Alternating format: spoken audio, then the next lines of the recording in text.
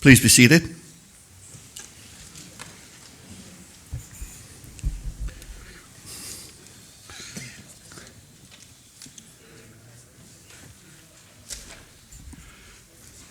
Members, when we took the lunch break, we were in the midst of discussing PAH 13, provision of planning services.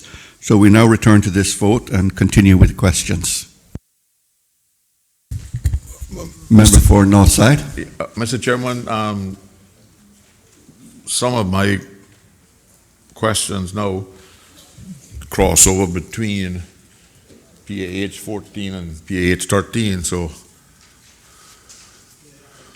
as long as I'll be able to ask the questions under PAH 14, as far as I'm concerned, you can take the vote on PAH 13, but whichever way, either Or you done take a together or vote. take the vote on 13. Let me go ahead and put the vote to 13 then. Those in favor of PAH 13, provision of planning services, $11,921 in 2020 and $11,961 in 2021, standing part of the schedule to the bill, please say aye. Aye. Those against, no. The ayes have it. PAH 14, management of planning applications, $3,615,741 in 2020, $3,665,791 in 2021. Questions? Member for Northside. through you to the Minister, Mr. Chairman. Mr. Chair, I think it was in 2016, we removed the ability for Caymanians to expand their existing house by 10% without planning permission and required them to submit drawings. I am getting complaints from some of my constituencies that we seem to have taken that to a new level, and you're basically asking for what was explained to us in 2016 when we agreed to it, was that it would just had to be a sketch kind of thing, which gave the square footage and if there was electrical or plumbing in it. But I'm now getting complaints from constituents that you're requiring architectural drawings. Mr. Chairman, with your indulgence, I'll ask the technical staff to answer.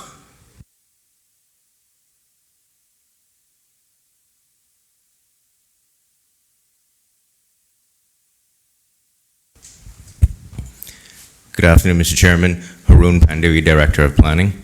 To address the question,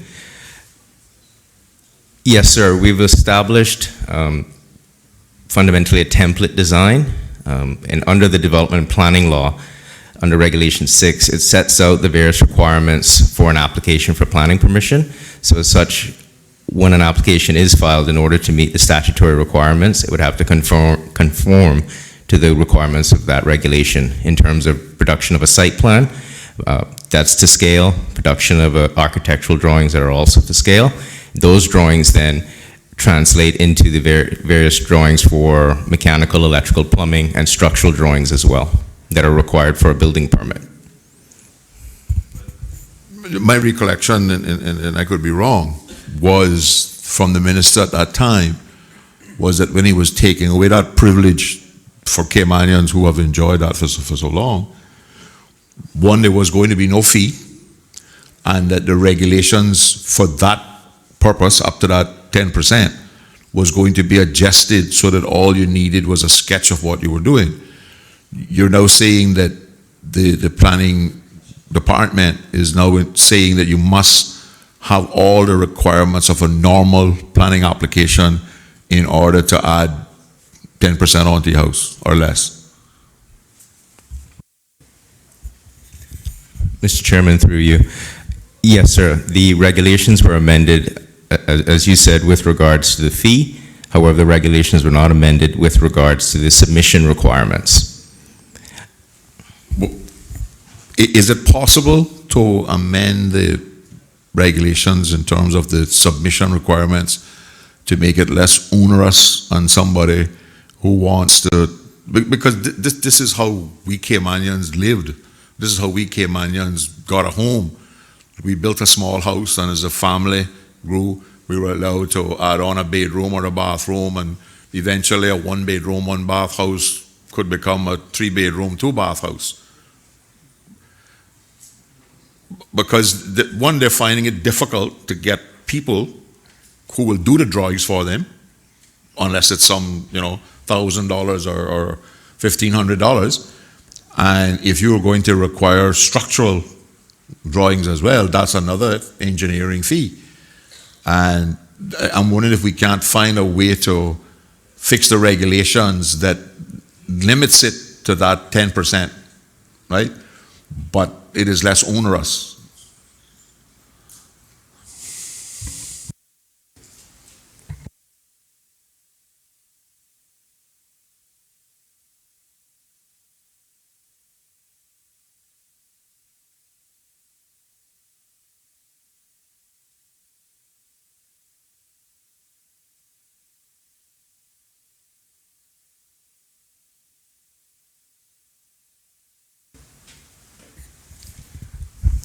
Mr. Chairman, through you.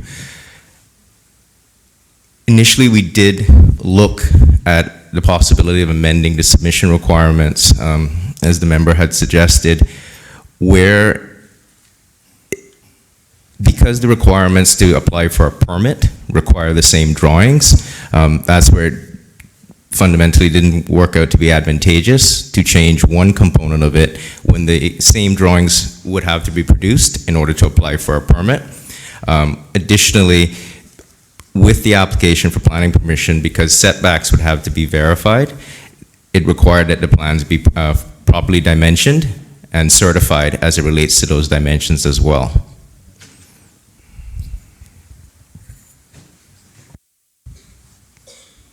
So I am basically left to tell my constituencies to do what the rich people do. Build what they want, build, and seek forgiveness afterwards. Because 10 times 0 is 0. Because most of the other people that are doing these elaborate buildings in my constituency seem to do whatever they want to do, and you get away with it.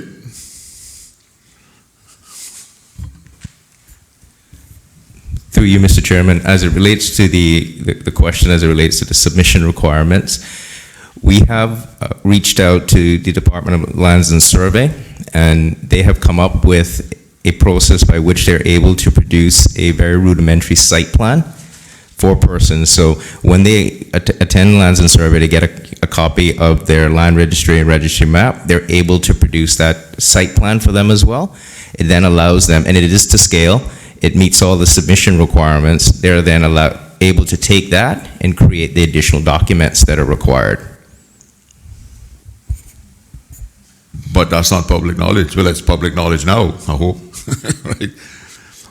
But I mean, you see, the problem is if somebody wants to put on a 4x8 bathroom onto a 2,000 square foot on a 2-acre piece of land. Anyway, I guess they'll have to do what the law say, but be making it harder for our ordinary people to get things done.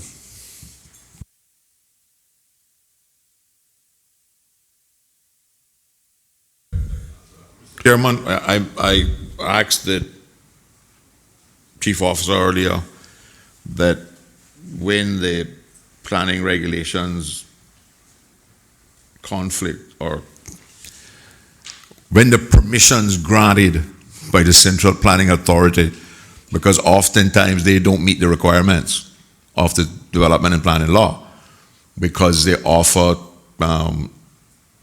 what's the fancy word they use again? Not,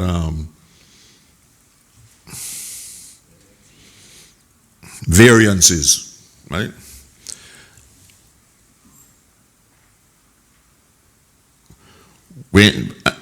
So when the variance offered by the planning authority conflicts with the roads law,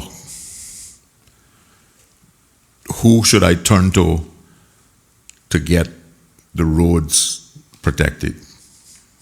Because when I talk to the developer, he says, I have planning permission. And I need to bring this back up under when we dealing with the NRA, but just for the public information, the roads law 12th of July 2005 revision in section 18 says, no person owning or occupying land adjoining any public road shall permit to be on such land within 30 feet of any road junction or intersection or the inside of any bend in such road measured from the nearest boundary to such road, any hedge, bank, fence, or other thing constituting a natural or artificial obstruction of view from the road of a higher greater than 2 feet from the level of the carriageway of such road unless permitted to do so by any other provision of this law. Now, the question I need to ask the chief officer, the roads authority is under your ministry and the planning department is under your ministry. What methodologies do you have in place to identify these conflicts, and how is the resolution brought about?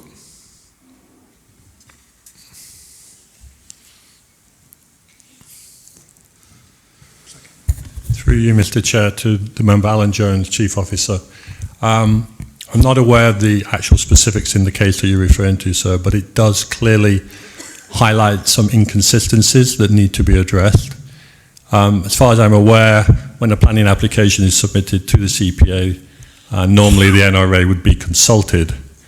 I don't believe that's the case as with residential applications, and that's where I think the crack has appeared here. What I will do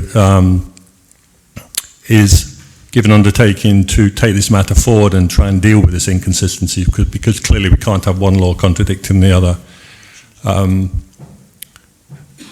It seems ridiculous. So I will agree to take that on. We will discuss with the Director of Planning and the NRA, and particularly with the CPA in terms of seeking a direction from NRA for all applications. But it's something we'll have to work on. Ultimately, it's for the CPA to decide under their law, under the development and planning law, what information they seek. But we will certainly agree to take it on board and get those discussions going to try and address this inconsistency. I got the same agreement 2016. And one of your technical people said earlier that the development and planning law, I think it is, requires that the matter be referred to cabinet to be resolved. That is not what I heard before we did lunch break. I think you quoted a section of the law. Through you, Mr. Chairman, if you give us a couple of minutes, the Director of Planning is just looking up the appropriate part of that law.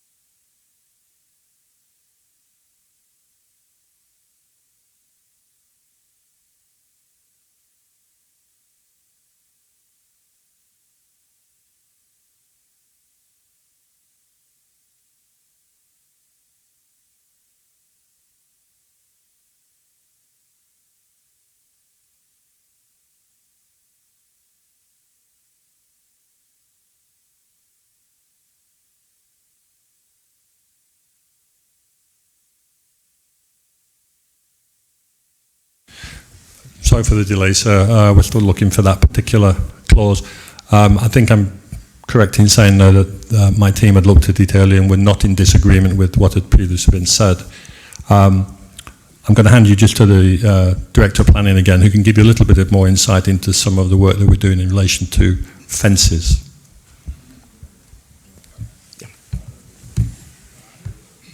The gun, I wouldn't jump the gun, go to fences quite yet, you know. But anyway, follow your boss's instructions, sir.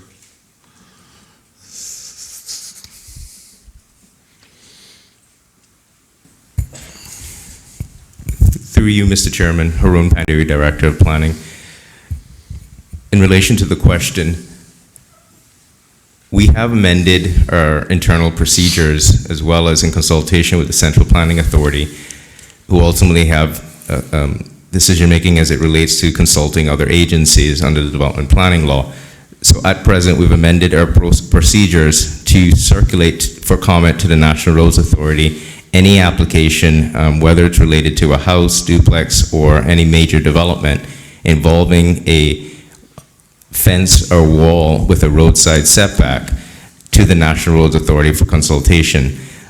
The House may be aware that prior to a recent amendment, these applications, once they were below 4 feet in height, did not require planning permission, and as such, there wasn't the process to regulate them.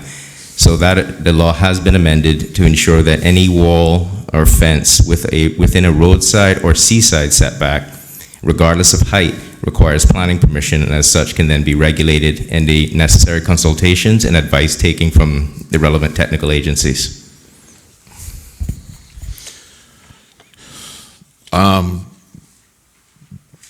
I heard you correctly when you said fences for houses or duplexes, right? 4 individual houses on 2 adjoining lots of land would not fall under that definition, right?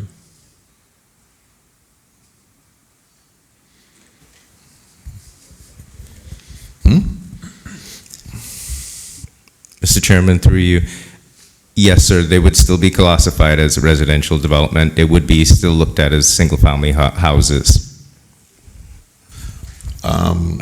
However, sir, if I may, under the revised process, they would be circulated for comment to the National Roads Authority. Would a 5-story apartment complex, apartment selling for $3 million, qualify as residential development too?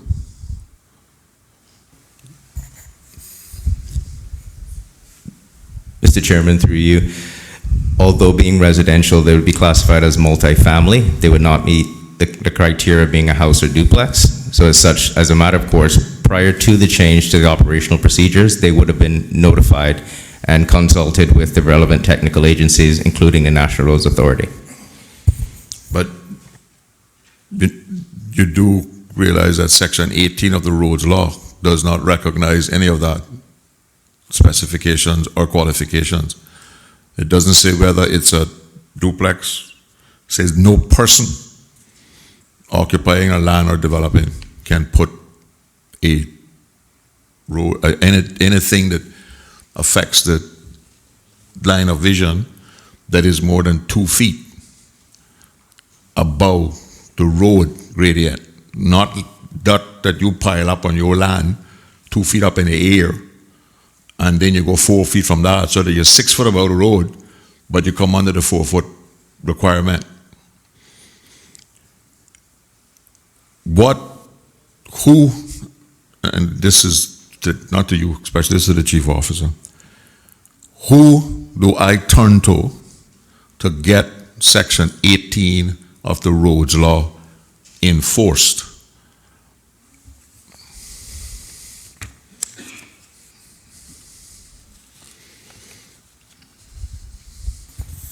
Through you, Mr. Chair, just as an introduction, sir, just to let you know, we are actually right in the middle of a revision of the NRA law, the roads law, and some of the planning law. So these inconsistencies which you're addressing are in the process. But I'll answer your question, yeah.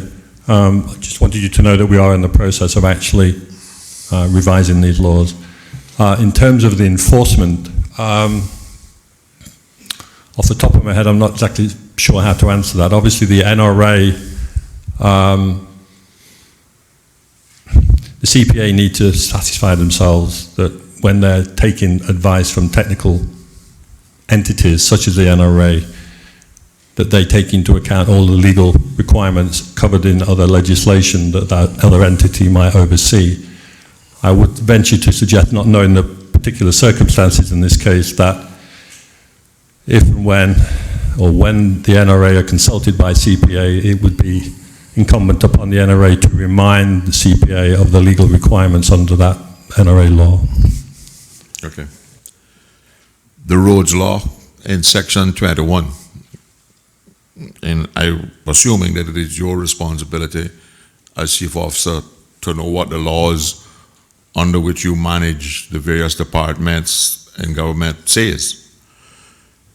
Section 21 of the roads law says, whoever having caused or permitted to be caused any encroachment under paragraphs A to K of section 16 fails to remove seam after notice served, B, causes or permits any encroachment under section 16, causes or permits an unauthorized encroachment under section 18.1, which is the one I read a while ago, is guilty of an offense and liable on summary conviction to a fine of $5,000 and to imprisonment of 6 months. Now, sir, I have a situation in my constituency which everybody in this room is aware of. The people spent close to $500,000, maybe more in the final analysis, to improve the safety of Rumpoint, Waterkey, and Sandpoint Road junctions. Within months of spending those public funds and improving the safety of the roads, having the roads properly gazetted, everything else, a developer constructs a fence that he claims he had planning permission for, granted 10 years before that. Now, far as I know, until we made those amendments in 2016, all planning permissions expired in a year, right? And that fence is an absolute contradiction of section 18 of the roads law.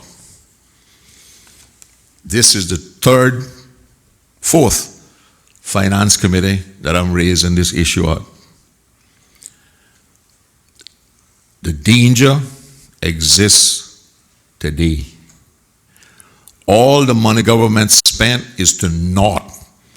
It is impossible to see oncoming traffic from Rumpoint Road turning on to Waterkey Road. And sir, your ministry has done nothing about it. Coming further south, that's on the bend, the exact prohibition of this section of the law. Proceeding along Waterkey Road, the fill that the developer used to raise the level of his land to put his 4 foot, 3 foot, and 11-inch fence on is on the hot mix of the government road. Not on the verge, it is on the hot mix of the government road. I've carried national television there. I've carried the press. I've carried your planning inspectors. I've carried NRA. Who do I need to complain to get this man prosecuted under section 21, fined, and maybe put in jail for the 6 months, and have the obstruction removed for the safety of the traveling public?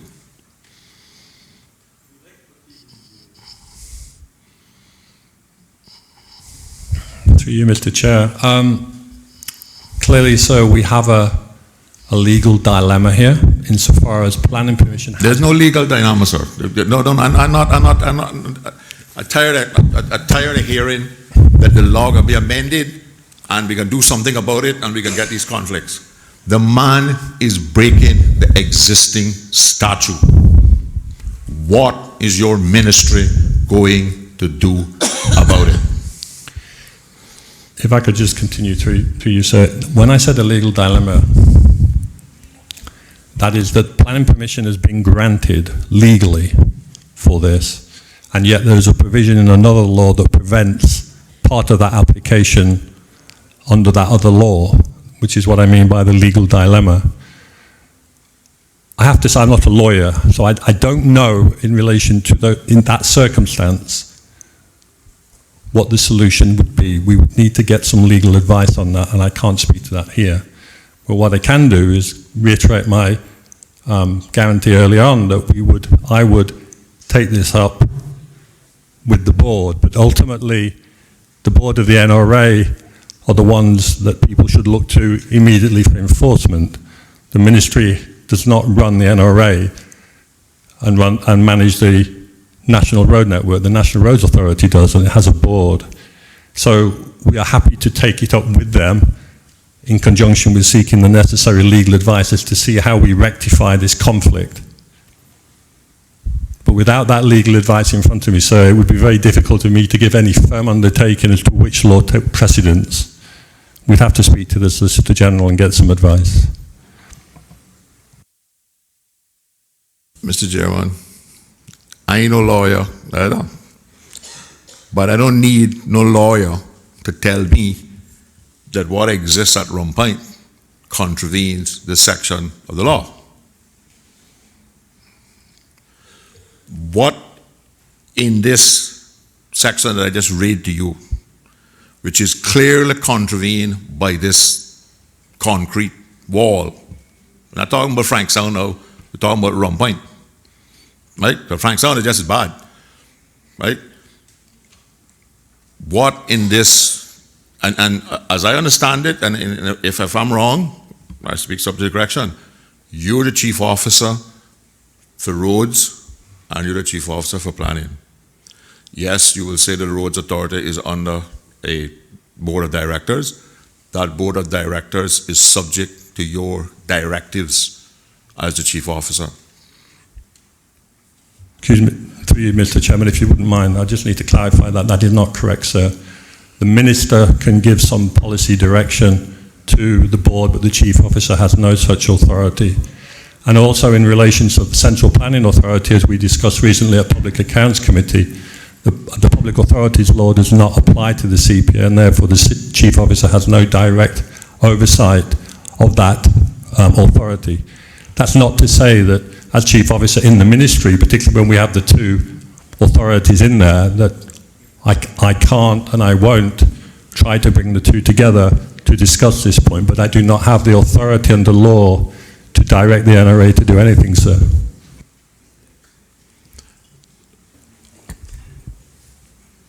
Are you suggesting that your minister would give a directive to either one of those boards in the public interest? I know what the law says.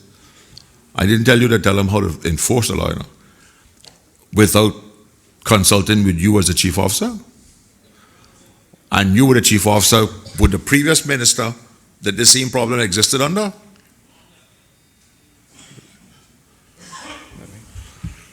Mr. Chairman, to the member, the chief officer just explained the situation quite well. I don't have to go back into it, but the fact is that both of the authorities fall under the ministry that I have responsibility for.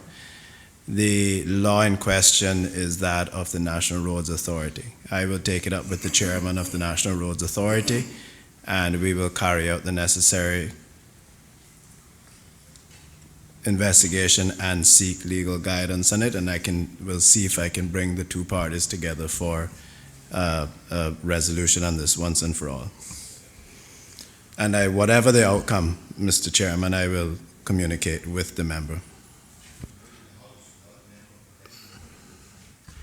Only one additional clarification. Is that clarification based on enforcing the law, or is that clarification being based on negotiating a settlement which does not need to enforce the law for conviction or for trial in court? Mr. Chairman, again, I simply, we can't speak to that until we get legal advice as to whether or not, whatever the legal advice says, whether the National Roads Authority has the ability, if they, under that law, to overrule the planning law, or as stated earlier, is this something that has to go to cabinet or go to court? That's information that I don't have to answer that question, but I'm giving the undertaking that we will proceed down that road to gain that information, or to clarify the matter. Mr. Chairman, I give up. I want to have one other statement and one other concern.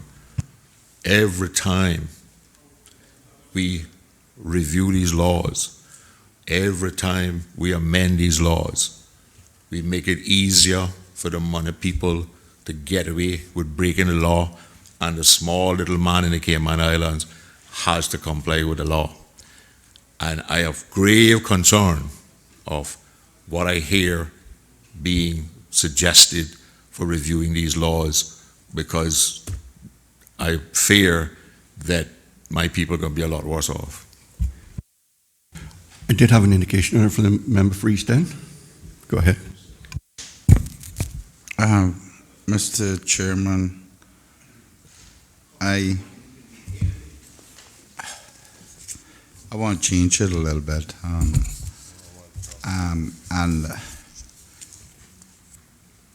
I think Mr. Haroon, I just wonder, how difficult is it going to be for us to extend the provisions of air parcels into residential areas?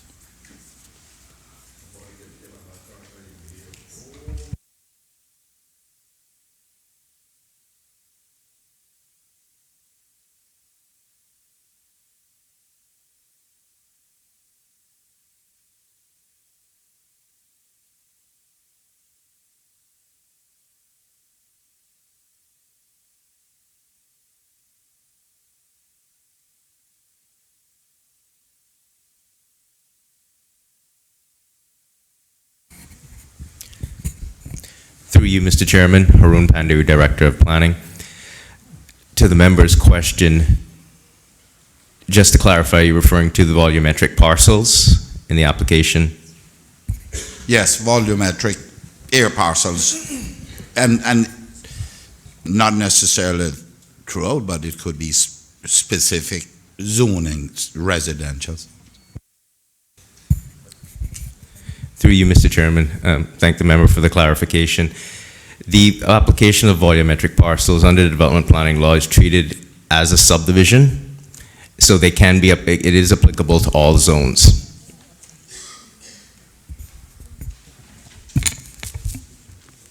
Does that mean that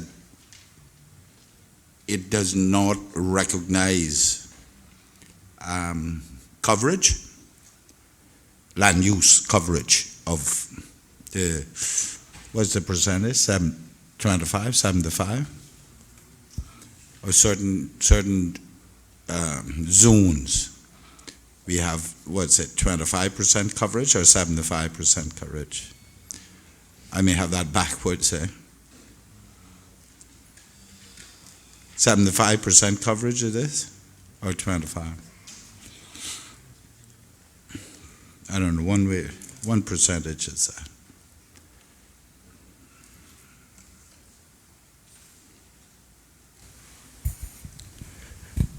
Through you, Mr. Chairman, to address the member's question, yes, sir, within the various zones, there are, the regulations speak to, I believe you're speaking to site coverage, Site the coverage. percentage, so within a residential zone, you're allowed to cover up to 30%. 30% of the property. 7 to 30 it is. So tomorrow, loaded now. Tomorrow, if I applied on a low-density residential, 12,500, right? 12,500? Low-density residential?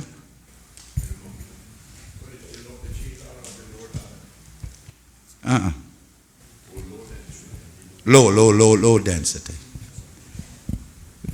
Through you, Mr. Chairman, to the member's question, the minimum lot size in the low-density zone for a house is 10,000 square feet. We changed it to 10? Yes, sir. It was reduced from 12,005 to 10,000. Okay. So, I'm subject to making mistakes too. 10,000 square feet. My site coverage can only be 3,000 square feet. It's single family homes, residential. However, 6 of us get together and we want to go up the 55 feet that is allowed, maximum, and put 6 apartments on that footprint of 3,000 square feet.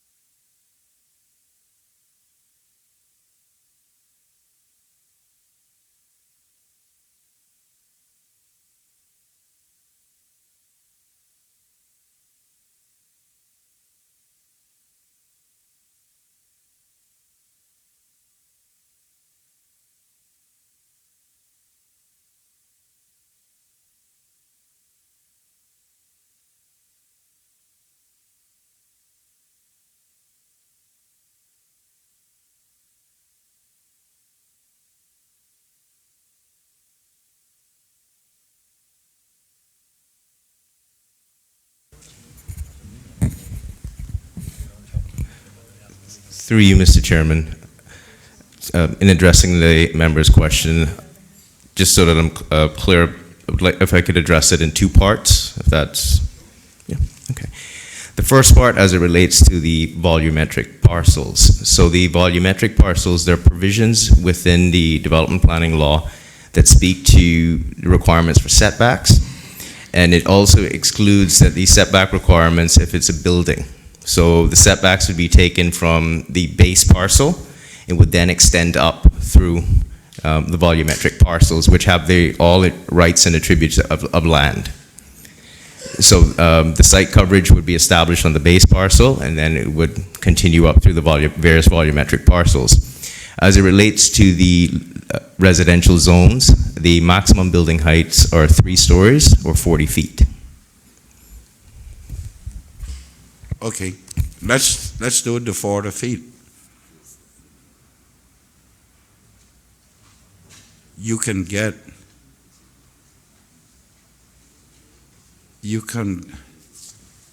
at 8 feet you're not going to get 5 because you got ceiling space and what have you. You gotta get at least 4 though.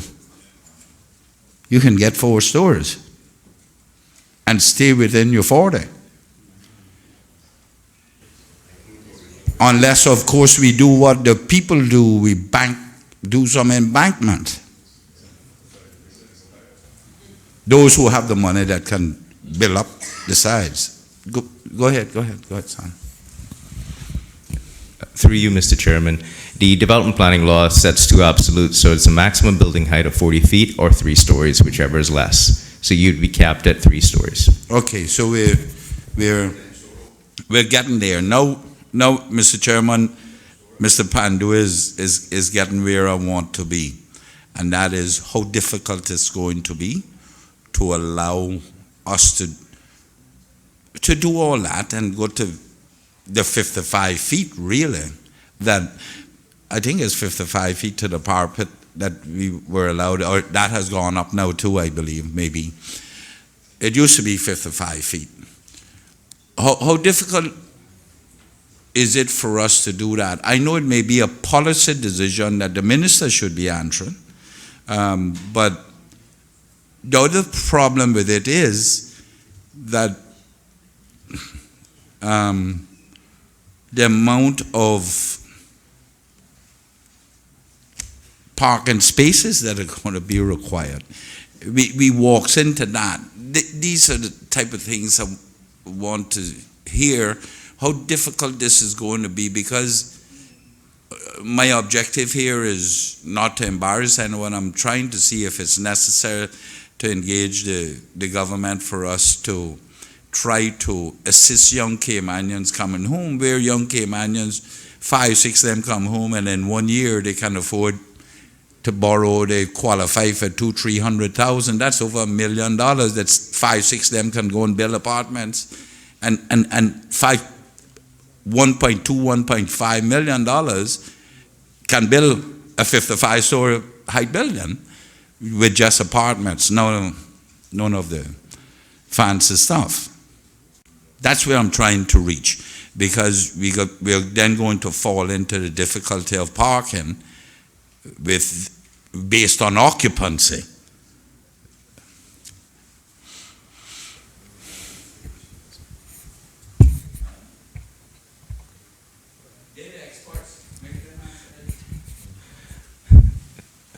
Through you, Mr. Chairman, I would stay. If the member would indulge me, I'll stay away from the question of the difficulty as it relates to the amendments to the planning regulations and the various technical components that would go into it. So, in adjusting the building height, in the example given, to go from 40 feet, 3 stories, to 55 feet, with a corresponding increase in the number of stories. So, the things that we would look at: parcel size, separation between buildings, loss of privacy, because as the buildings get taller, you have the ability for overlook into neighboring properties and yards, the ability to accommodate parking spaces, density issues as it relates to the number of bedrooms.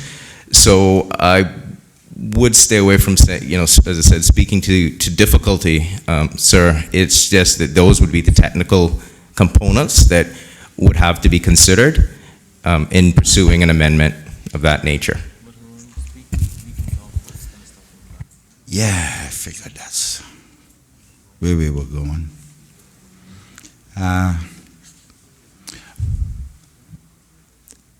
Mr. Chairman, it's okay. We need to find creative ways to make young Caymanians own a little piece of this rock, whether it's in the air or on the ground. And it needs to be that these things extend to them. And this thing about, there must be provisions where we can say, in residential areas where and this is a question, where the provisions of air parcels are being used, these are the conditions. But this thing about overlook and looking in people's yard next door, we do that from down on the ground anyhow. The only thing you're looking at from that height is down the roof. You can't see nothing through that. That's the kind of stuff that we need to be what Mr. Harrod used to say. You can't do that, but I don't know if you can do that, but let me see how we can help you do that. And until that's what I'm asking. Maybe my choice of word of difficulty, and you change that to concerns that we should be looking out for. Some of those we need to try and find some way to do that, because they come home and yours got soon become home now too.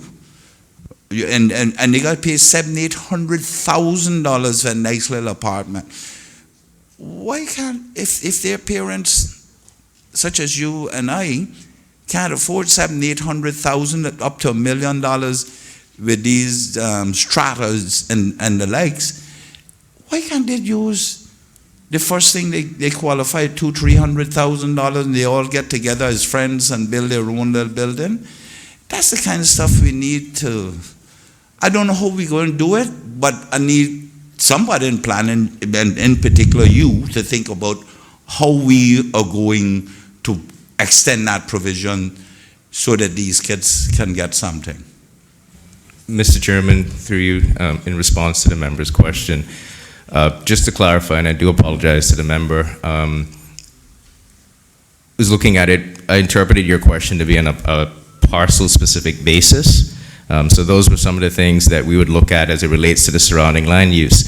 However, under Plan Cayman, so one of the components under Plan Cayman we're looking at is the housing stock. Do we have the right mix of housing stock? And as you said, correctly said, sir, we need to expand our thinking as it relates to the housing stock, its affordability, its availability, meeting the various needs of persons, how they wish to live.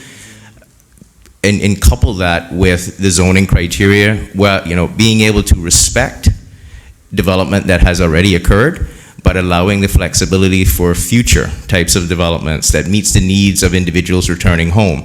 Individuals who have adopted more of an urban lifestyle, who are not so concerned with open spaces around their residences, who would not mind living in a more dense community. So under Plan Cayman, we're looking at various types of housing, looking at various types of zoning as it relates, which then falls into density, building height, and making sure that all those components that I spoke to earlier in terms of ensuring that we've got adequate provisions for privacy, for infrastructure, density, to make sure that those components work, that would be looked at under Plan Cayman, and that we can then designate areas in which we're able to permit and allow that type of development in harmony with existing development. Mr. Chairman, that is is sweet news to my ears that Plan Cayman is going through that. Hope now you get a store building it. But the other thing about land use and coverage, right now is 30%.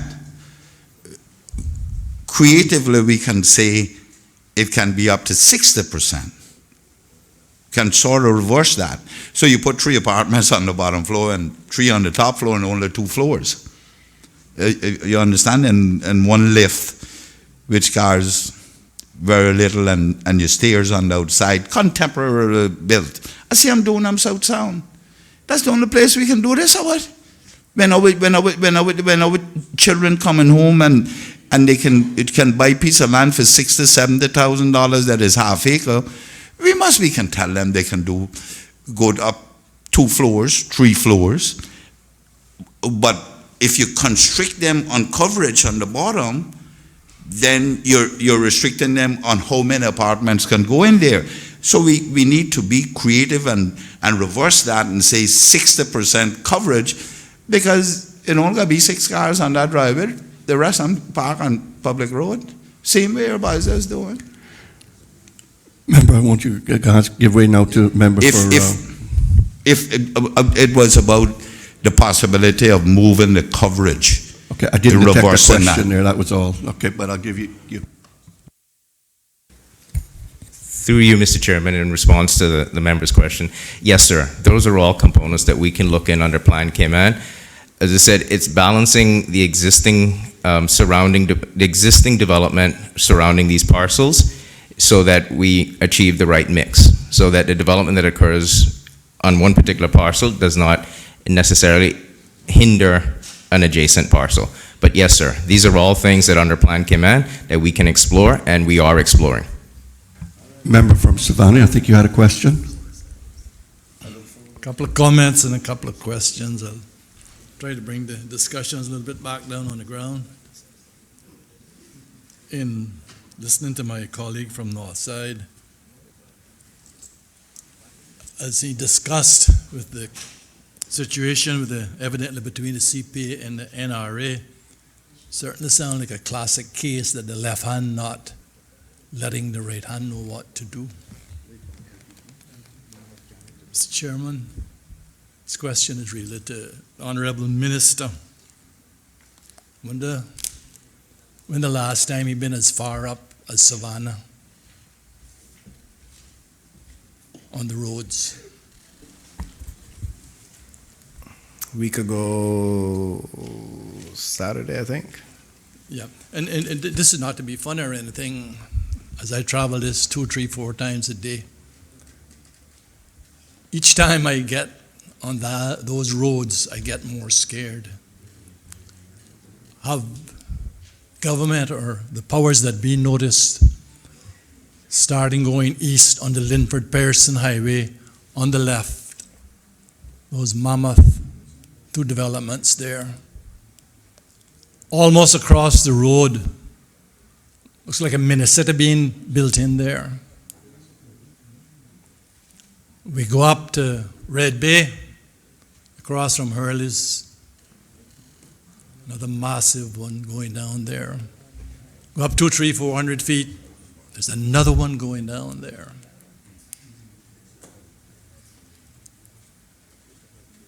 My question is, what consultation, Mr. Minister, through you, Mr. Chairman, does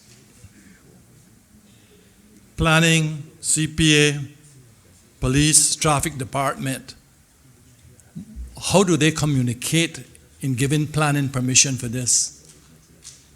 Because my goodness, up to this morning, I come down here after 9. Where are the cars? How are we going to get into town? It is scary. It really, really is. Is it only me getting in my senior citizen days to see this? I'll be out of here in a few years' time. But my goodness, what is being left of my children, grandchildren, mine, all the Cayman Islands?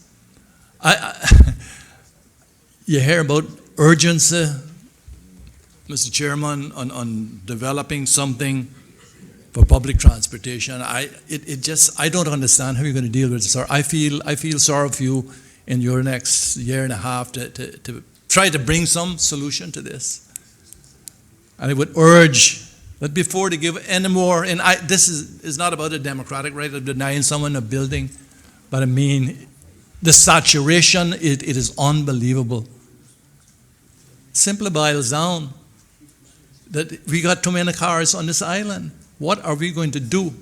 And this question has been for 20, 30 years. When we all, including myself, could have done something to slow down the importation, we were scared to do good. But my goodness, we're going to pay for it from here on in. You don't have to say anything, but at some stage, I just want to leave that with you, what we're facing. It's not good, sir. And I feel sorry for the Eastenders, Northsiders, Bordentown, East Georgetown, coming down in the morning from here on in, probably starting next year when that little city opens up on the right-hand side going up. I don't know if anybody look out and see the structure there. It is huge. Thank you. Mr. Chairman, through you, just quickly, appreciate the members' comments. And just to say that we have been working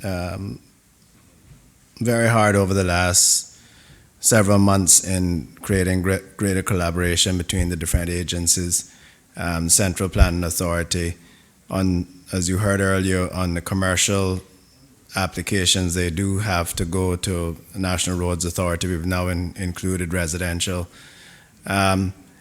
The police are slowly coming to the table. As you know, we created a small task force, including the police, education, everyone, to address the issue.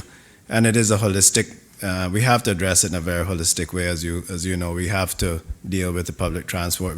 We've talked about that quite a bit, and plan for the future in that way. Plan Cayman again as well will play a huge role in deciding how we designate our lands and where we can create industrial pockets. where we can slow down some of the mass developments and lower the density to allow single-family homes, and the reverse. So we are looking at it from a very holistic manner. This is why I think it's important. It was very important. One of my key initiatives was to get the review of the development plan done, and as well as our national infrastructure plan. Member for Georgetown Central. Thank you, Mr. Chair. Just got a few questions, and I think I should start to you, Mr. Chair, on the back of the members from Northside's question. I'm a bit concerned with the chief officer's response about looking into the dilemma of the two departments not knowing each other, what each other was doing. But if my memory serves me well, the member from Northside brought this problem to the attention of the ministry some 2 years ago. And I'm concerned that, and I don't know if the chief officer wants to respond, but why are we just recognizing our giving commitment today to fix it when it's been evident for quite some time?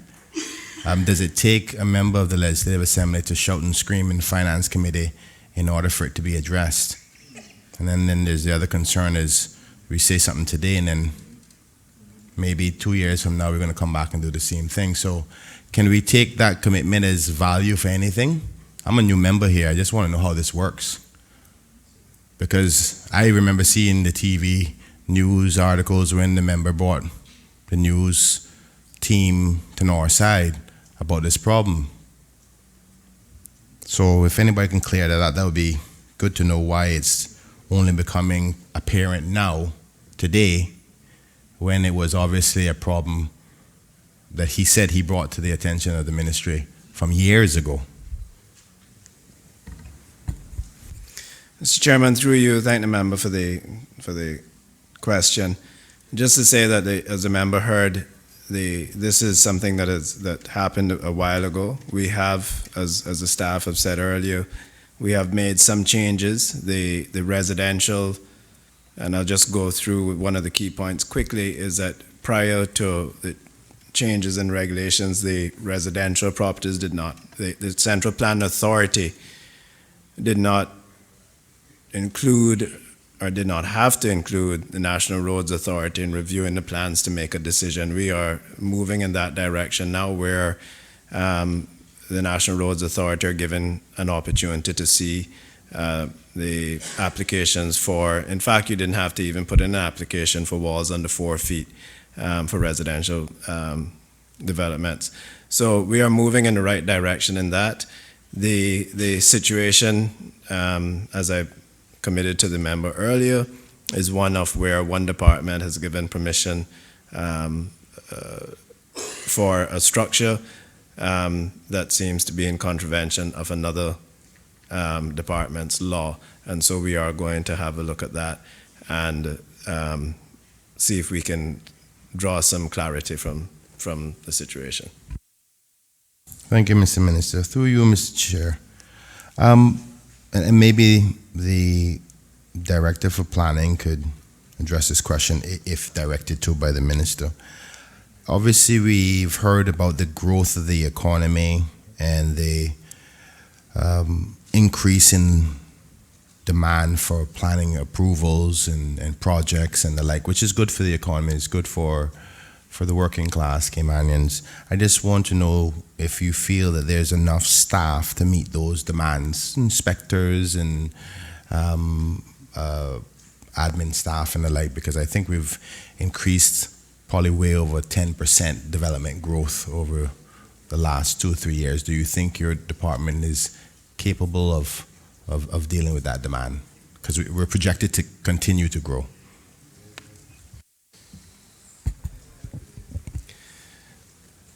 Mr. Chairman, through you to the member, as the member will know, over the last couple of years we have made several changes to the way the department operates. We have gone to an online system. We are very focused on trying to create efficiencies.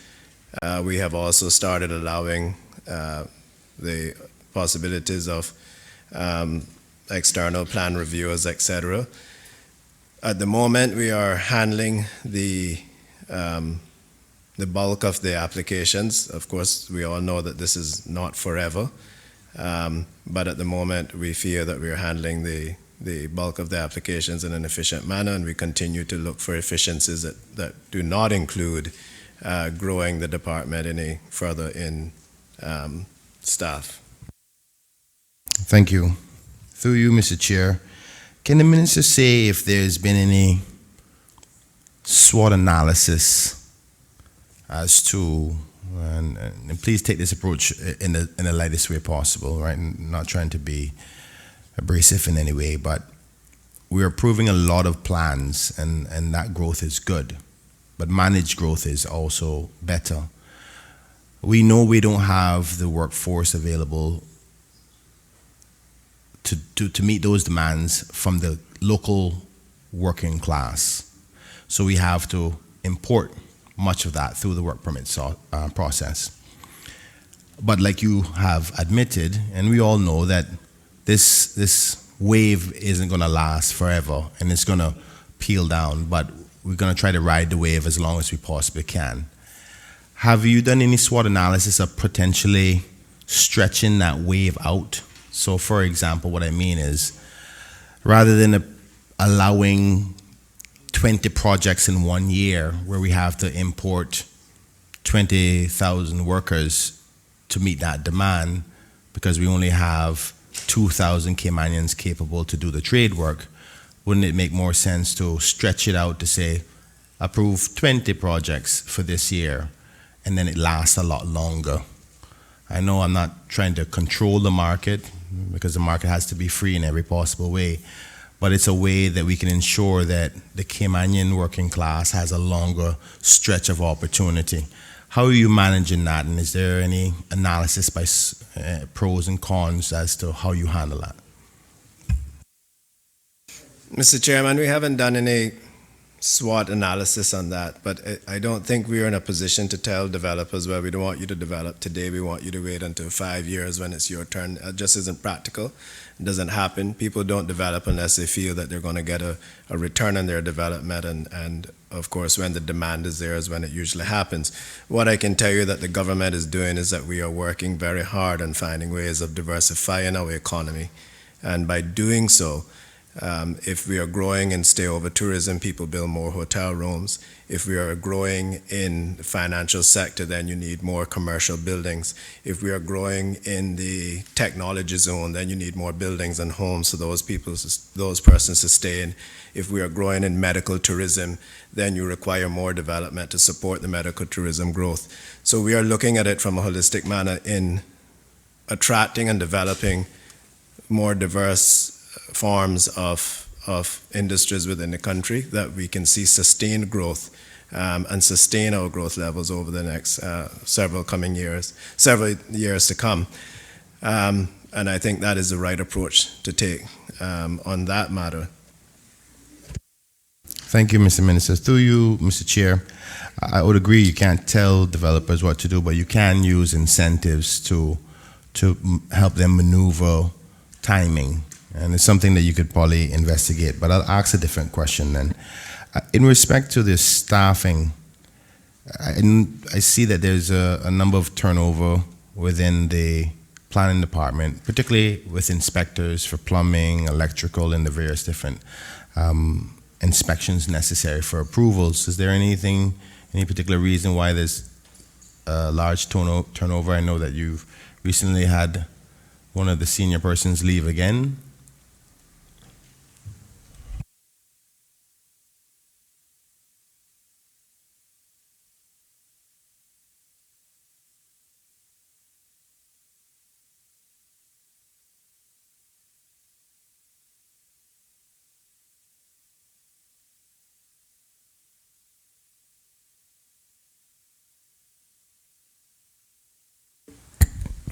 Mr. Chairman, I thank the member for the question. he referred to a particular post. I'm not so sure about that. I think that was a situation where they were replaced by a Caymanian, if I'm thinking it's the same one. Other than that, again, in an industry that's growing worldwide, or certainly in this region, it is very difficult to keep. And not only keep, we do a fairly good job of keeping, it is very difficult to attract talent in that area because there's so much competition for inspectors, plan reviewers, those persons with that particular skill set. Thank you, Mr. Minister. Through you, Mr. Chair, do every inspector that goes out for planning department have to be qualified for the various things they're inspecting for? Say, for instance, a person who's going to do an inspection on a plumbing site or a plumbing plan, they have to be a qualified plumber, correct?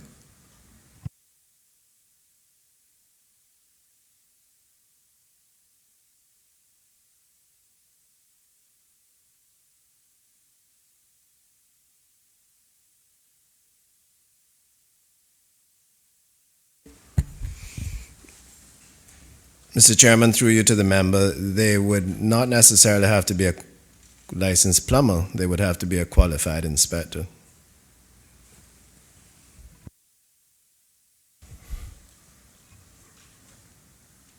Wow. I find that interesting to have somebody who is inspecting to do something that is not qualified to do the thing they're inspecting.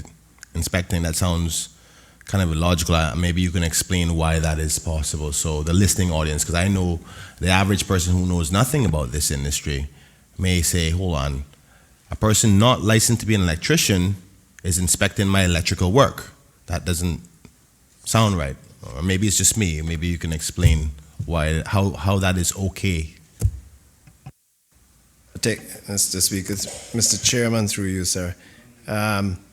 You have to be able to inspect. There's trained inspectors. Now, it doesn't mean that you are not formally an electrician or formally a plumber, but you have to have qualifications as an inspector. So it's just about through you, Mr. Chair, it's just about the qualifications as opposed to, or the license as opposed to qualifications. Am I correct?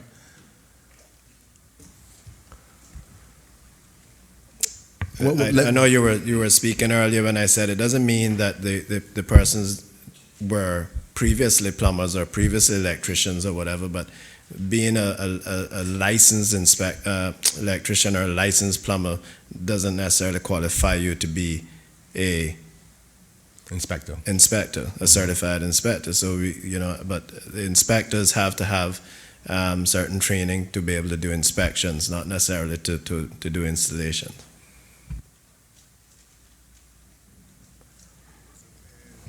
I'm not going to try to scream into something I'm not as fluent with, but it still sounds weird because if you're not a qualified person, you don't have to necessarily have the physical license, but know how to do the job.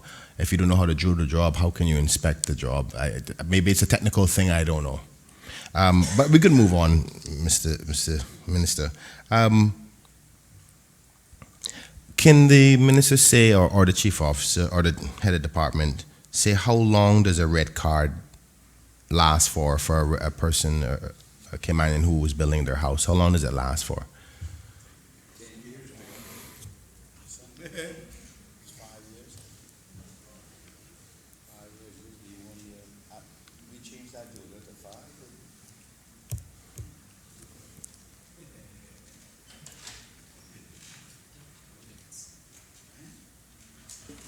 Mr. Chairman, through you, I'm going to have the Director of the Department answer the question for the member. Through you, Mr. Chairman, Haroon Pandey, Director of Planning. Upon initial issuance of a building permit, it is valid for 1 year, during which time you're required to start construction. Once you start construction and you achieve an inspection, the card will automatically renew for 6 months, during which time you're to achieve another inspection, at which time the card will also renew for a further 6 months until the project is completed. In instances where you're unable to start construction within the year, you can apply for an extension to the permit for 90 days, during which time you start construction. If during the process of that you're undergoing construction and you miss the 6-month turn, you can apply for an extension to the permit as well. Thank you. Through you, Mr. Chair. So overall, how long would you get an extension for with how long together from the year plus I think it's 2 extensions, I think I heard? How long, what the total amount of that is?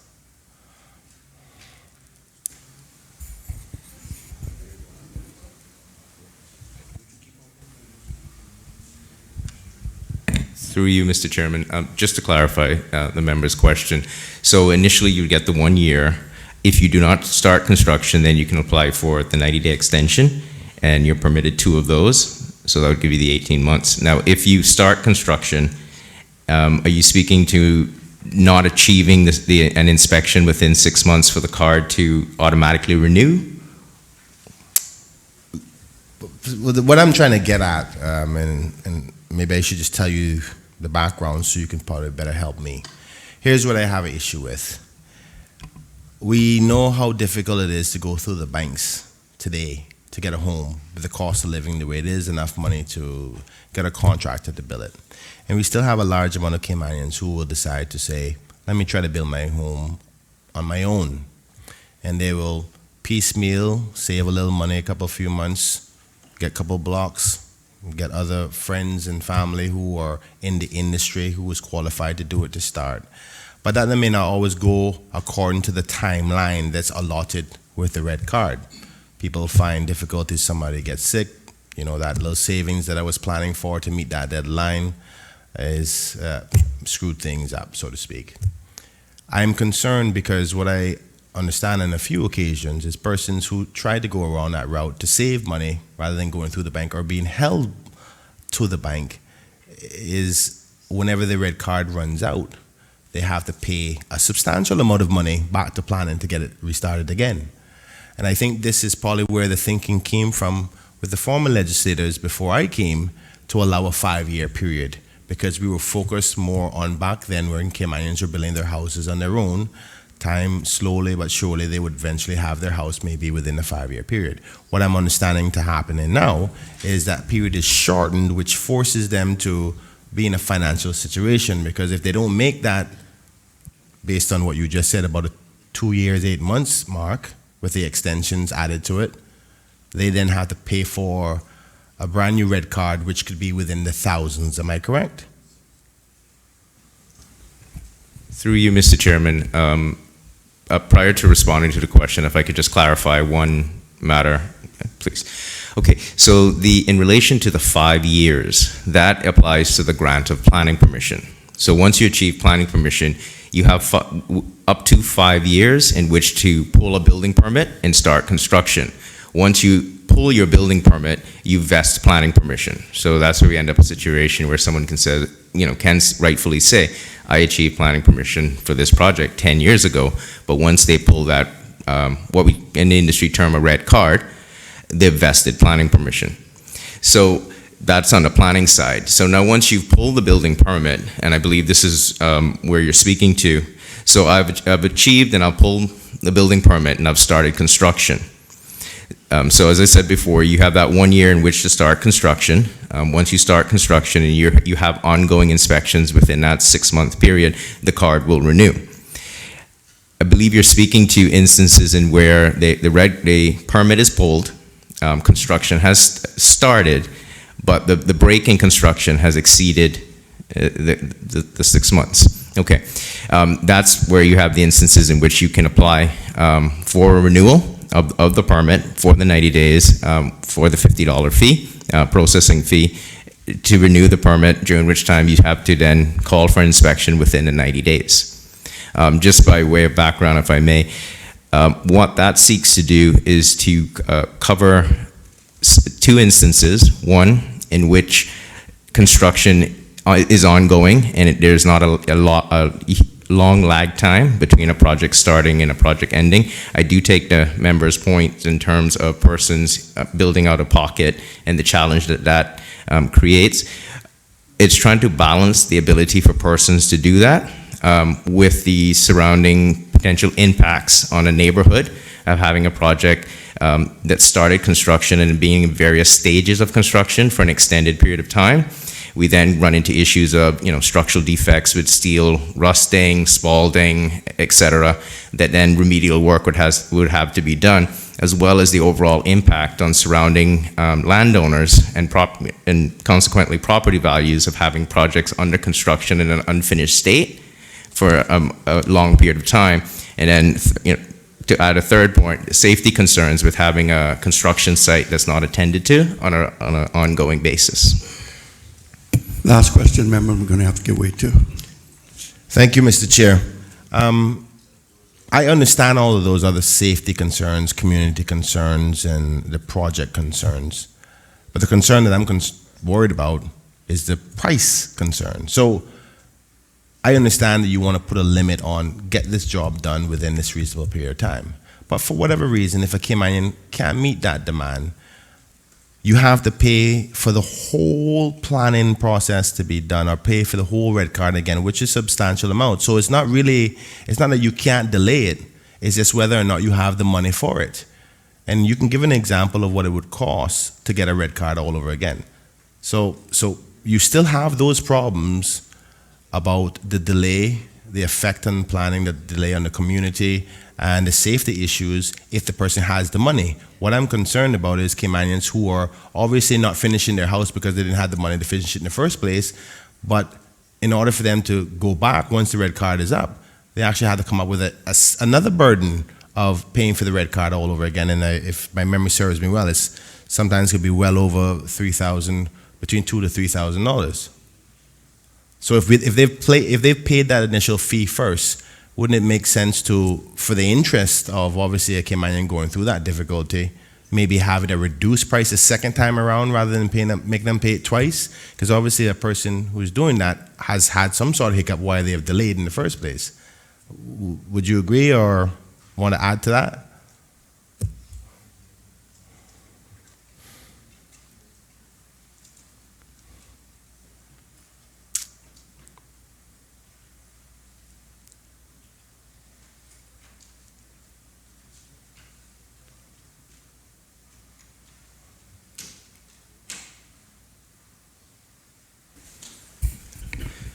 Mr. Chairman, through you, I would say that I take the member's point, and I would commit that is something that we will explore further and look at some possible scenarios in which we can balance the three areas that I raised earlier with your concerns with the ability of persons to continue to develop and construct their homes over a period of time.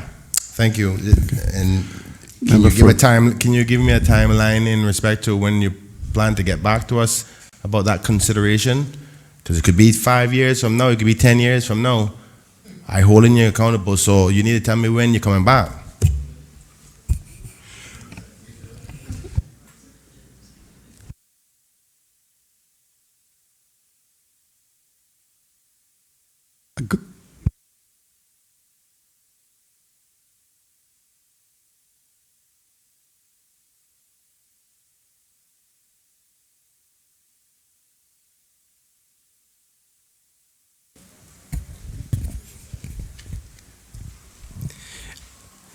Through you, Mr. Chairman, in response to the member's question, I would put an initial a time frame on it of 6 months. We currently have formed a committee that is looking at residential construction, the process, cost, and other associated implications.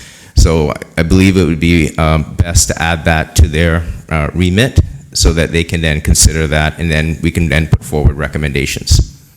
Member Mr. Chair, Mr. Chair, I said it was the last one. I please appreciate it. Member, I gave it to you last time. I asked you to. I've got to give. We've been at this for nearly an hour, and the member here has been waiting. Thank you, Mr. Chair.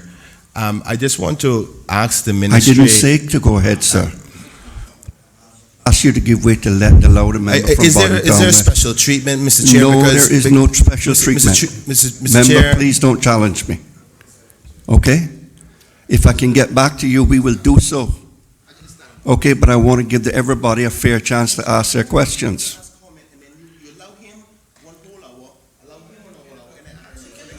Come on. Please stop it. Member from Boddentown, please proceed. Thank you, Mr. Chairman. First of all, I want to start off by thanking the Director of Planning. I've had positive feedback from several of my constituents who had to deal with him, and he has come across as a very professional individual in that regard. So, on behalf of the people of Boddentown West who have dealt with you, Mr. Pandue, I just want to say thank you.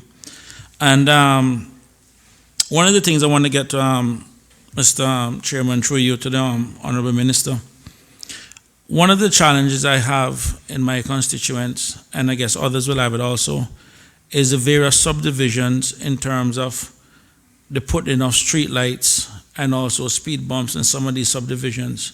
Because one of the things is that they get the permission to develop these properties, and then as soon as the people move into the homes, the government is then finding the challenge of going out, providing street lights, and also putting in speed bumps. Is it possible that in some of these subdivisions, or what it is that needs to be done? And here comes a question from a planning standpoint to ensure that these things are put in place before residents move in, so this does not become a burden for the government and also for the MLAs in terms of then chasing behind now to get street lights and speed bumps in.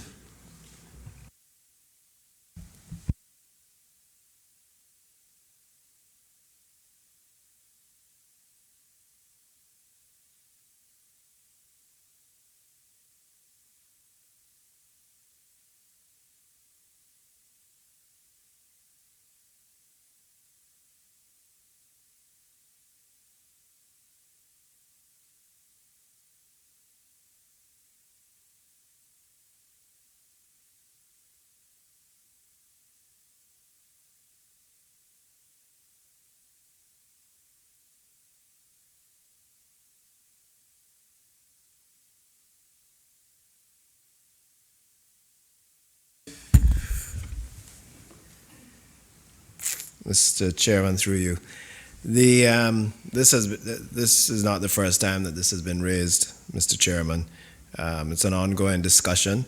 It would require some regulation changes. Would require some regulation changes on the planning law.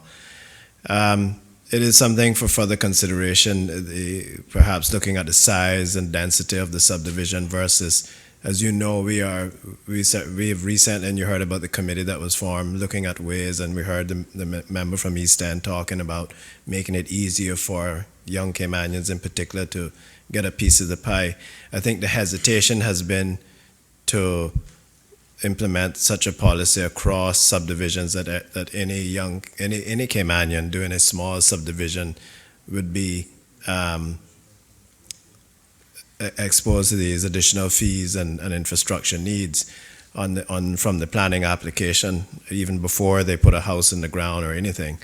So it is certainly a discussion to continue having. Perhaps we need to look at it from a scale perspective. I know when you talk about speed bumps and things, we're not just talking about a little 8-lot subdivision or a 6-lot subdivision. We're talking about major subdivisions with a quarter mile of road, etc.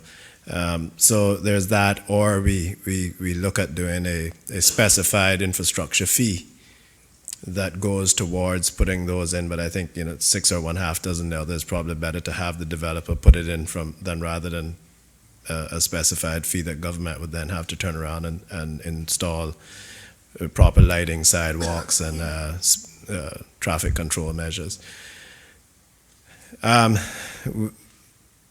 They're not sure when, but I'm sure that there will be some opportunities for amendments to the laws, and when those opportunities come, it's something that we can look at. Thank you, Mr. Minister. Through you, Mr. Chairman, to the Honorable Minister.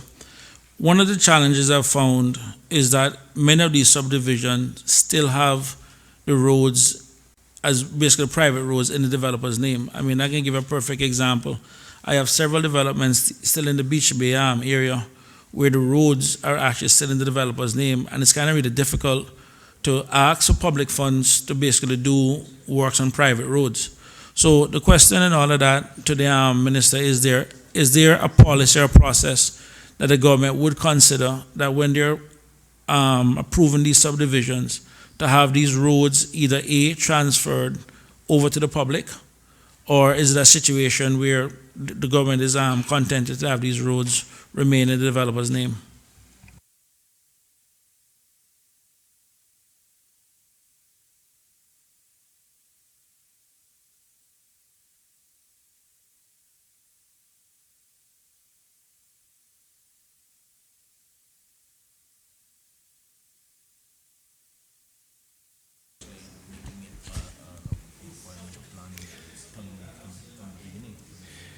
Mr. Chairman, through you, there is opportunities now for the developer to write to the National Roads Authority,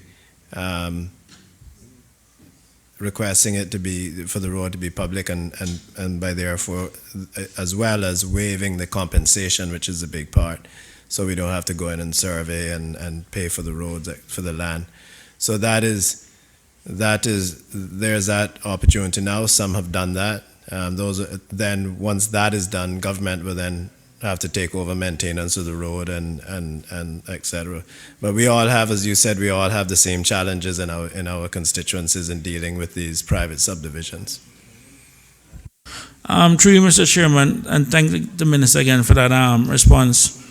One of the other issues is on the subdivision is LPP, land for public purpose. In just about every single subdivision across the island, I think there's a requirement where 5% of the development is set aside as land for public purposes or something like that. Is there a set policy? Because the challenge I have in some subdivisions that I found in my constituency is that some of the area that is set aside as LPP is the worst piece of the parcel.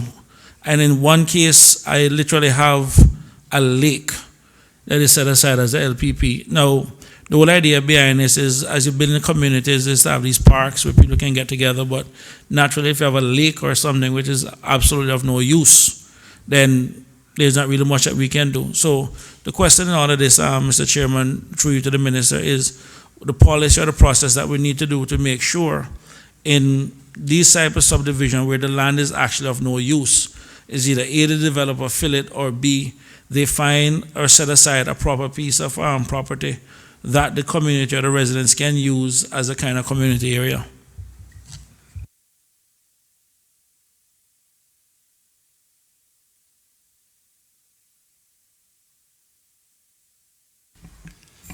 Member for, oh, you still have the question open? Okay, I misunderstood.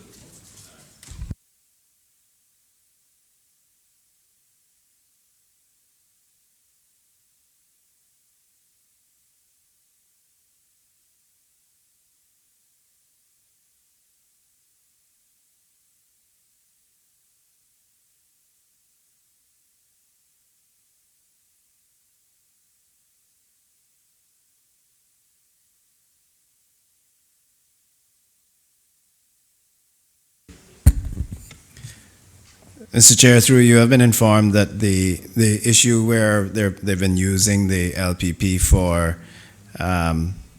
essentially for drainage and for sinkaways, if you want to call it that.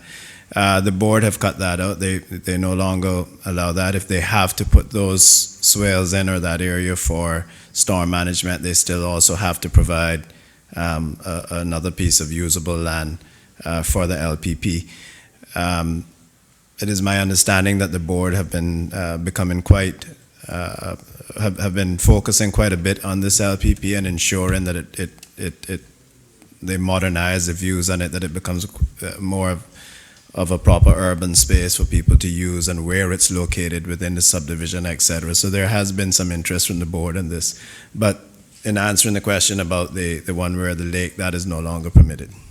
Thank you very much, Mr. Minister. And Mr. Chairman, just turning to the budget, I realize from the government HR report, if my memory serves me right, I think there are 42 employees in the planning department, and congratulations, roughly 80% of them are also Caymanian. Of those amount, how many are actual planners that actually is in the approvals process?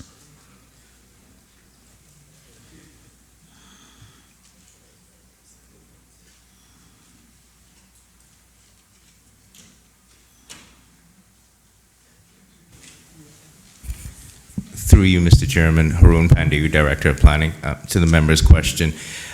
Within our current planning section, we currently have 5 planners that are responsible for processing development planning applications. There are currently 2 planners in the policy section that work on various policy initiatives such as Plan Cayman. And those 5 planners, have that number been consistent for the last several years, or has it increased recently? That number has been consistent for a number of years. Well, Mr. Chairman, I'd like to offer my congratulations to the director, because I see between 2015 and 2018, the number of building permits approved have actually increased by 30%, from 736 to 959. That's more than 18 per week. So well done to your 5 planners in that regard. And I just want to end with my congratulations and keep up the good work. Member for Savannah. Just to echo my congratulations to the director. This question is this is in regards to an old, I don't know if you can call it a subdivision, but people have bought lands from other people and built homes on them. I'm referring actually, Mr. Chairman, to Midnight Road. It's really just a dirt track there. What do they need to do is there a application, a protocol, a procedure to ask for help to get the road done? I may have spoken to the NRA director briefly, but we didn't go in any details.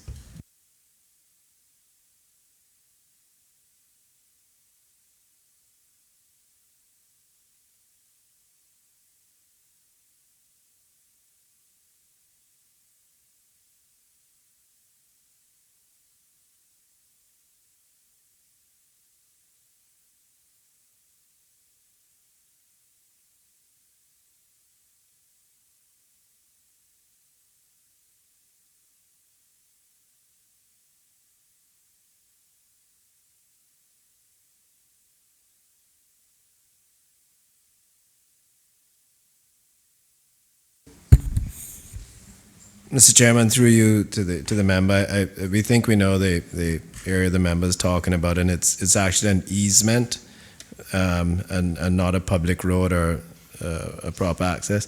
We have been addressing these on a case-by-case basis, and be happy to discuss it further with the member and see what we can do there. We can start the process anyhow. Yeah, I think it has water authority has been in there and so on and so forth, and it has electricity on the line, so it's just been there an eternity. Thank you. Member for Newlands. Thank you, Mr. Chairman. Chairman, I wonder if the minister could give us an update on, it's an issue that I raised with him a while ago with the canals and most developed areas where the planning laws and regulations don't really extend to canals themselves, but we do have a growing issue with people using the canals for purposes other than just leisure and keeping their private boats and so on. We have barges in the canals in North Sound Estates. We have large-scale fishing operations, which we don't want to stop people from earning a dollar, but some of them are becoming nuisances to people who have properties there and so on. So I know that planning was restricted in terms of what they could do because the law didn't extend to the canals, but I don't know if any progress has been made with dealing with that.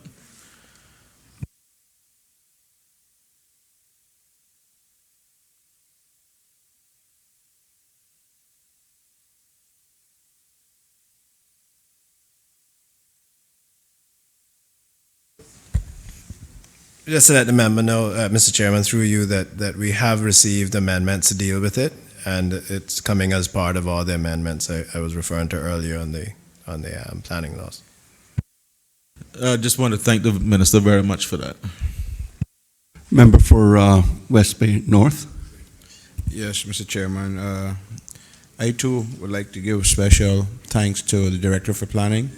I've had on 4 occasions in West Bay North to have a situation with a special needs child and 3 older homes with older people, and it was only the intervention of the director of planning that personally looked into it and helped them. I say thank you on behalf of the people of West Bay North for being so professional and having a heart. Thank you very much. Member for Bodden Town. Thank you, Mr. Chairman. Through you to the Honorable Minister, can you provide an update as to where we are with the plan Cayman in terms of the update development plan? The director did, to his credit, provide a presentation in terms of where they were at the time, and he did offer to also provide other members of the Legislative Assembly with an update or a PowerPoint presentation with regards to where they were at the plan. But I'm just curious to see if there has been any progress or anything that has been made since that last presentation that you have made. And I would also like to encourage every member of this Honorable House to, if they get a chance to meet with the director and get an update. That's actually a really great presentation in terms of where we're going in terms of the future of infrastructure and everything else.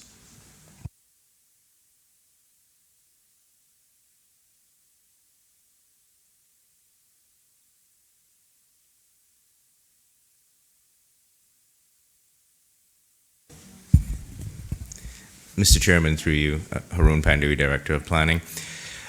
As it relates to Plan Cayman, we've completed the first phase, the National Planning Framework, which has now been sent, and it will, made to understand, it will be presented to Cabinet shortly for consideration.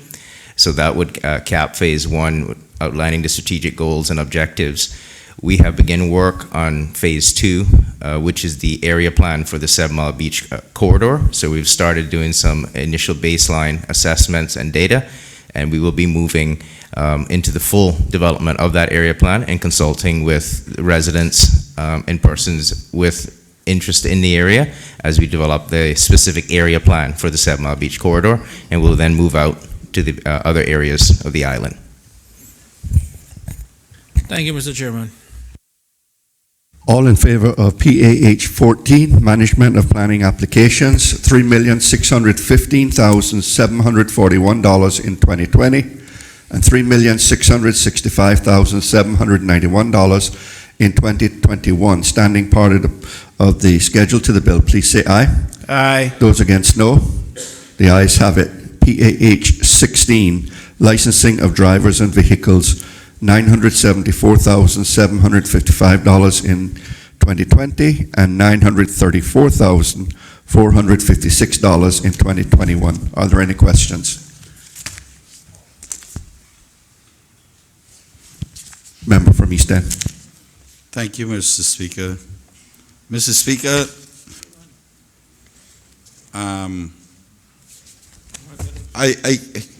can we have an update on that that system, the new system, the new old system of vehicle licensing and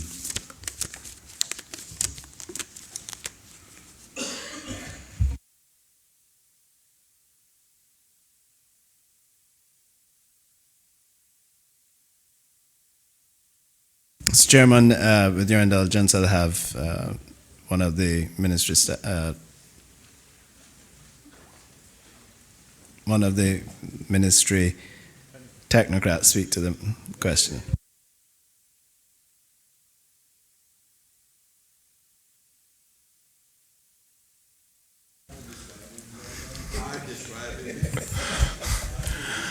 Tristan Hydes, Deputy Chief Officer.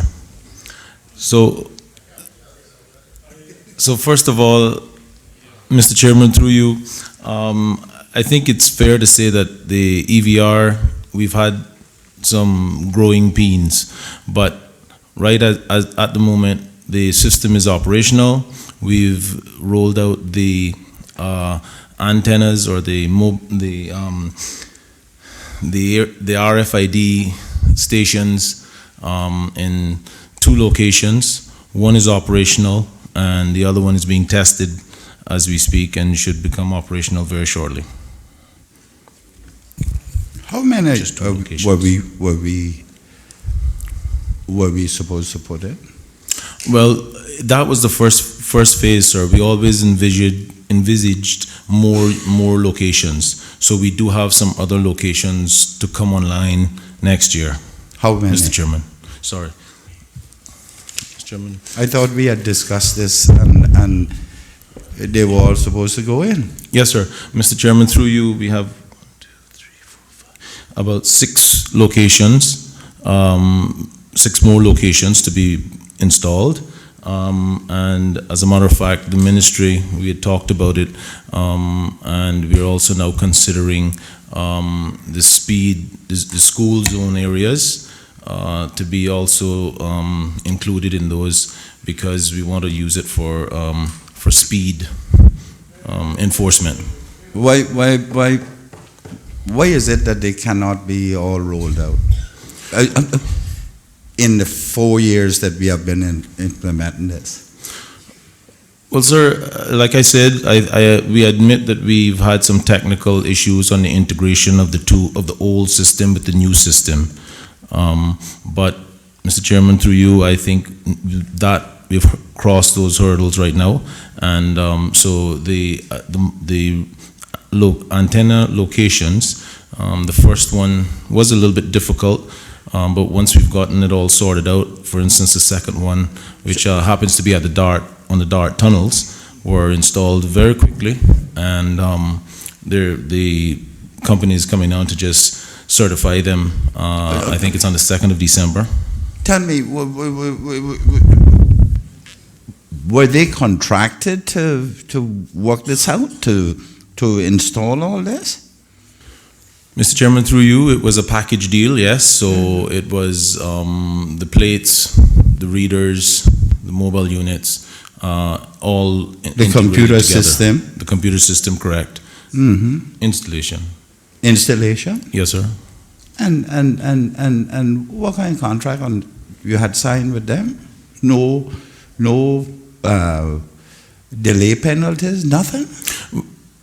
Well, Mr. Chairman, while they were contracted, or the package did include installation, it was also contingent on us doing our part. And in all fairness, sir, I think a lot of it happened to fall on us to delay them, sir. I will admit that. And what those, like, because it seems like no aspect of this project was rolled out in a timely contractual manner. By that I mean, I still see cars with license plates, the old license plates. We had to come back here to get another, what was it, $1 million to get more license plates? Does that mean that we have license plates up there printed off that were not, that is for cars that were not licensed and on the road? Well, Mr. Chairman, through you, we did have some problems with rolling out or switching out the plates. One such problem happened that we just didn't anticipate such rapid growth of cars. When we figured it out the very first time, I think, I don't want to bind myself to the exact numbers, but I think it was in the range of about 200 cars per month, 230 cars per month that we were estimating. And, over the last 3-4 years, it has jumped to about 400 cars per month, I think. So that they are just general numbers, but as I understood it, Mr. Chairman, we had some 60,000 plates provisions in the first contract we had 4, right? How many plates do you have there that you printed that will never ever be used?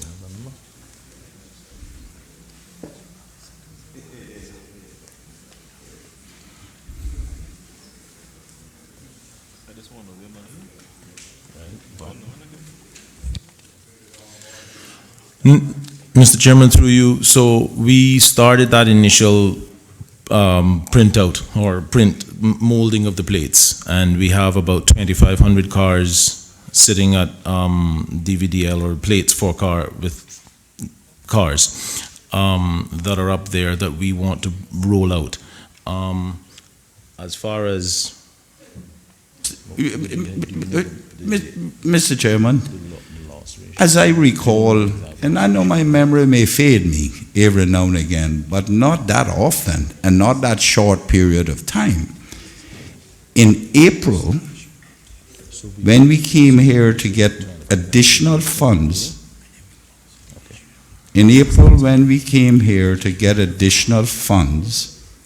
for the license plate, yes, sir. material to make the license plate, Yes, sir.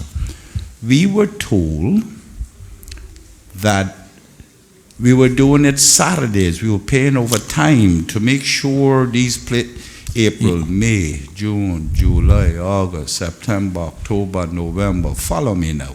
7. I can count on fingers too. Well, How many have you rolled out? right, Mr. Chairman, through you. So we've replated about 25,000 cars so far, and then we have about is that right? 25,000, right? And we have about and we've also done in the same time frame about 26,000 new cars. In addition to that, we have about another 25,000 that we have to replate. Okay, can we be told then?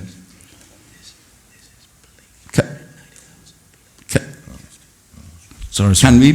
Can we be told how long since we started rolling out plates?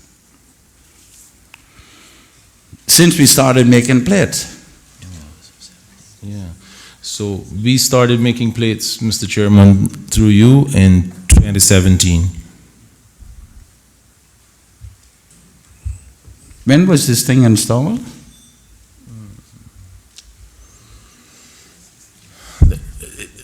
Well, that's a catch, Mr. Chairman, through you. That's kind of a catch question because it was rolled out in phases. So the system, the computer system was rolled out first, and then with new plates for new cars. So, okay, all right. And as you said, sir, then we took our time. I'll concede the Yes, sir. 2017. Right, sir. And you're saying there were 25,000 cars on this island that were licensed in 2017 for 3 years? No, sir, Mr. Chairman, through you, not necessarily. Just over the course of the next 2 years, we've replated about 25,000. I think you're missing where I'm asking. Okay, sir. The maximum you can license a vehicle for It's 3 years. is 3 years. Well, not anymore, sir, but yes, sir. 3 or 5, which is it? We've changed the law now, Mr. Chairman, so you can license it for longer now. For how long? 5. 5 years. Yes, sir. So beginning somewhere, this is 2019, what is that? 2014? 2014.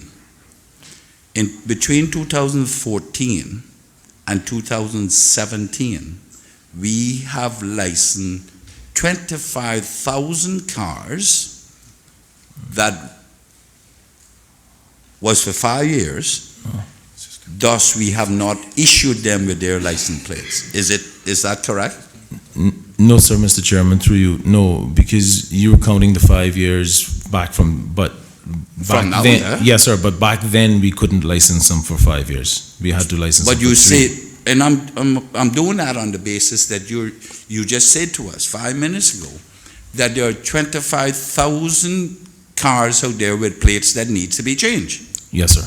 Right, so I'm using the 25,000 that you said. So if we go back from here to 2014, there is a possibility that there were 25,000 vehicles that had 3 to 5 year registration on it? Back then, sir, we could only license, Mr. Chairman, through you, back then we could only license cars for 3 years. So when the system rolled out, and I have to be corrected, sir, I think the actual system, the computer side of it came on in 2016. But back then, we could only license cars for 3 years. Right. Yes. So when you started in 2017, Yes, sir. why would you license vehicles subsequently for another 3 or 5 years by that time?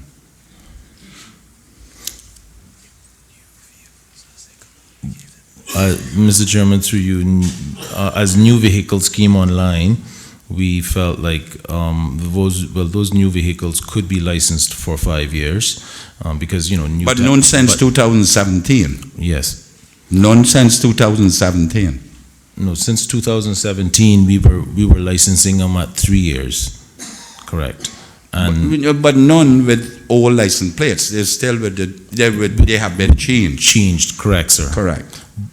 But, So but what because happened of resources, we couldn't do both at the same time, sir. So there were cases where if you already had an old plate, you would keep that old plate until we made it.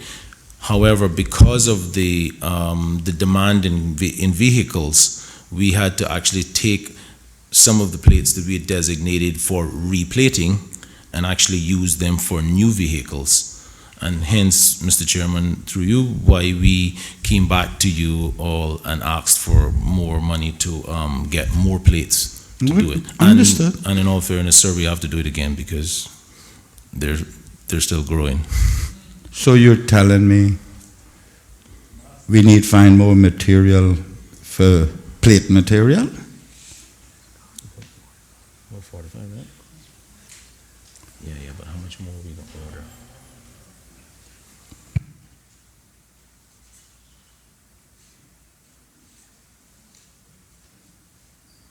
So, Mr. Chairman, through you, yes, sir, we're looking to cover about another 20,000 cars.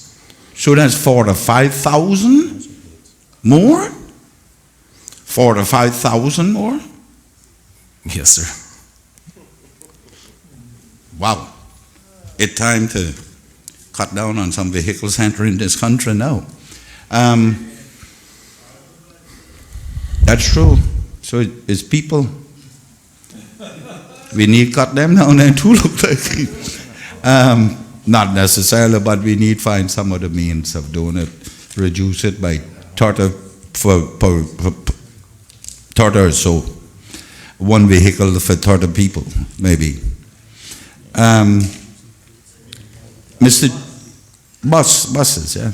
Mr. Chairman, I had the privilege.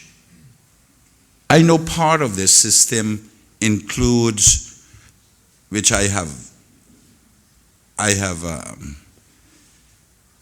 opposed us going to ask a company, insurance company, if they have insurance and so and so. I thought that was an encroachment on people's privacy because we should have that information and send people out to deal with it. However, I had the privilege recently of going to Africa, Uganda, and I saw an extremely simple way of affecting insurance companies. The roadworthiness sticker is on the windscreen, which we do now, but we don't even know when that is expired. At least that one had it when it was expired. On the door window, behind the driver, is another one, a little transparent one. You can see through it, so it doesn't block your vision, people looking out the window. But it's issued from an insurance company. So it names the insurance company, when it was the type of insurance, when it was issued, and when it will be expired. I have a picture of it that anyone who wishes. Can we not, or how can we employ something of that nature? Because in the interest of the police, because we get into them too, about those handheld things that you told me had been deployed.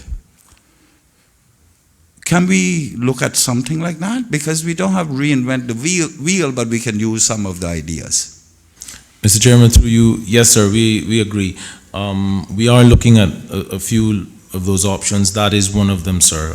We thought, you know, how you have the little sticker, like you, the service people do it as well, where you Right. put, right. So we are considering it. The only drawback, if you want to call it a drawback, or the hurdle you have to cross, sir, is that by us trying to increase online activity, we're wondering really how to institute that for the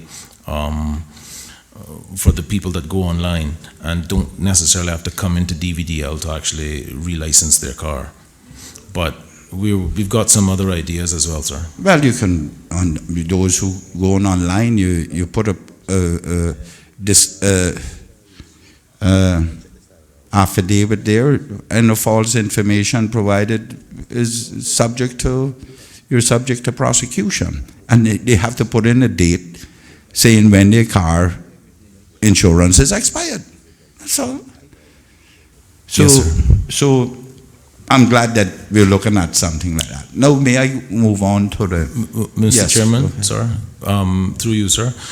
We also, though, we are working with the Insurance Association, and we have made good progress with them to have a real-time system that, because part of it is that, you know, they get that piece of paper and then they walk out of the insurance company and bring it to us, and then after that, you know, 30 days expires, etc., or they don't pay the second installment. So we are working with them for the insurance company. While the insurance company, they do update us, but this will be real time, sort of a portal. We don't need, this is what I keep saying, that I oppose us having discussion with insurance companies. It's encroaching on people's rights. The insurance companies are now going to have to take on a little more responsibility. Bring the amendment to this, that we can do it, which says that the insurance companies must issue a coupon to be prominently displayed on the vehicle. Done. Story finish. Same way we are to issue a coupon to be displayed on the windscreen, the insurance companies need to take on some responsibility now too. Because it is easier for the police.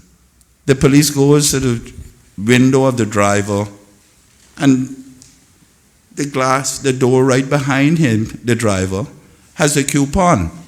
And if it is not valid, he pulls over to the side and we pull the car away to an impound.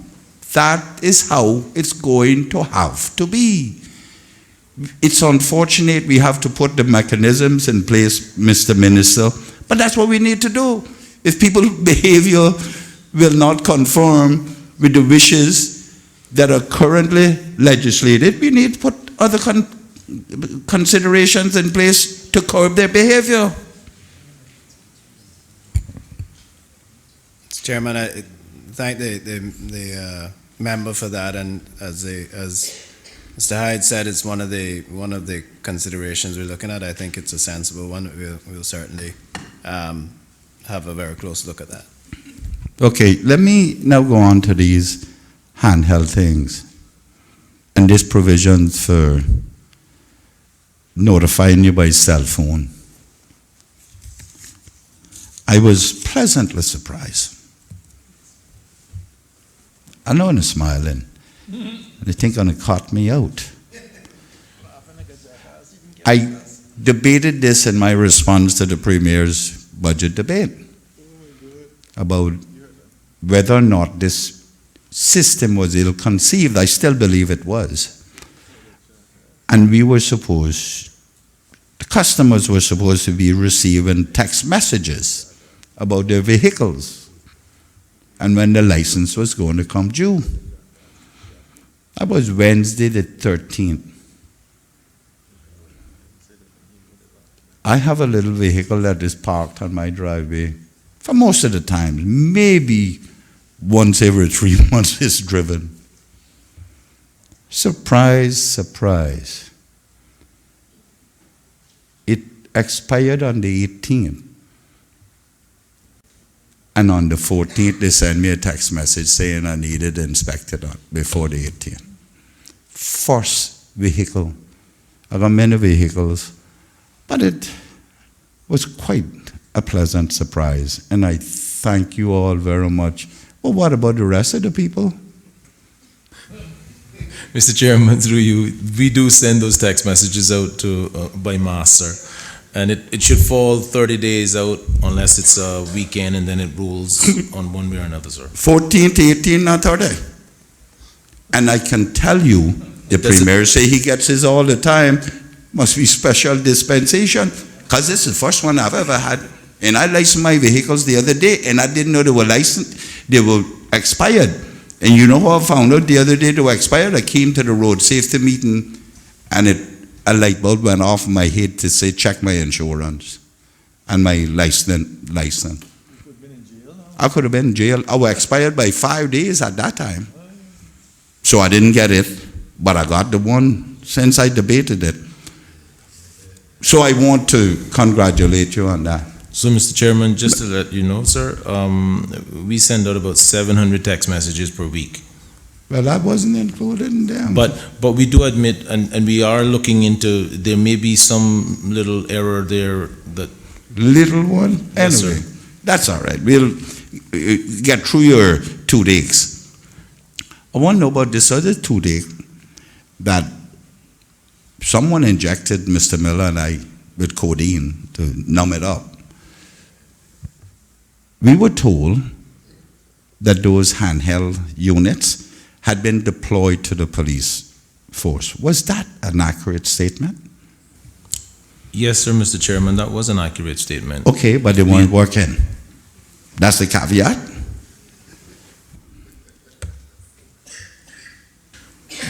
No, Mr. Chairman, through you, no, they were working, sir. I went out with the police and tested them myself, sir. When was that, sir? We handed them out in 2 different phases. I have to caveat that, sorry. Yes, last year, right? Yeah, it was, Mr. Chairman, through you, I think it was last year sometime, sir. And we did give some again earlier this year. Mr. Chairman, I wonder if Mr. Hides, the Deputy Chief Officer, can tell us if the ones that were handed out first were working properly and they were using them and getting all of the necessary information required. Loaded. Yes, sir. Mr. Chairman, through you, I can't speak to them using them. That's the police, sir, and enforcement. But it was supplying the correct information. But, however, it was a little bit slow, number one. And number two, they said that it was bulky. And so we have worked with the company to supply newer models for them, sir.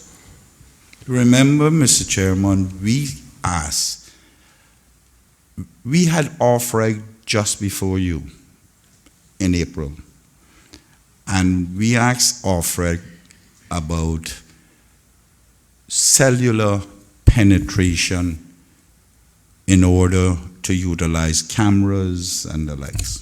Do you remember that? When you all came up before us, we asked why these things weren't working. And your response was that the penetration, it needed cellular sites. And in between those cellular sites, you were having difficulties with operating the handhelds. And the information was not being downloaded properly. or fast enough. So in essence, they weren't working. Now, who's paying for the new ones? Because and are the police using the new ones that you just deployed a few months ago? Mr. Chairman, through you, I don't recall about the cellular penetration, but we did have some hiccups with the software, with the robustness of it. But the units did work. The new ones have not been deployed as yet, sir. We are actually purchasing them, and we'll turn them over to the police. Who's paying for those? Mr. Chairman, through you, the ministry is paying for them, sir. So you're telling me the ones that they originally part of the contract doesn't work. We are now getting these same people to provide others that we believe will work. And we have to pay for it? Mr. Chairman, through you, the ones we're ordering now, when we spoke to the police, they want a lot more of them. They like the performance of these a lot better than the old ones, and so the quantities are way different. So it's not a matter of getting 2 for 2. Old ones, then I use how to get old? Technology. Yes, sir, Mr. Chairman. But Mr. Chairman, isn't it? This is precisely it. They were not fit for purpose. Somebody needs to answer that. Were they fit for purpose and working properly and giving us what we needed? No. Mr. Chairman. Is that it? Mr. Chairman, to the member. Mr. Chairman, I was informed that we provided the handheld readers to the RCIPS and that they felt that they were too bulky, not that they were not working. They didn't feel as if they were too bulky, they thought they were going to get damaged, they were difficult to and asked the ministry to seek a more with, I think, the RCIPS providing us with examples, seek a smaller handheld unit that would be easier to use and to transport. That is my understanding, not that the first units did not work, but they preferred something a bit lighter, smaller, and not as bulky. Mr. Chairman, that tells me that this project was ill-conceived. That means all stakeholders weren't consulted. And if they were, now everybody wants what they want. You work with what you're given. Now we're going to go through to spend $6,000–7,000 per unit, because it's not under that. If it is, you can spend it at one candy store and have a bunch of modules that will never be used. It is ill-conceived. Whether anyone wants to believe that or not, or accept it. Member for... Mr. Chairman, I want to know what will happen to the other units and how many they are. How many are we getting new ones? The cost of them? How many of the old ones? What will be done with them? And the cost of those units? Going to let them answer that question, then go to the member for Savannah. Mr. Chairman, through you, I don't have all that information with me at the moment, sir, but I do know we're looking to purchase about 35 new units.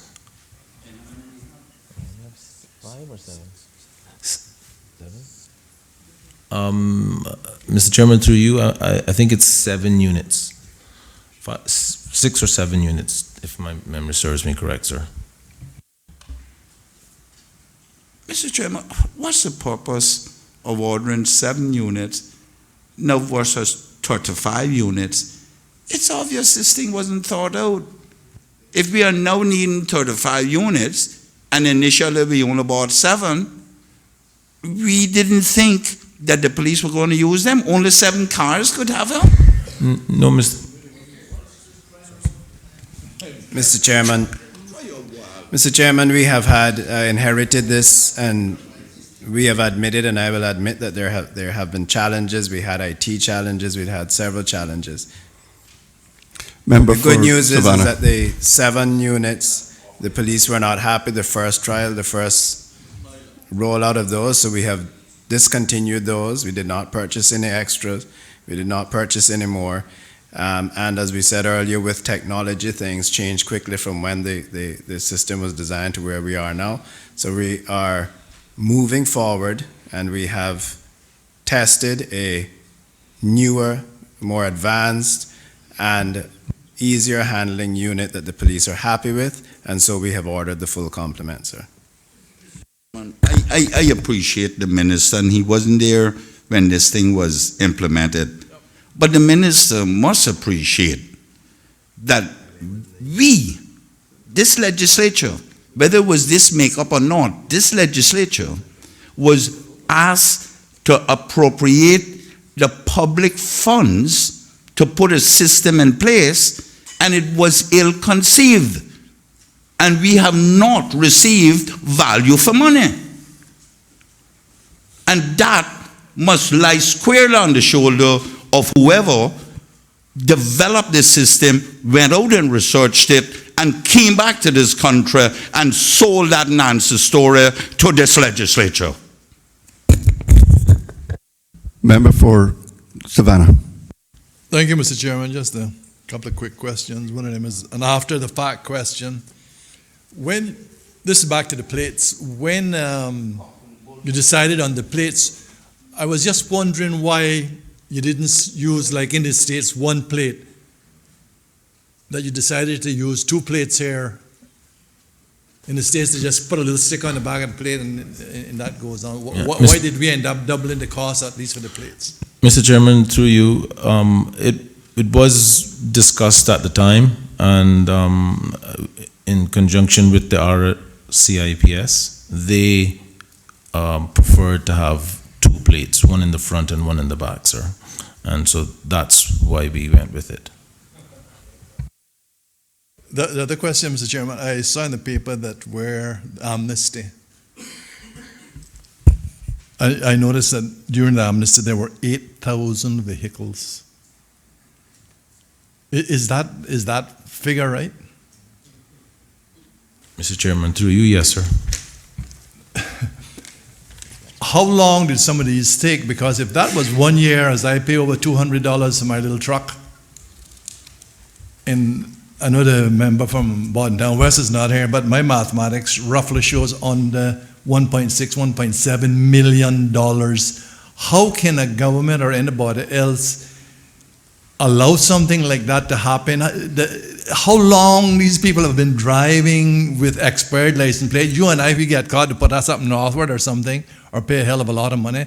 Is that not encouraging lawlessness and something that, you know, I know there are extenuating circumstances when you try to help people, and you know, and it can be even on a plan, but to write it off? You know, many houses that could fix up in Borden Town, West Bay, Georgetown, all over the 3 Cayman Islands. Mr. Chairman. Something wrong somewhere again, sir? Mr. Chairman, through you, sir. Yes, there were 8,000 on the amnesty program, but that doesn't mean 8,000 were driving unlicensed. You know, there are many cases, and this is one of the reasons why the minister, I don't want to speak for him, but took this policy, is that there are many cases where the car, for some reason, the vehicle was laid up over a number of time, and so therefore it wasn't driving, and then the person just couldn't afford to bring it up to date, to drive it, so it just sat there. So because how licenses work, we pay in advance for the license. So I don't think it's necessarily fair to say that it was actually.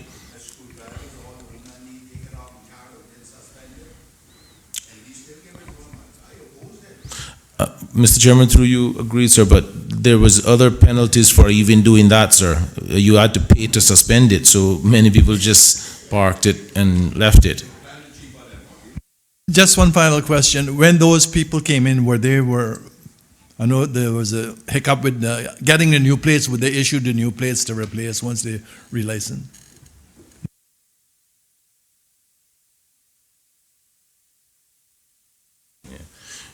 Not in, Mr. Chairman, through you, not in all instances, sir.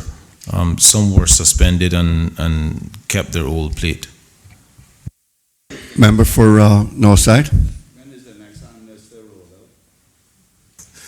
rollout? Through you, Mr. Chairman, is it the fault of the licensing department and availability of plates why I still see cars on the road with no plates? No plates. Mr. Chairman, through you, no, sir. That is not the case. That means that they are it's an offense, and the police should do something about it, sir.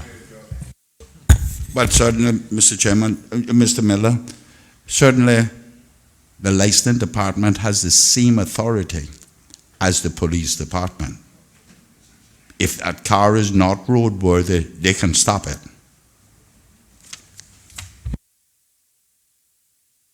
Everybody is blaming the other somebody. All in favor of PA? Chairman, Mr. Chairman, sorry, I go. Okay, a member from Bordentown West. Thank you. Oh, you had more questions, I thought? Okay. Oh, well, hold I on. yield to the member from Northside. I broke into Mr. Miller. Okay. Mr. Miller, member for Northside, please proceed. I thought it was you had finished.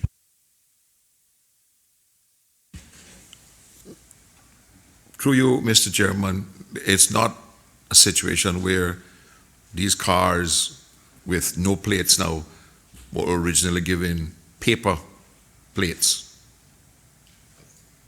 And nobody has checked back to see whether they have in fact gotten the real plate and the paper plate has just blown off.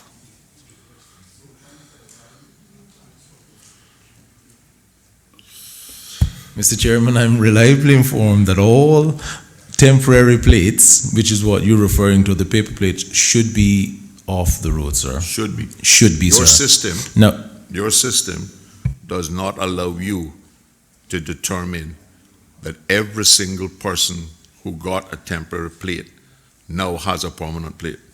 Mr. Chairman, through you, yes, it does now, No, sir. It should be a should. You should be able to say have been. Well, agreed, sir, but Be I don't have careful that now. data, sorry, Mr. Chairman, through you, I don't have that data with me, so I can't really, I don't want to.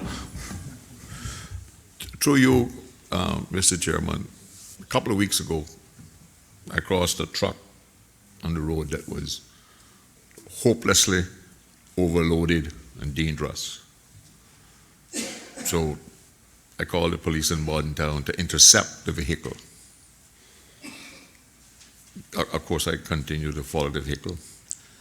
When the police intercepted the vehicle, the plates on the truck were for a different vehicle.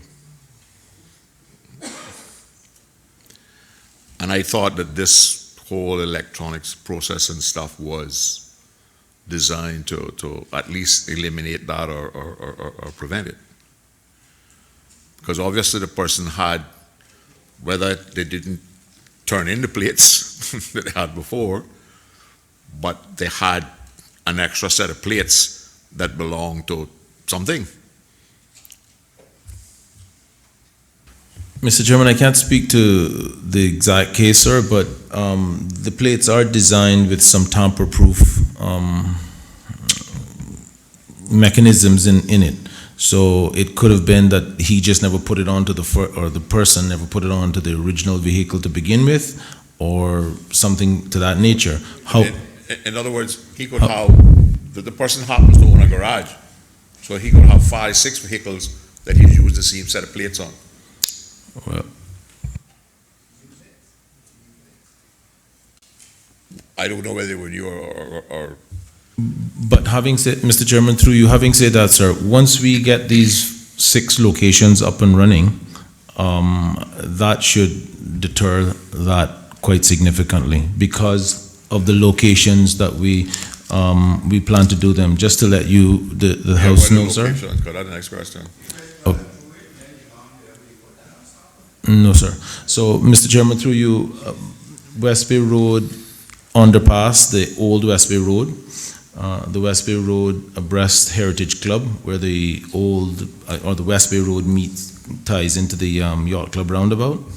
The ETH abreast Governor's Harbour, so we lock in that part off. Then we have up on the other end, Prospect on Rex Crichton Boulevard, and then near Shamrock, so we lock in those two off. And then some more on LP, on Linford Pearson Highway, abreast the Silver Oaks roundabout. None for the Eastern Districts. Well, So you're assuming Well- that every vehicle in the Eastern Districts is only being used to come Georgetown? Mr. Chairman, through you, no, sir. Remember, that was the first 6, sir. But I also said that we were doing some, that we were now considering putting them throughout the, all the school zones. So that's throughout all districts, and once that rolls out, we should have the entire, all districts covered quite well, sir. And these, would those, how is the system going to work? If I drive through it, it's going to take a picture of my license plate, record that I've done something wrong, and notify you, or notify the police to prosecute me, or are they going to send me, Yes, Mr. Chairman, sorry, Mr. Chairman, through you, sir, that's the idea eventually, sir, that now, that's what we're building now, that database, that integration with courts and with the police. but it's And- not, this, not to interrupt, No. sir, but it's not a situation now with the cameras where we're spending a couple of $1 million to buy 4 cameras, so we're not, the ones that you're putting up now don't have the facility to notify the police or to issue a ticket to me. Right, sir. So how the system works, the system reads at least 2, it depends on the location that we're doing, but at least 2 of the 3 pieces of RFID that we have on the vehicle, front plate, back plate, and the little license on the windshield screen. So the cameras are facing both ways. So we don't have the cameras on the ones that we have now, but we will. But whatever your electronic sensor Right. does, a camera or not, at every location you have them facing both ways so that it just be coming front on and the next one is Correct. going back. Correct, sir. And what does it do with that data? It will take that data, it'll compile it, and we will then give that to the RCIPS for enforcement. But why isn't it set up? I don't know, but listen, I give an example of how I expect it would work, right? Because I see the same thing we're doing here as we did with the cameras.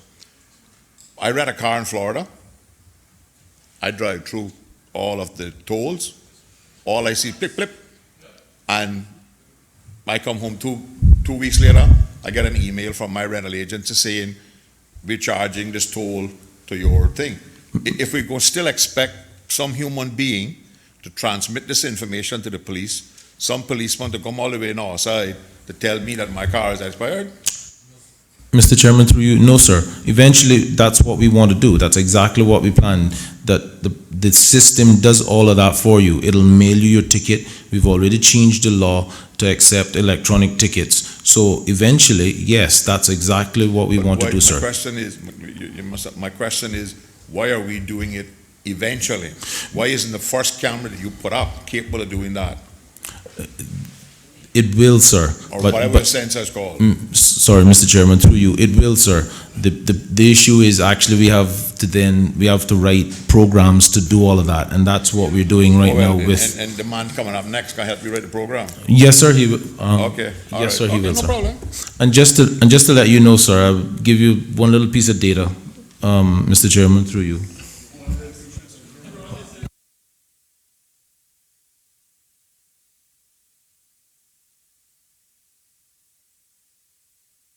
I know that some people believe there's such a thing as information overload. There's no such thing as information overload with me. I can find time, read it sometime, and I can't sleep, and I can't else do, I'll read it. So whatever information you have, you give me.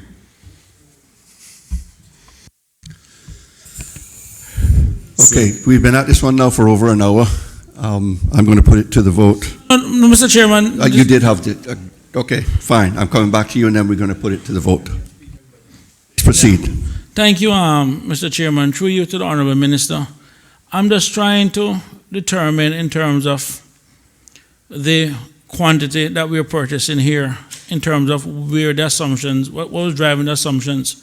Because I look at the 2019 number, and just to give an example, in terms of number of written tests, it had roughly 9,400 to 10,000 as a range.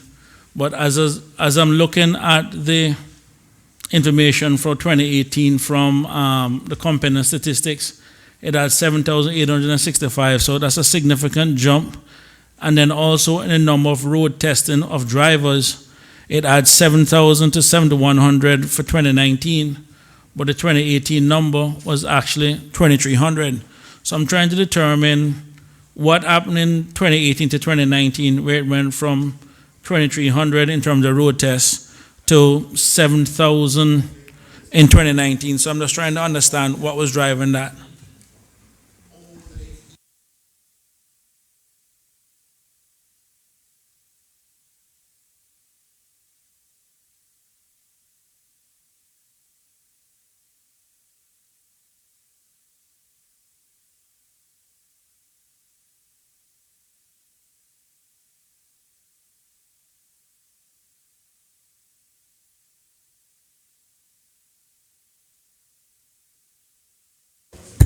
Mr. Chairman, through you.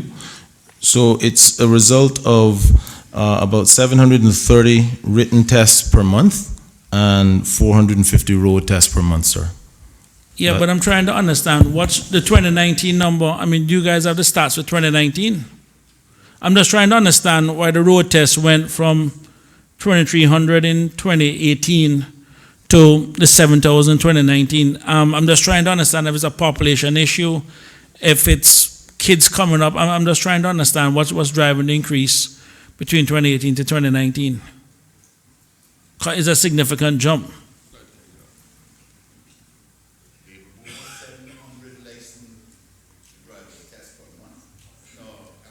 No, 2 years before it was 1,400. That's a serious failure rate. You're doing 700 tests, but only 400 people get a road test. That's 50%.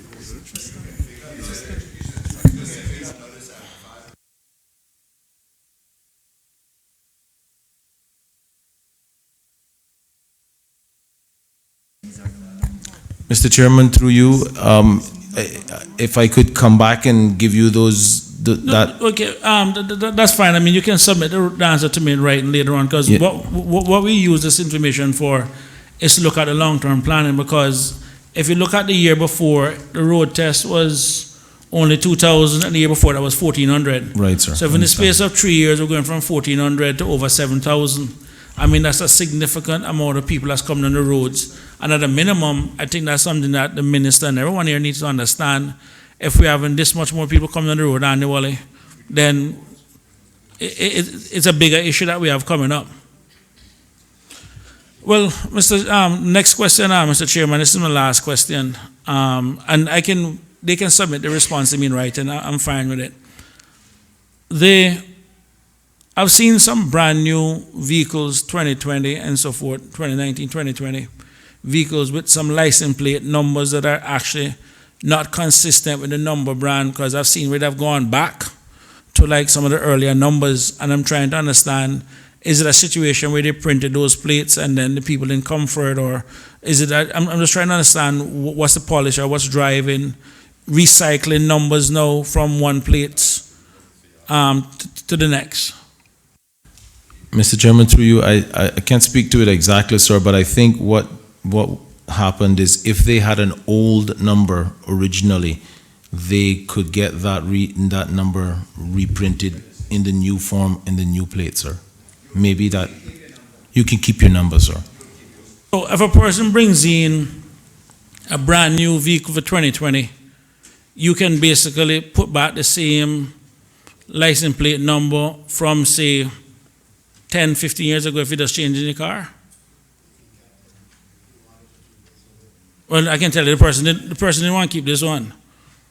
Because you're basically telling a 2020 vehicle, because I'm looking at the person's vehicle, a brand new 2020 vehicle, and I'm like, what you do, spray a car over or something? Because normally you get a new car, people see a new plates. But when you have a new car with a plate that's like 3-4 years old, the number on the plate is old. Is one of the older numbers? Well, this one, the person didn't keep the number. Mr. Chairman, through you. So we also, because to try and save money, and yes, sir, we're very frugal. Good answer. We went ahead and recycled some plates that were made, but the vehicle, it was confirmed that the vehicle itself had been wrote off and the plate was no longer for use. So we could recycle that plate. Okay. All right, thanks. All in favor of Mr. Chairman, P8? I just want to ask, I noticed, Mr. Chairman, sorry, when I said that the inspectors and the police have the same powers to stop vehicles, I saw a clam out there to try and look at the law. Am I not correct?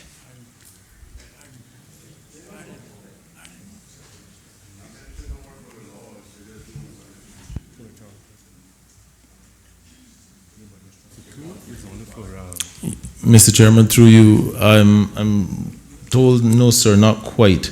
I think we have two different sections, and one is for the police, the enforcement of the police, and the other one is for the DVDL inspectors. Can I respectfully draw your attention to section 64 and section 62?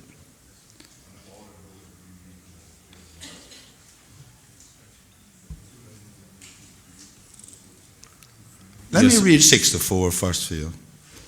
If a vehicle inspector has reason to believe that a vehicle being driven or being present on a road is not in roadworthy condition or fails to comply with the law and regulations, he, A, may at a reasonable time enter a public place where that vehicle is to be found and there inspect it.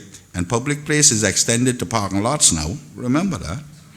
Or B, may stop that vehicle on the road and carry out such inspections or tests as appears to him to be desirable. In the absence of a vehicle inspector, constable who has reason to believe that a vehicle being driven or being present on a road is not in roadworthy condition or fails to comply with this law or regulation, shall order that vehicle to be taken off the road and may exercise the powers conferred on a vehicle inspector under section 62.2. Let me read 62.2 for you. 62.2. How long is it, Mr. A vehicle found by a vehicle inspector not to be roadworthy or that does not comply with this law or regulation may not be used on a road except for the purpose of being removed to a convenient place off the road at the direction of the vehicle inspector given in the prescribed form. Same thing. You can stop them on the road, and the only way it can be used thereafter is to have it removed from the road. Drive it off. Mr. Chairman, yes, sir, I agree with that, sir. And in all fairness, I don't think the resources, we have the resources to do that, but we do it with, in conjunction with the police, sir. We do. Member for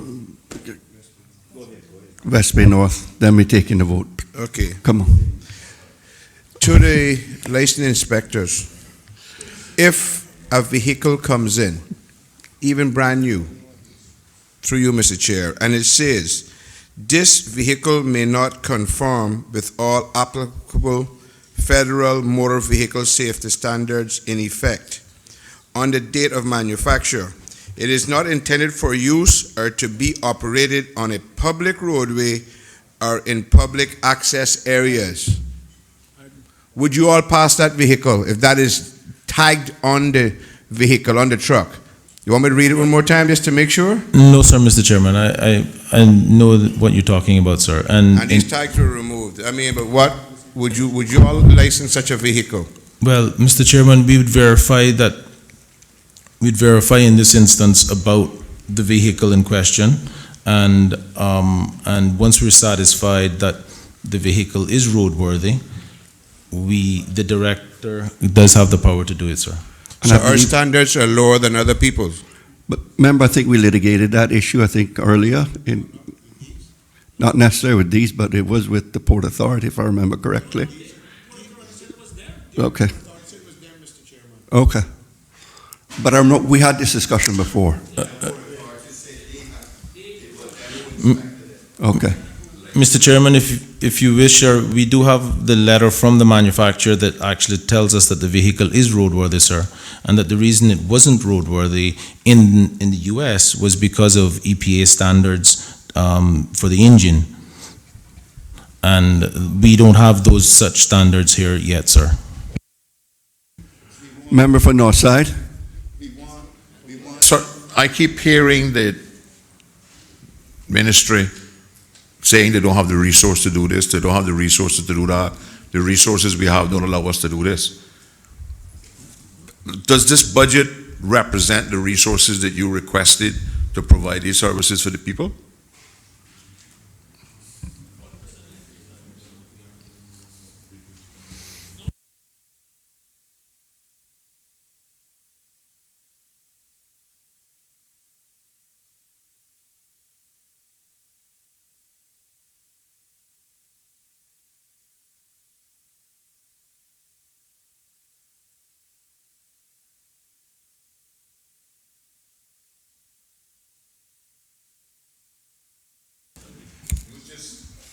An answer to a question from the member for East End, that you do not have the resources to come to enforce and comply and do what the law requires you to do.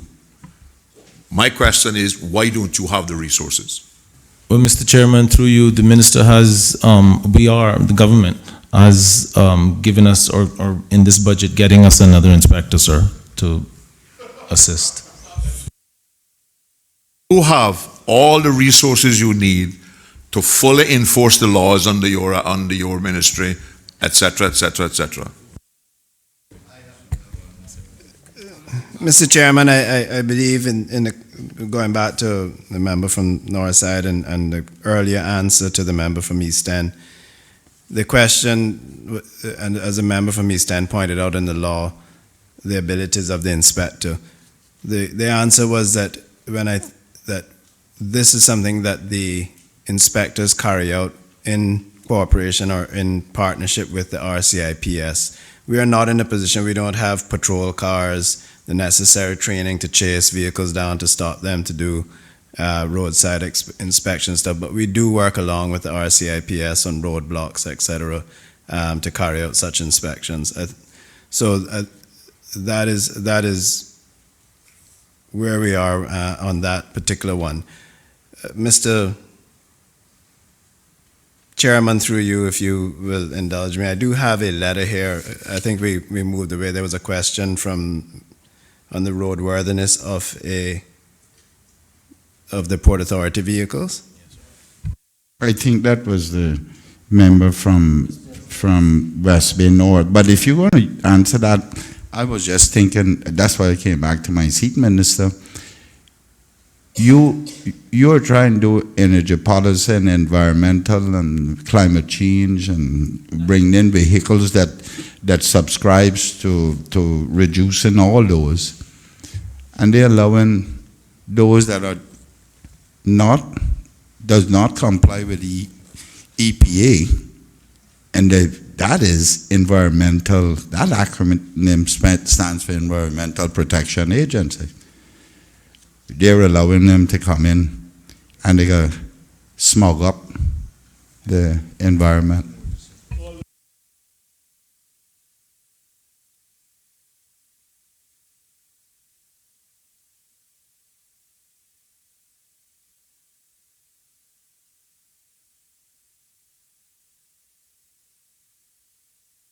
Members, I'm going to put this to the vote.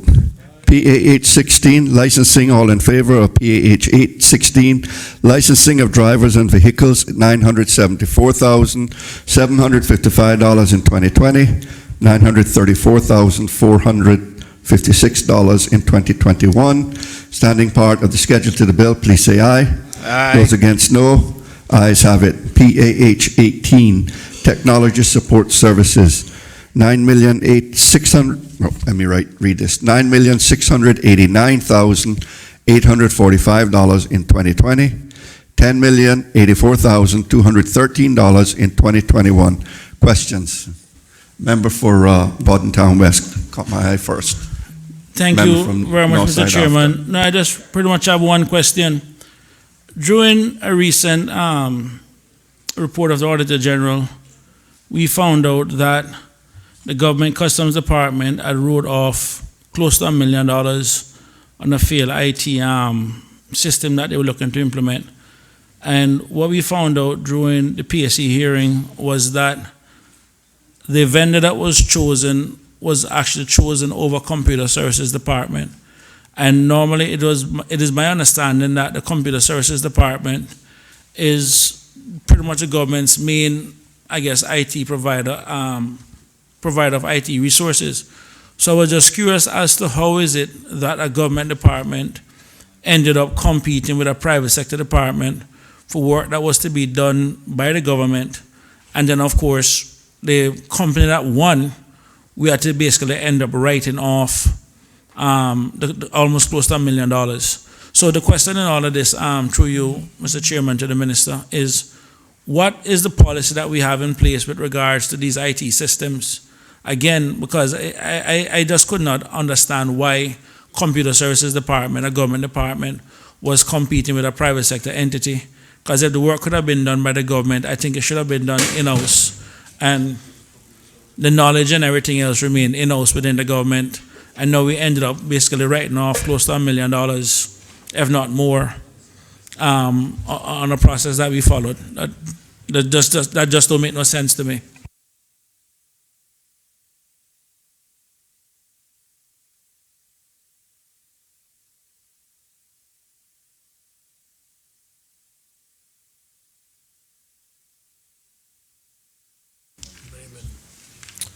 Mr. Speaker, Simon Spears, Director of Computer Services. Although this was before my time, as the member will know, I have to listen carefully and had the brief, the back brief. At the time, Computer Services couldn't actually meet the deadlines required by the ministry concerned, which I think it was Finance and Economic Development at the time. So although there was an alternate offering from Computer Services, they didn't really have the resources to deliver that as far as I can tell. But because of that competitive element, they weren't used in the architectural review of the offering from the private sector. I think what would happen now that we've implemented a degree of architectural review and hope to launch an architectural review board for all IT projects across government next year, we will be able to assist any ministry in sourcing from the correct source, whether that be in-house, hybrid, or an outsourced system. Sorry, Mr. Chairman, through you. I just need to understand this. If Computer Services could not meet the requirements or to deliver the system, then why would they have bid on it?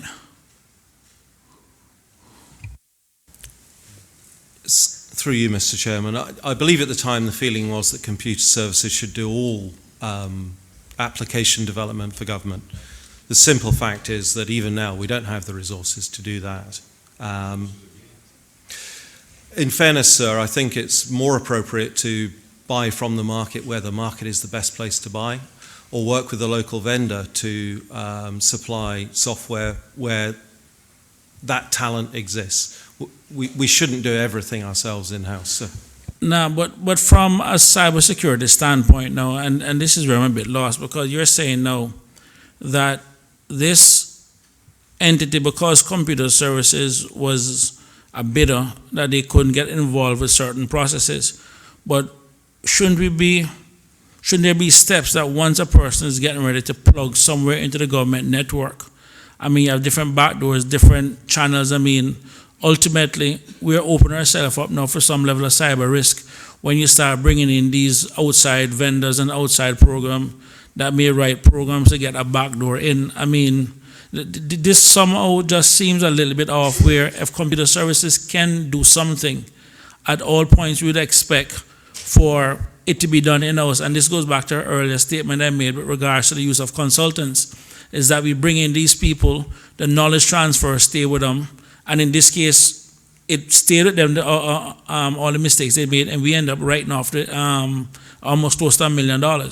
And what I'm trying to understand here is, A, how did that policy even came about, one, to begin with, and then two, more importantly, especially now in cybersecurity, what are we doing to make sure we limit as much as possible too many different systems tying into or plugging into the government computer network? So given that, through you, Mr. Chairman, given my previous answer that we simply won't have the capacity to meet the technology demands for all of government going forward, we have, of course, introduced a number of cybersecurity measures.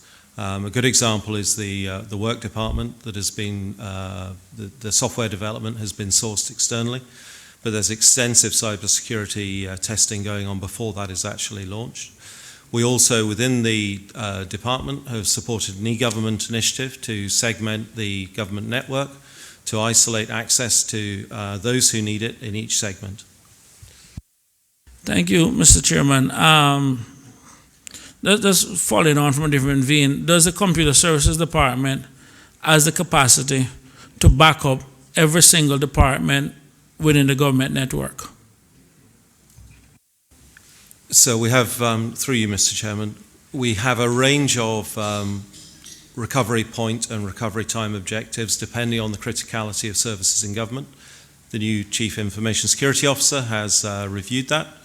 There are some improvements to be made. In general terms, our line of business revenue generating and evidential type systems are backed up daily. That may be too much work to lose, and we do have the scale to back up those systems at that rate. We may need to improve the rate of backup. We don't back up everything every time, it's an incremental system. And that will allow us to record more accurately any lost data in a period of hours rather than 24 hours. I am very happy to hear, thank you very much, I'm very happy to hear that the evidential system is being backed up, because I'm sure you're aware of the, I think was it 1.9 terabytes of police information that just went missing and couldn't have been recovered, and no one to this day knows what happened and where that much information went. So I'm happy to hear at least you have something like that. But just one last question. Are we now at a point, especially regards to sensitive information like the police, do we now have the proper systems in place to make sure that what happened in the RCIPS several years ago with regards to the data that's vanishing with a lot of people information on it, do we now have the steps in place to make sure that never happens again? Through you, Mr. Speaker, the police have a huge variety of systems, and I think it's fair to say that the recruitment of the Chief Technology Officer for the police, which is slated for the next 2 months, will allow us to review that thoroughly. I wouldn't like to sit here and say that every single system is backed up. It's not all within my purview, sir. Mr. Chairman, sorry, my remaining questions, if it's okay with the Minister, I'll prefer to take those offline because it deals with cybersecurity and I really don't want to have that discussion in a public domain. Thank you. Member for Northside. Through you, Mr. Chairman, this is what your department, through to the Minister, this is the old Computer Services Department, right? Through you, Mr. Speaker, yes, that is correct, sir. Okay. And part of your remit is to advise all government departments on systems and purchases and... Through you, Mr. Chairman, we offer advice to all government bodies. I would say that 80% of the projects in core government are channeled through the department, whether we're actively involved or just giving advice. We give some advice to the statutory authorities, but it's within their gift to do their own thing, sir. And you also do programming, consulting with people. Do you have the resources in-house to do programming and consulting with department, or is that, or does it come from a department of government to you and you outsource it to somebody else, or? Through you, Mr. Chairman, we work very closely with the e-government unit, sir, to decide, and the e-government unit are now maintaining a 3-year forward-looking plan of application development. We try to capture everything on there that core government's likely to do. It's fairly accurate 2 years out, given that we know that budget cycle. And it varies. We do have in-house resource. In fact, the majority of the line of business revenue generating applications are still on in-house applications, both new and legacy. You don't use outside consultants? Through you, Mr. Chairman, we do use consultants working with our team for some systems. A good example of that is the rebuild of the customs system. We equally at times are unable to meet sharp timelines given the existing resource, such as the work department. And sometimes we work in a hybrid, such as replatforming the gov.ky websites with an Oracle partner in this case to deliver it together so that we have the knowledge to maintain the system going forward. And any of those consultants that you engage would be international recognized companies like Oracle, or do you have private individuals that you have a relationship with that you use for consulting as well? Through you, Mr. Chairman, yes, we do use some external consultants on a limited basis. What is being done in your department to attract Caymanians who can be trained in this specialized skill, and how successful is that be? So because of the difficulty in recruiting internationally decent quality people, I have a number of gaps in the department. What we've chosen to do with those gaps is bring young Caymanians who are studying computer science and software engineering, either through summer internships, but I currently have 4 on the floor who are assisting our software development teams. What that will do is give them the experience that they can apply for our junior programmer roles in due course. But as part of this budget submission, we have 2 posts that are trainee developers who will be trained from the ground up, sir. But you do have Caymanians already in your system who are qualified programmers and who have a number of years of experience. My question is, what is the program for them to get the specialized skills that you are now consulting private individuals for internationally? Through you, Mr. Chairman, I have made a point of ensuring that the Caymanian developers that I inherited, who had been 10 years with very little training or advancement, have all had the necessary training to be advanced. The application project manager, the guy running half of the development area, senior developer, and the junior programmer that I had have all been promoted, as has the developer looking after the enterprise content management system, sir. You keep talking about what you inherited. How long have you been here? Through you, Mr. Chairman, I've been here 3 years, sir. Okay.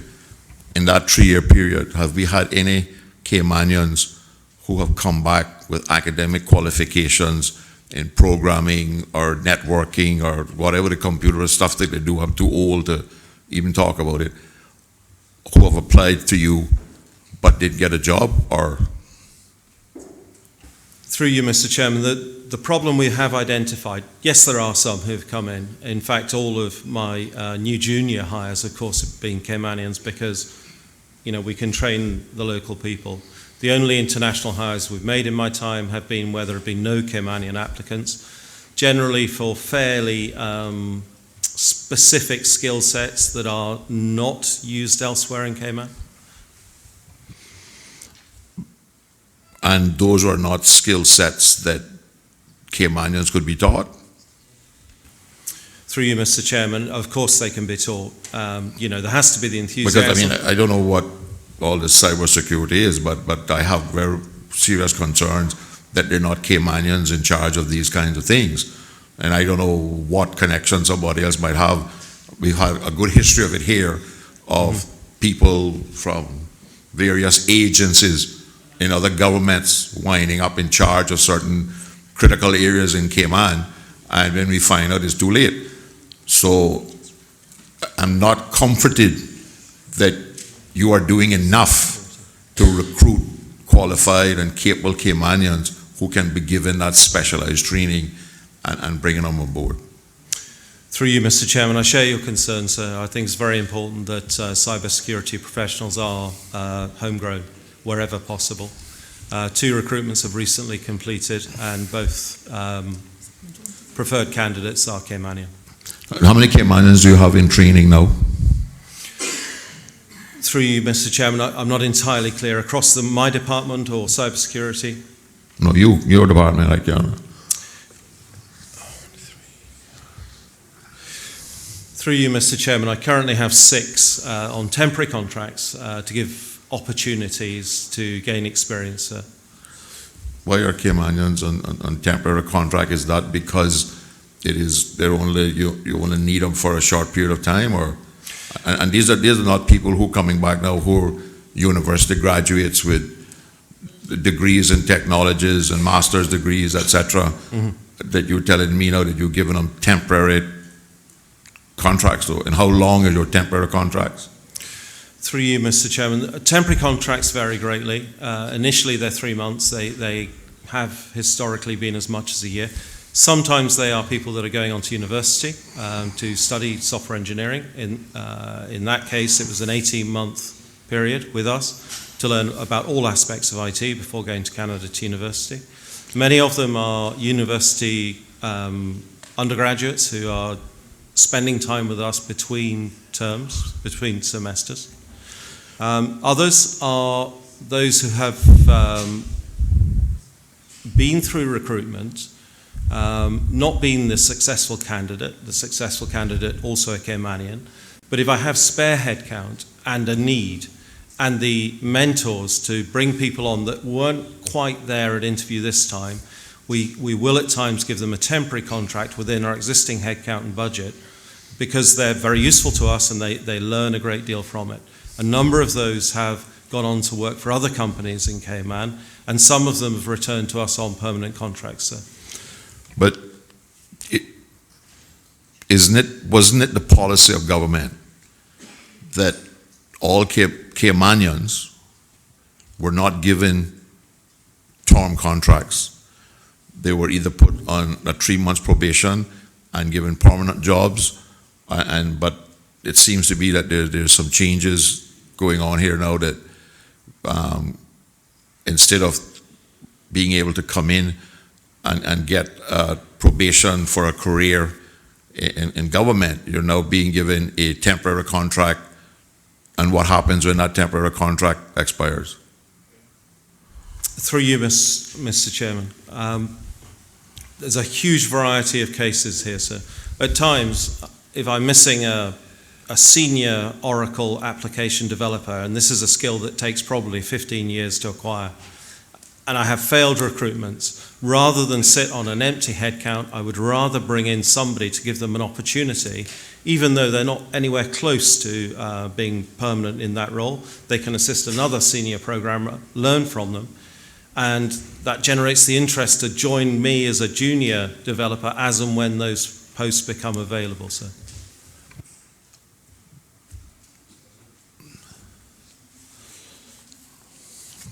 I guess, Mr. Chairman, I'll have to deal with the Deputy Governor, and he'll have to explain to me the change in policy, because it seems like,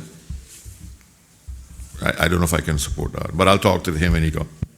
Member for Bodden Town, for Newlands. No, sir, it's me, sir. It's me. It's you first? Yes, sir. Okay. Through you, Mr. Chair. The member from Northside has covered a lot of it, but 9.7 is what I see in here. How much of that is your training budget for, because we know that IT is a fluid entity.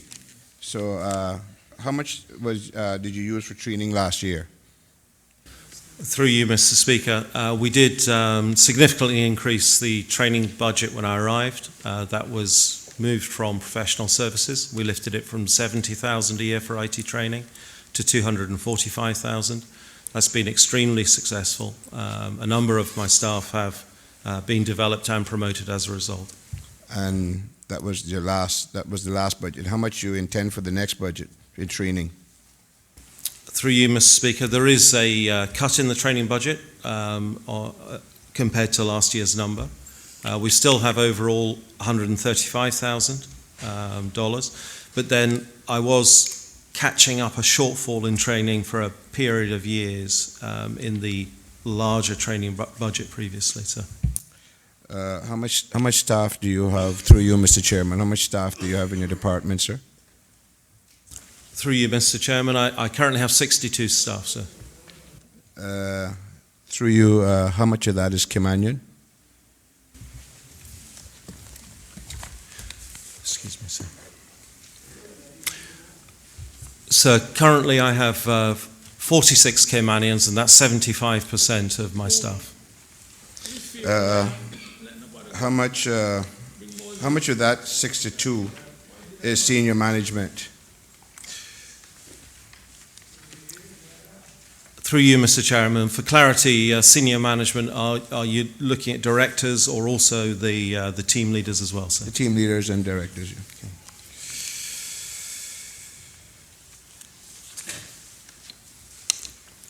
Through you, Mr. Chairman, clearly there's myself and two of the team leaders of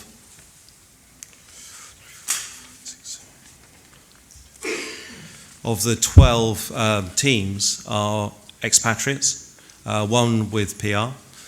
And my deputies are both Caymanians. I've recently promoted after a year of acting deputy. Okay, you lost me there. What's the total in your management team? The total in my management team, including team leads, is 15, sir. 15, thank you. And through you, Mr. Chair, how much of that is Caymanian? 12 of them, sir. 12. You have a succession plan in place for your department? Yes, I do, sir. And a last question, you've been here 3 years. You've identified someone that can take over from you soon, eventually. Sorry. It seems to be a problem in this ministry, so that's why I'm asking, sir. Through you, Mr. Chairman. Unfair, man. My recently promoted deputy was a year acting and developed into that post. Clearly, it would take a period of time after that before he was able to step up. We're looking beyond that. There are 6 identified members of staff, some team leads, some more junior, who have clear potential to come through to director level in time, sir.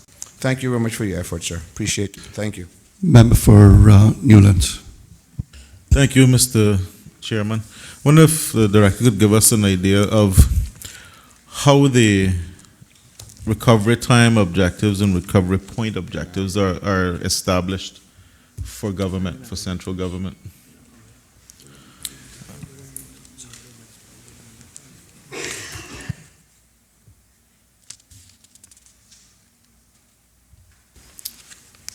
Through you, Mr. Chairman. Largely, the line of business system owners are clearly identifiable for. My apologies, sir. I'll give it again. Simon Spears, Director of Computer Services, sir. Answering the member's question, we work directly with the system owners as identified for the large revenue generation systems such as Immigration Lands, General Registry, DCI, etc., and agree timescales with those directors. Clearly, we're funding those points from our budget, so we have to have some measure of control over that. It's not an endless budget. With the systems across government that don't have such clear ownership, given that we support all ministries and departments, so HR systems and some of the finance systems. We tend to default to a 24-hour period, sir, but the new Chief Information Security Officer has made a point that she will review with us all of those, not least because perhaps the greatest threat to them is a cybersecurity threat. And in terms of what we're budgeting here, are you comfortable that we can meet those objectives, the 24-hour objective, given the resources that this budget is going to provide to you? Through you, Mr. Chairman, clearly it's a challenge always in any large IT department. The existing RPOs and RTOs we do feel that we can meet.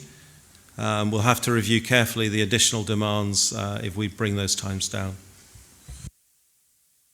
And to give you some certainty, through you, Mr. Chairman, to get some certainty and I guess confidence in these objectives, do we engage in audits, IT audits and so forth, with external independent service providers?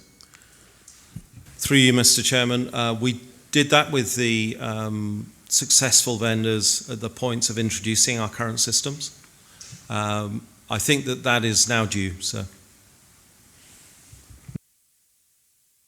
Thank you. And just going back to, because I hate to ask you to repeat yourself, but I was trying to establish in my head what your staff count was in computer services and how Caymanians and expats.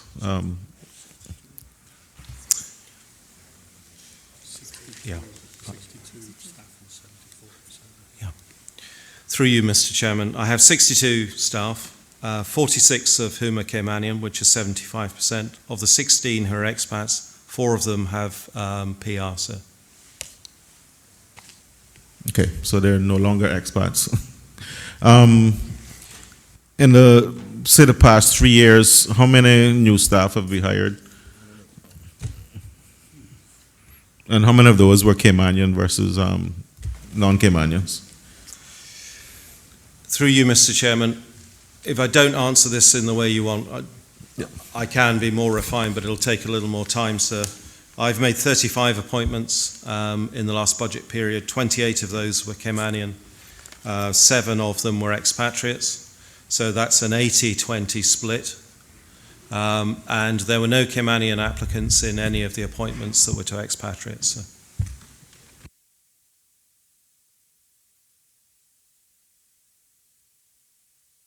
And just for everybody's, I guess, understanding, those posts are advertised the same way you would advertise any post in a private sector, or how are they advertised? So for the most junior posts, I only advertise locally, but of course, all jobs are on gov.ky that government is recruiting, so that we do attract some international interest for all posts. We also advertise in the Compass on consecutive weeks for 2 weeks for all posts. For roles that we know are difficult to find people locally, we also use Caribbean jobs and have had some success with that regionally, but perhaps not internationally.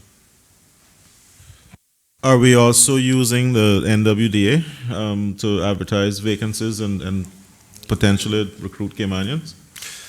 Through you, Mr. Chairman, the NWDA project was one of the first ones I worked on the requirements for when I arrived, so we make sure that the NWDA are aware of all of our posts, and we have sourced directly project managers, local project managers, for a number of tasks, including the web redesign from the NWDA, sir. Thank you, Mr. Chairman. Also, could we get a breakdown of the 20% that were hired that were non-Caymanians? Could we get a breakdown of country of origin? Yes, of course, sir. I'll go through them.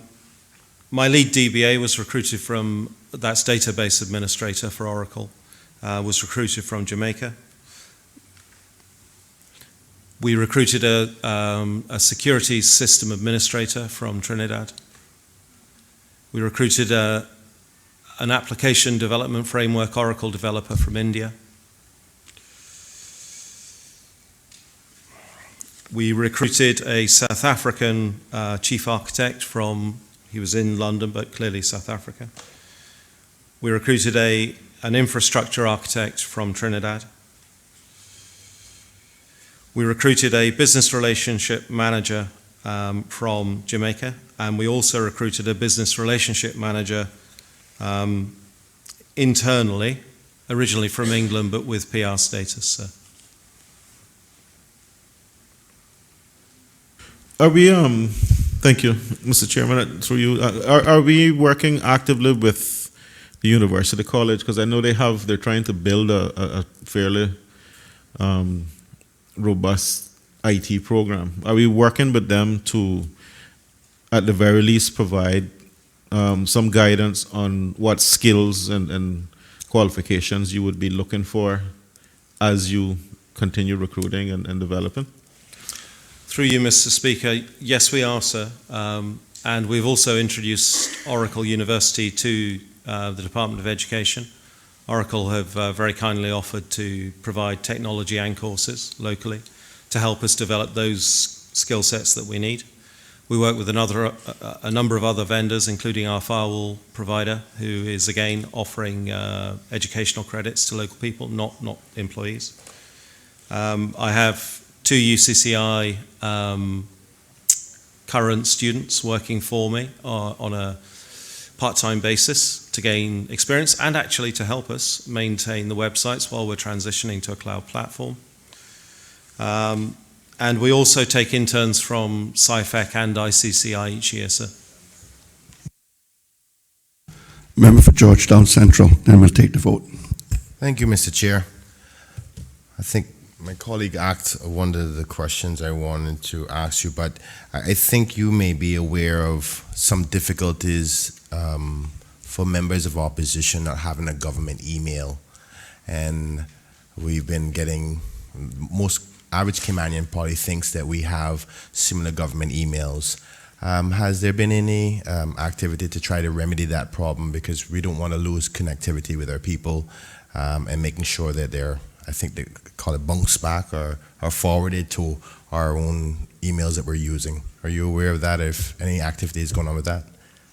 Through you, Mr. Chairman, I know that the Chief Officer for POCS has been working with the Leader of the Opposition to resolve the email issue.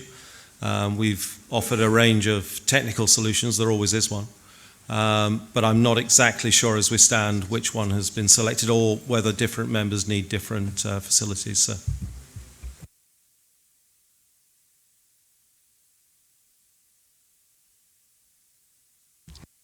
All those in favor of PAH 18, Technology Support Services, $9,689,845 in 2020, and $10,084,213 in 2021, standing part of the schedule to the bill, please say aye. Those against, no. The ayes have it. Members, I need to take a short 2 to 3 minute break. Please remain in your seats and I'll be right back.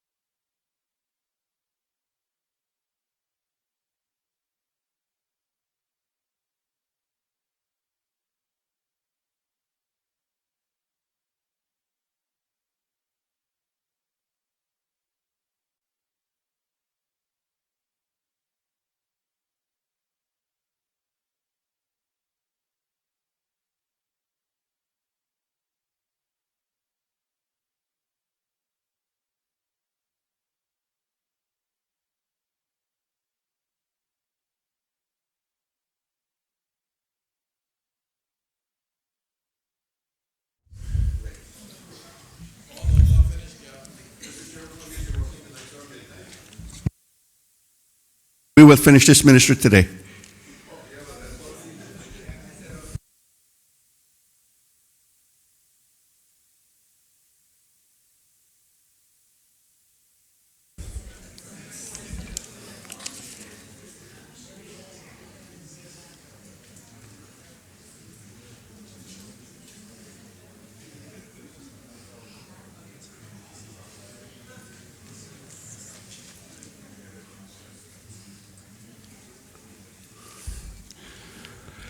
Okay, let's move on. PAH 20, License Monitoring and Enforcement of Specified Business Types. $1,983,488 in 2020, $1,947,437 in 2021. Are there any questions? Member for Bodden Town West. Thank you very much, Mr. Chairman. Through you to the Honorable Minister. Can you tell me the total number of LCCL licenses that we have issued, or the latest number that you have? Thank you, Mr. Chairman. Through you, there's 250 LCCLs. Thank you very much. And of those, do you have an idea how much are real estate related?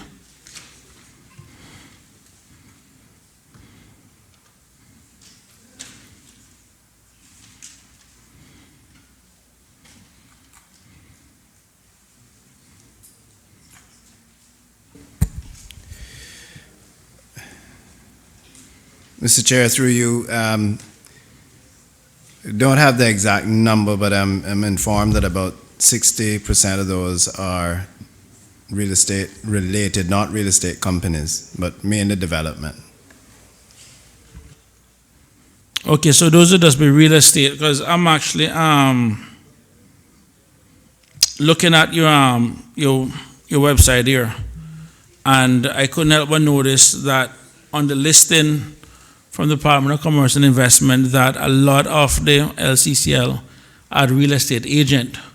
So I'm trying to understand sorry, if there's a difference between the real estate developer versus a real estate agent.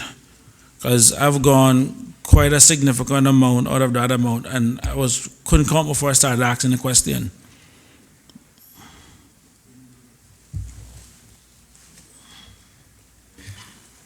Thank you, Mr. Chairman. Through you, there is where a person has a development LCCL, they're able to get a real estate to sell their own development.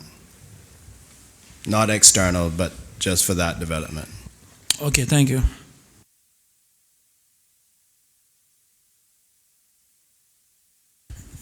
Through you, Mr. Chairman. Member for Northside. What is the criteria for LCCLs now, and how long is the license for?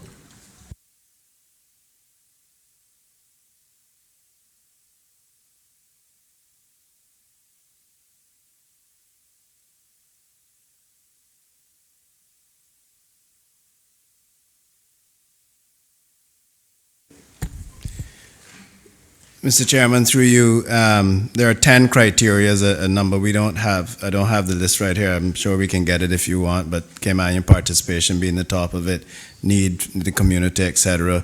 And we have just lowered that to the period to 5 years. Does anybody in your organization monitor the advertisements for LCCL, i.e.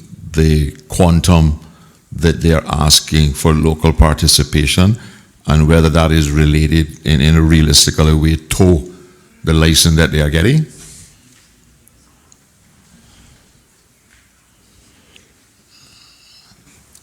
Thank you, Mr. Chairman. Through you, I'm being informed that yes, the board do and will actually sometimes ask for financial information, etc., to support the application.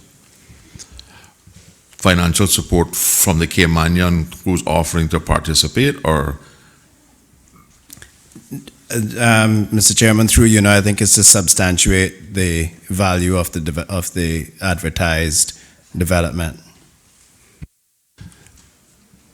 what is is there part of the process a requirement that specifies what information they would have to give the Caymanian partner who is wanting to invest?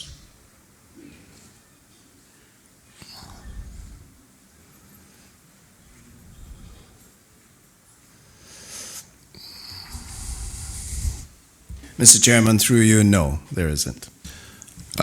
Mr. Chairman, can I ask the minister to consider making that one a requirement? Because one of my hobbies is writing these lawyers and telling them me and some rich person in my family would like to invest.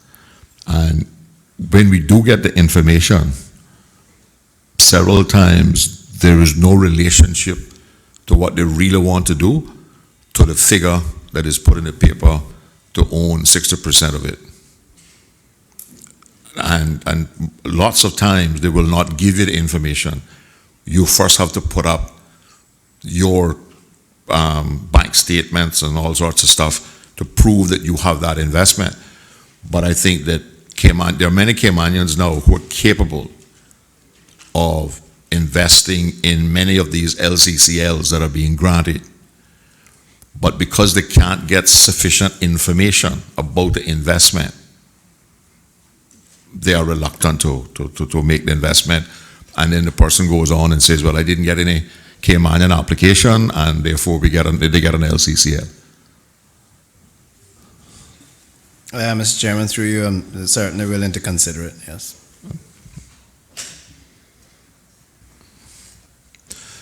There was some discussion in the previous government about, if not removing the option from an LCCL, restricting the areas to which LCCLs could be granted. Is that still a policy that is being looked at by government? Mr. Chairman, through you, we are not currently discussing any policy decisions to that end. This is something that perhaps it is timely that we do have the department or the board carry out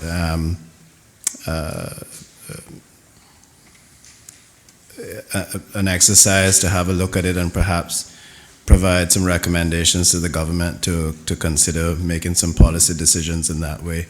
That I would certainly support, going through that exercise. And when we grant these LCCLs, are they specific? I.e., we were told just now that the person can get an LCCL to build apartments, for instance. That LCCL can also include the ability to sell those apartments. Do we expand that to include construction, quantity surveying? They do. Mr. Chairman, through you, no, they are required to use local contractors. When they are authorized to do their own real estate sales, do they have to apply for a real estate license like all the other real estate people in addition to the LCCL? Mr. Chairman, through you, I'm being informed that yes, they do. Okay. Member for Bordentown West, then member for Georgetown.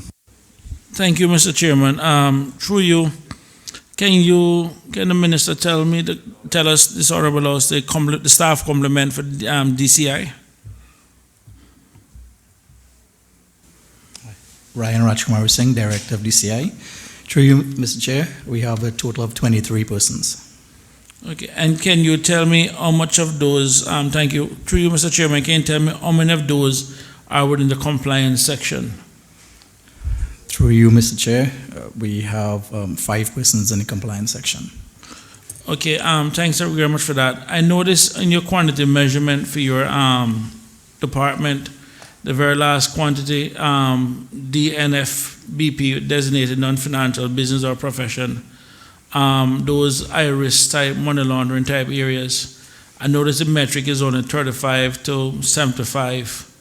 I'm just curious as if to ask if that number is seems a little bit too low. I mean, for 35 to 75 for the year. I mean, that seems quite low for 5 people. I'm not sure they probably do other things else, but I'm just curious. I would like to have your thoughts on that one. Thanks. Through you, Mr. Chair. These are DNFPP inspections that are planned for the year. We expect to do roughly about 75 for the year. That's rough. By trying to go to everyone, we have already completed for the year 35 for this financial year. We're expecting to probably do about 75 next year. So with the same 5 people, you're looking to move from 35 to 75? Yes, sir, because we're trying to also get some help from outside where we would try to hire one of the small firms to assist. Why, rather than hire a firm, wouldn't it be best to try to, again, bring the talent in-house, bring the expertise in-house, so we develop the talent in-house as opposed to outsourcing it? Yes, sir. The problem we're having is that staff turnover in that specific area. Persons are coming and getting the training, which is a very good place for this sort of training, and are moving on to better jobs in the private sector in terms of salary. Hence, us having to go outside and look for assistants to do this work also. But if you're going out for assistance, is you then paying the very private sector rate that you're losing your staff to? So when the simple thing would be to pay your staff more? Well, we have done a few, and the cost is actually less than the cost of hiring one additional staff. The thing about it is, Mr. Chairman, through you to the Minister,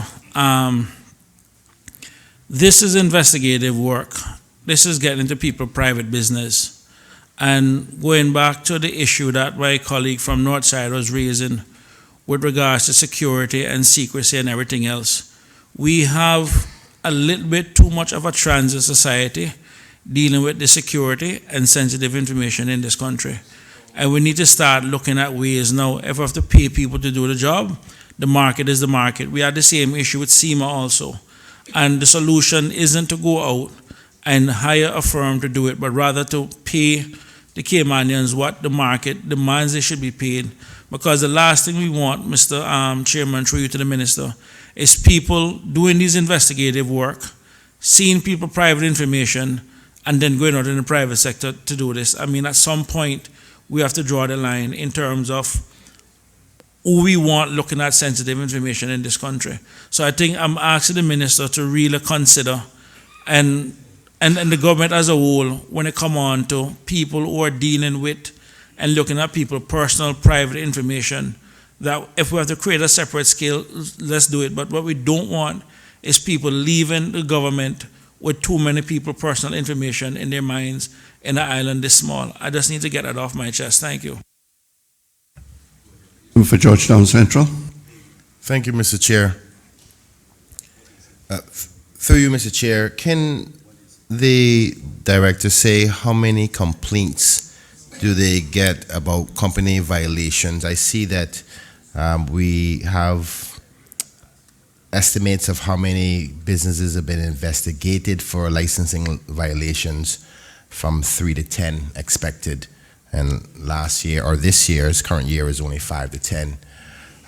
But it doesn't tell us how many complaints get in. Can you give us an idea how much you get per year?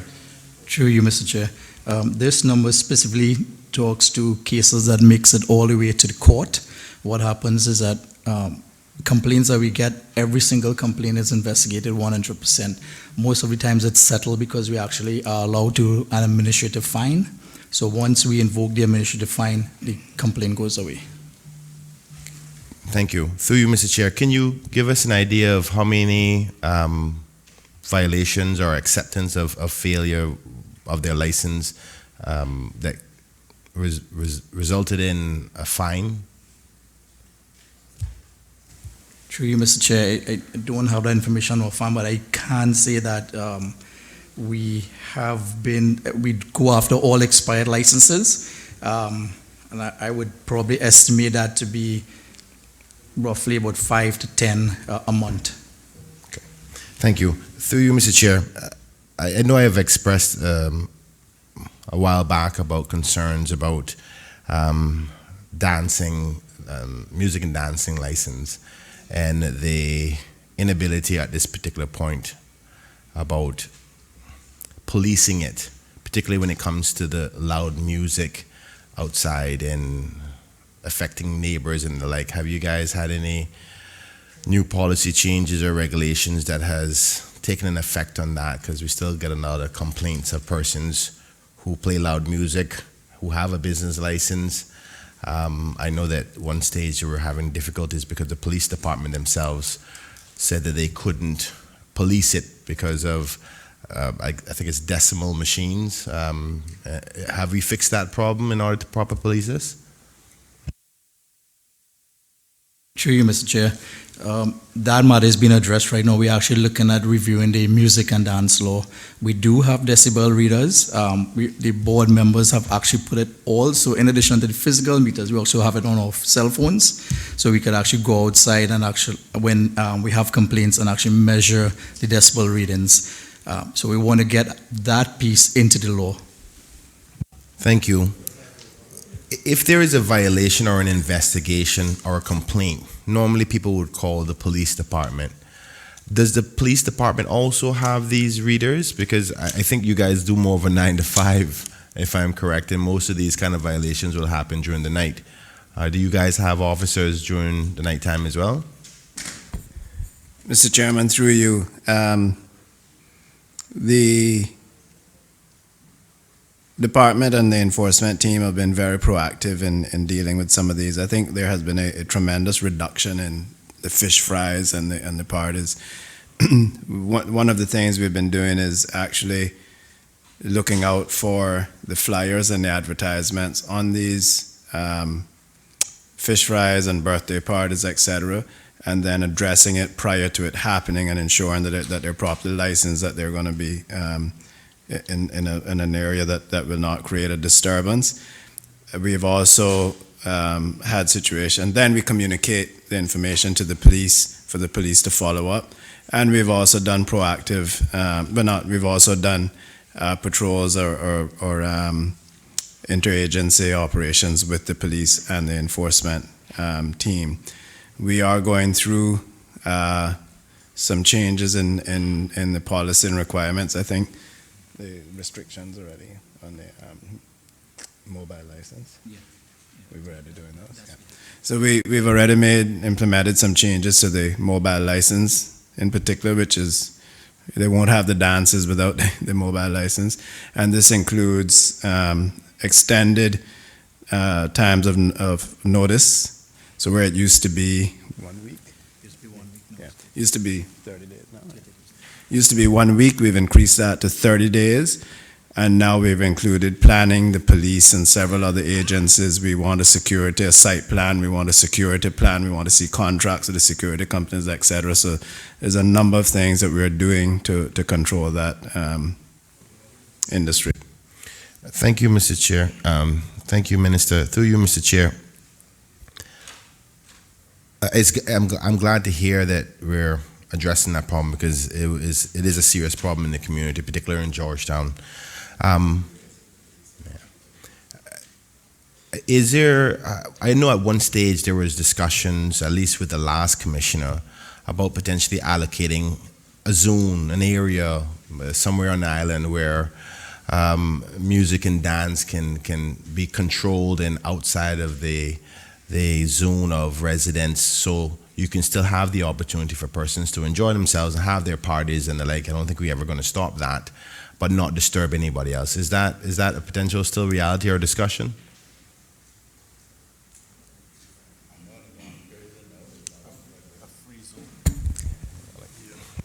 Mrs.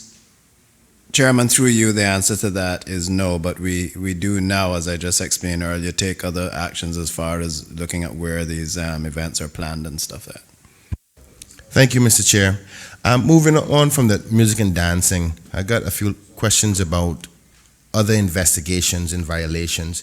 What are the procedures of DCI in respect to if somebody is caught, or let me rephrase that, are you in communication with other departments for other violations that could potentially cause the department to want to withdraw their license? For example, we hear about so many Caymanians that are concerned about, well, my boss not paying my insurance or my pension.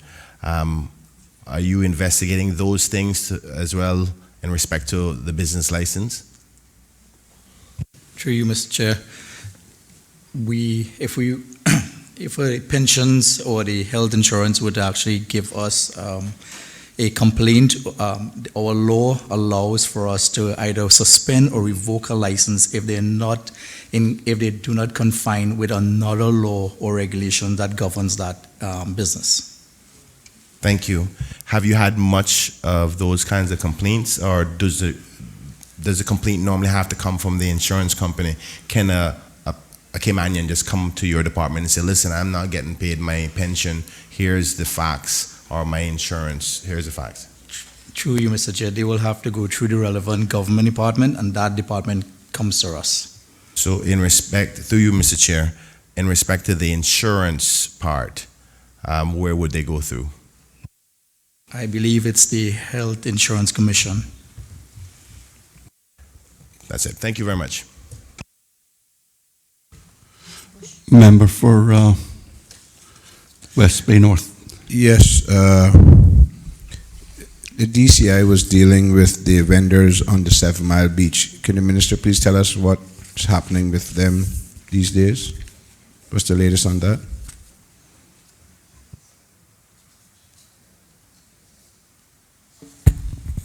Mr. Chairman, through you, that is now with the Public Lands Commission, who now have their own enforcement team. We will still, once a person has permission to be there, obviously we will issue a trade and business license, but that is now being managed by the Public Lands Commission.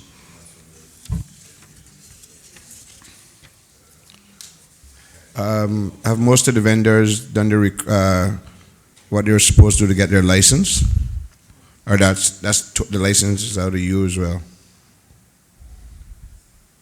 There are two different things, through you, Mr. Chairman, two different things. A license to be on the public property goes through the PLC. Their license to operate a business in the Cayman Islands comes through the trade and license. That's what I'm asking about, yeah. I don't think we are in a position to say whether or not all of them are licensed or not. I have some knowledge from the history of it that yes, most of the ones that were there were going through the process. The issue was we were not able to give them, the government were not able to give them at the time permission to be on the public beach. Those changes have been made, and like I said, that is now with the Public Lands Commission. Thank you. Thank you very much.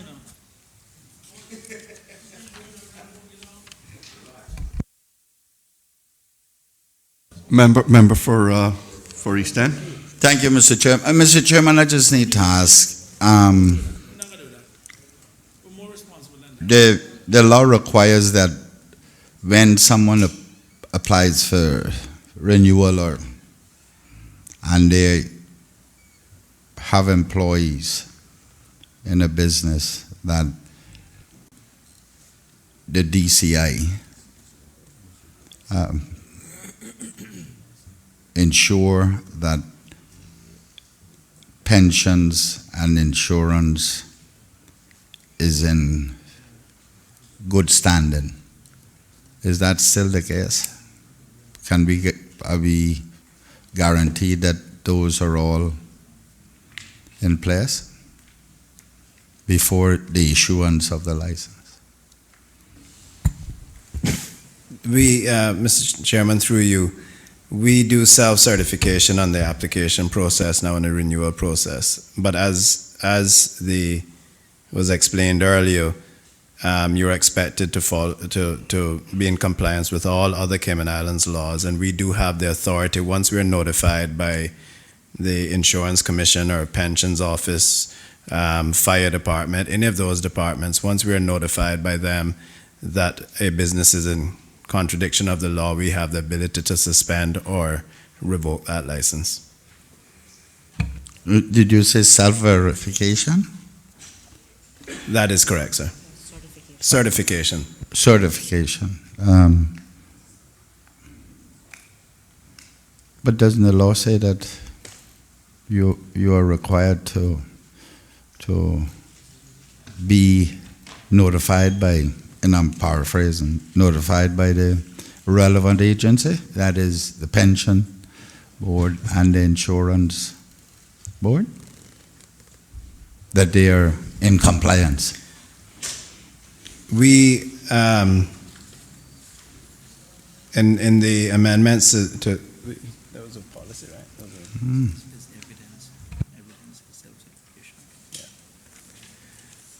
Evidence and?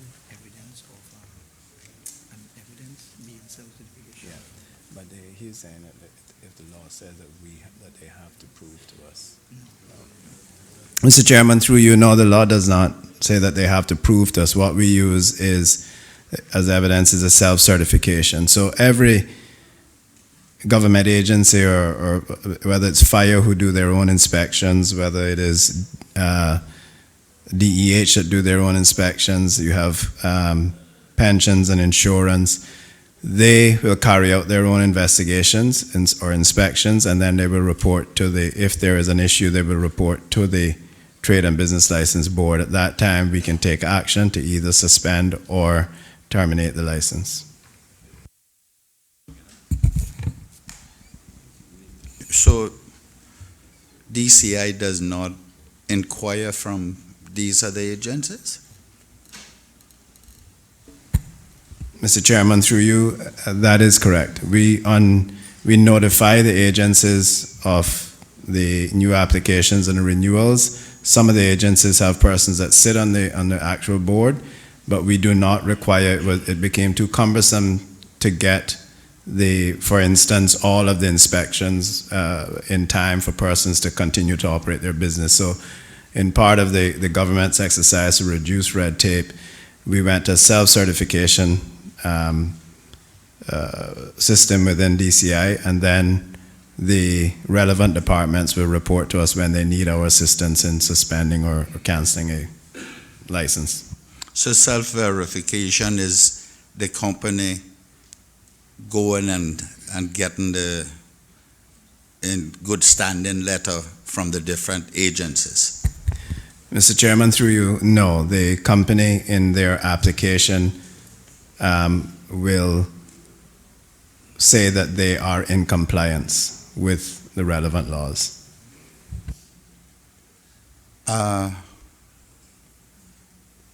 Mr. Chairman, I asked a question specifically because of the pension department being in here a few days ago, and they're reporting that there are hundreds of complaints on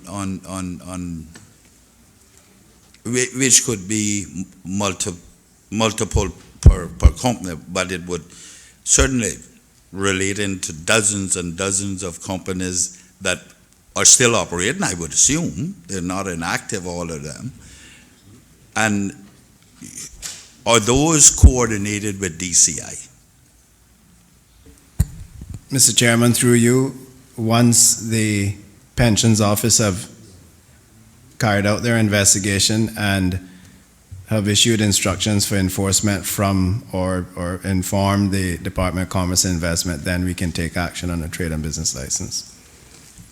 Mr. Chairman, I thank the Minister for that, but they also reported it takes years to finish that investigation. So I guess the tool to use is could be circumvented by some of those companies if we allowing them to renew their license on self-verification. Is that reasonable to? Mr. Chair, through you, no, because if they are investigating, they are aware of it. If they fear that the business should not be operating or continues to break the law, and they notify DCI, then we will cancel the license or suspend the license. It's the same, if the person had to go to them to get a letter to say that they are working with the pensions office and submit for their trade and business license, then it's the same, it's just one more step for the applicant to go through. So if there is an issue, if the Department of Labor and Pensions have an issue and they feel that we need to take action, all they have to do is notify the Department of Commerce and Investment. Well, I'm a little confused there because that's why I was asking if they have to produce a letter saying that they comply, and I thought my understanding is that you said no, they just need to put it in their letter that they comply there, and I thought that was their application letter, their cover letter. Right, so the pension and the insurance wouldn't know that they're getting it renewed in that case. So that's what I'm asking. Does the insurance department and the pension department coordinate with you with it? Not the opposite way. That's correct. We provide all of the relevant departments a list when we get new companies and also when companies renew. So they can check all of them, pensions, insurance, fire, they can all check back on their list to ensure that they are in compliance with them or that they have them in their system. If they aren't, then we have the ability to suspend or to cancel their license.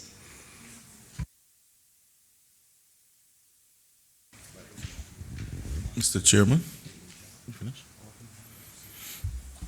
Member for Newlands. Thank you, Mr. Chairman. Last administration, the minister will remember that I requested that we amend the trade and business law so that we no longer required trade and business license for people who were producing their own music, art, and so on. That was done. However, there's a problem now because those individuals can't open bank accounts because they don't have a trade and business license. So despite our best intentions, some of those individuals are now unable to operate their business. And I know the minister said he was going to look at a solution. I'm asking how close we are to having that solution put in place. Mr. Chairman, I can't speak for the bank, but unfortunately, in that case, then they have the ability to come in and get a trade and business license. And I understand that those industries, they would fall under a small business incentive program, so it would just be their application fee of $75. But I think that is the only way to work around that. Unfortunately, it is unfortunate that the banks use DCI and other government agencies to do their due diligence for them. But there's nothing more we can do on this side on that one. Thank you. Well, I mean, it was worth the effort, I think, because I think the artists appreciated it, but I guess we'll have to find a way to subsidize the $75 for those who need the assistance. Another question, Mr. Chairman, is in terms of licenses, business licenses, could the minister tell us how many have been revoked as a result of violation or any of the rules or the requirements, say in the past year?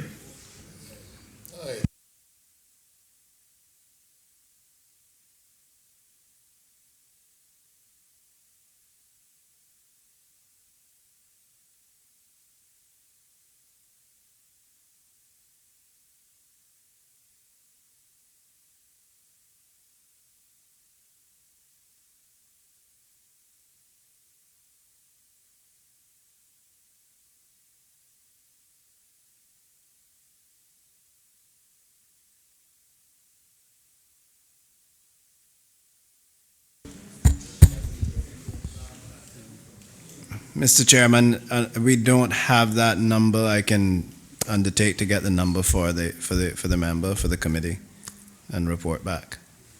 Thanks. We would appreciate that, Mr. Chairman. Another question. How many companies or entities do we have now registered in the special economic zone?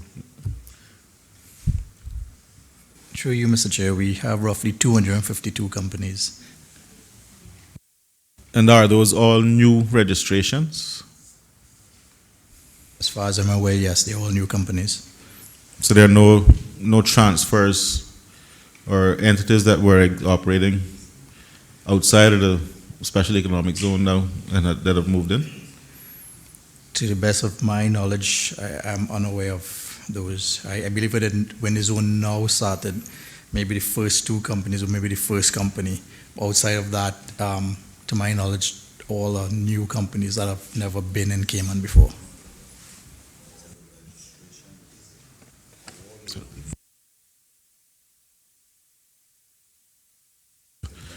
So of all of those who are currently there, how many were operating in Cayman prior? To the best of my knowledge, sir, it would be maybe one or two. Okay, thank you. All in favor of PAH 20, license, monitoring, and enforcement of specified business types, $1,983,488 in 2020, and $1,947,437 in 2021. Standing part of the schedule to the bill, please say aye. Aye. Those against, no. Ayes have it. Mr. Chairman, Yes, sir. just before you move on, just to report to the committee that year to date, 443 licenses have been revoked, primarily for non-renewal. PAH 22, implementation of e-government program, $2,214,374 in 2020 and $2,218,712 in 2021. Are there any questions? Member for East End. Mr. Chairman, I just want to know here about this status of e-government, because this has been around for a long time. What kind of penetration do we have through government, throughout the different departments, and what percentage of government is doing it? Because when I tried doing it, I got unceremoniously dismissed.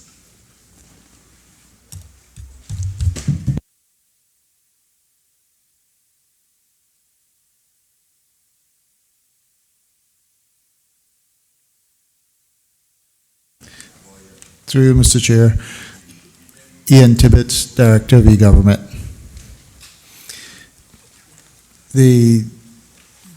Across government, there's a plethora of online services. Many of those predated the start of the eGov program, as we talk about now.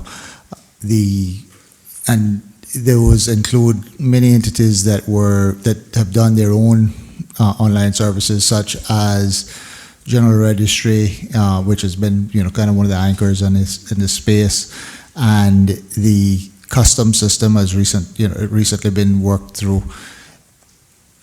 I don't have a precise number because it isn't all under one umbrella in terms of all the services, but I can give you a rough estimate if that would be to start with, and then I can undertake to try to get you more specific information, sir. Mr. Chairman, if the committee can get the percentage, even if it's rough, okay. 10 to 15, 20 to 30. Through you, Mr. Chair. The minimum target that we aim for is to achieve a penetration of about 15% within a year to 18 months of introducing a service. Some services, and those are services that are optional online. So if you think of some of the services from General Registry, for example, the only option is online, so naturally is 100%. In cases such as, if you look at trade and business licensing, which we introduced in conjunction with computer services and DCI last year, they're currently running at, sorry, let me just take a quick look at the numbers. They're currently running at 34% of their applications for renewal grants online, and the police clearance certificate is running at 40%. The DVDL is running at around 10% currently. I don't know, maybe I didn't say it right. Okay. I want to know what is the penetration in core government? What percentage of core government is now offering to e-business? Okay, sir. Thank you. Through you, Mr. Chair. We're currently running 30 to 35 online services spread across the various departments in government. Okay. And what is the build out? And we're working towards getting to where we can add a minimum of 4 new types of services per year. And I say types of services because it would be more than just one service. For example, one of the things that's imminent is the British Overseas Territory citizenship naturalization and registration and proof of nationality. It's a combination of services, but I consider that to be one. Some of the other, and we're also going through the process to improve existing services. We have a running program of 3 years worth of plans for projects, and in the coming year we have Health Regulatory Commission and Health Insurance Commission. We have revamp of scholarships, firearms renewals, traffic accident reports, and also into expansion of the liquor licensing of the trade and business platform to support liquor licensing and music and dancing.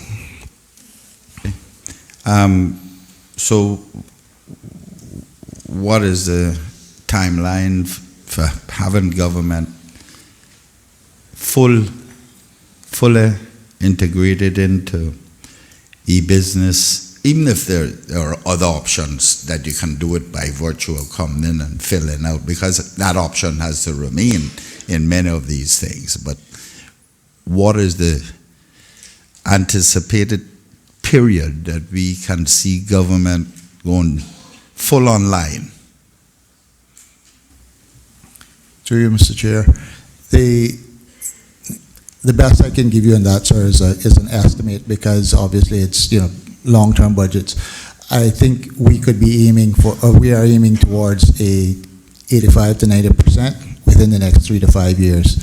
But that really is dependent on a variety of factors, including the individual departments, their willingness to participate at the time, and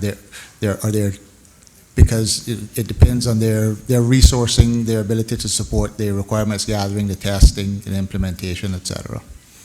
Okay, that didn't mean whether or not they're willing allies of change. That just meant their readiness at the physical readiness. Through you, Mr. Chair. Correct. Okay.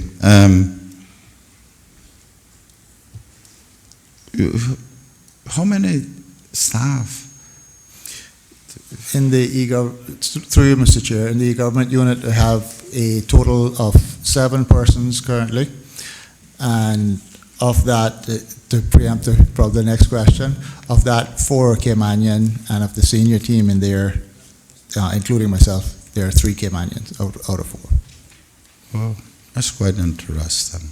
You don't hire too often, do you?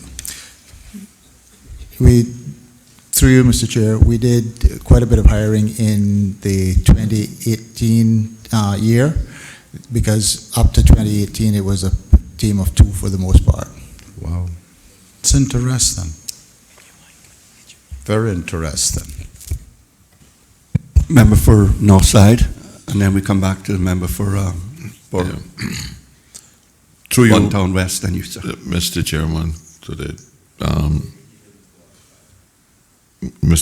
member to Mr. Tibbetts, how much is the poor quality of internet being provided locally managed by off-reg affecting your ability to offer these services?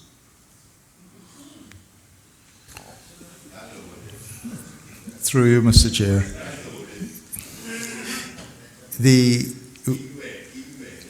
We don't have the complaints from the customers in regards to their internet service itself. What we did do before we launched services like the police clearance, which was one of the first ones that came through the eGov program, was we went out and did some surveying of customers that were actually coming to the criminal records office to receive police clearances, to understand what percentage of them had access to internet and printers and scanners, whether mobile devices, etc. And at that time, which was about 3 years ago, it was 53%. And we haven't had many of the complaints that come to us, and I suspect that's because the customers would know, if they're having an issue of internet access, they deal with that directly with their providers. Well, dealing is a good word because you don't get no results. The solution to bad internet service from all providers locally is pay for more and you get more. Now, I don't understand how that's possible. If you can't give me 10, I'm only getting 6. How come if I pay for 25, I can get 15? But my concern is for people in my area in terms of having access to see government, because I mean, like the cost of fuel, you people who live in Georgetown have no idea what fuel costs. You drive 1,500, 2,000 miles a year. People in my constituents in Easton are driving 15,000, 20,000 miles a year. Substantial difference in fuel burn and the money spent on fuel. And while I believe that there are people in our constituency who would welcome not having to drive to Georgetown, if I can't get on the internet to get to you, I still got to drive to Georgetown. So my question to you is, what cooperation are you seeking, or what cooperation are you getting from off-reg to facilitate the kind of development that you would like to see in e-government, i.e. the services to the general public? Through you, Mr. Chair. Within the eGov program, we collaborate with the off-reg team in terms of discussing our needs and so forth. But obviously, that space is left to the off-reg team to regulate.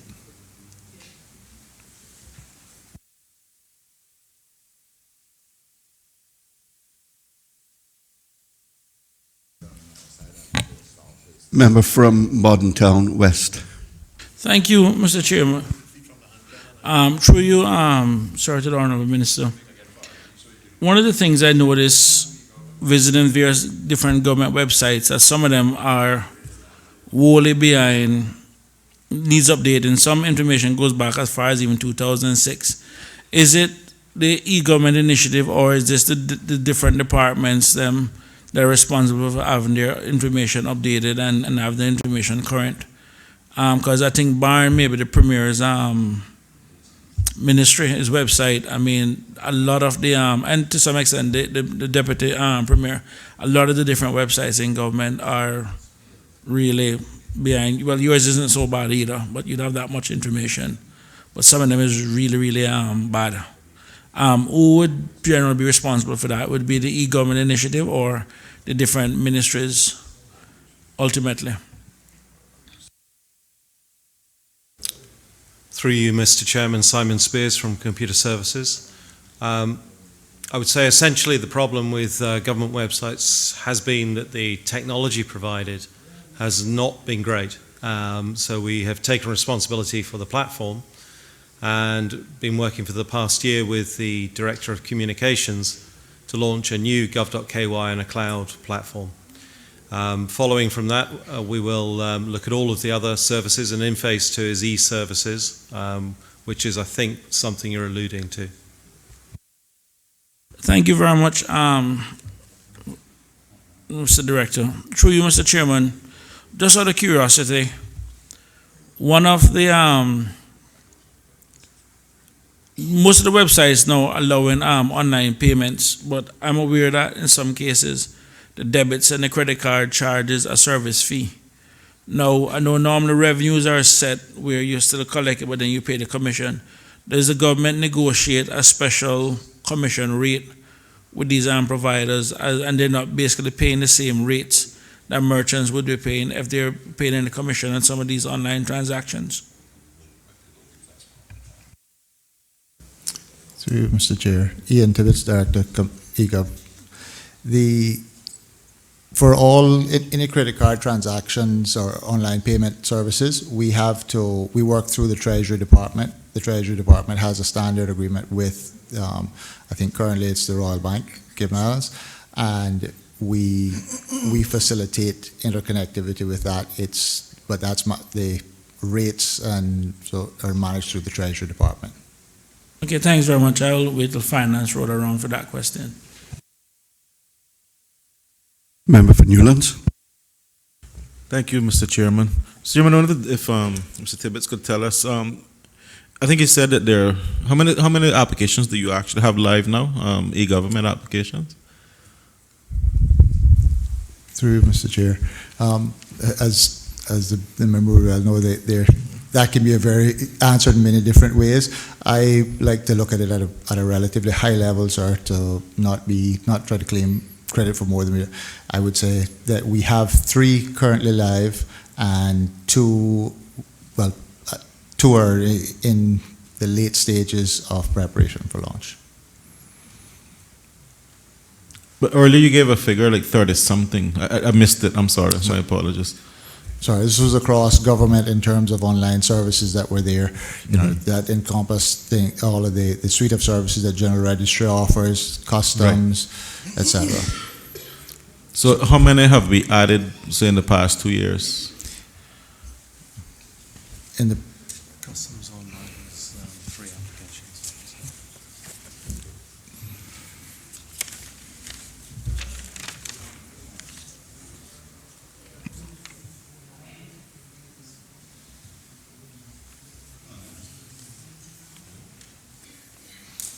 So I would put that at, from a global perspective in the order of 5, namely, if I try to name those for you, sorry, it would be police clearance, the trade and business online services, the additional services for vehicle licensing, the new services for customs, and under general registry, things like the Cayman Business Portal for local registered companies, etc., as some of the main ones. Thank you. And I'm assuming that we still haven't reached a point where your average user can have a single sign-on to access those applications. I'm assuming we still have to go into each one and create an identity and access it that way. Through you, Mr. Chair, we have been focusing in recent times in advance of implementing a holistic identity and access management solution that would facilitate, as you're saying, that single sign-on with the appropriate security. We've been focusing on services that don't require the person to actually register to become a user. So, for example, in a trade and business license service, you don't have to register. Because you're providing information to us, it's relatively one way, and we're not disclosing anything of any confidence to you. So that's been our general approach. However, we are in the late stages now. We procured in late 2018 a identity access management solution. It is temporarily on hold, awaiting a decision from Public Procurement Committee in regards to a slight amendment to the program. Okay, but thank you, because that is exactly where I was going. Because I see that as something that's going to slow down your rollout of new services if you have to go back then and sort of patch your way back to when you do get to the point of a single sign-on. So I was wondering how that was impacting the rollout. But I see you've taken a sensible decision.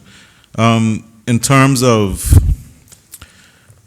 not just the single sign-on though, but have you done any work in terms of I know that we were thinking about, or we were having discussions about identification,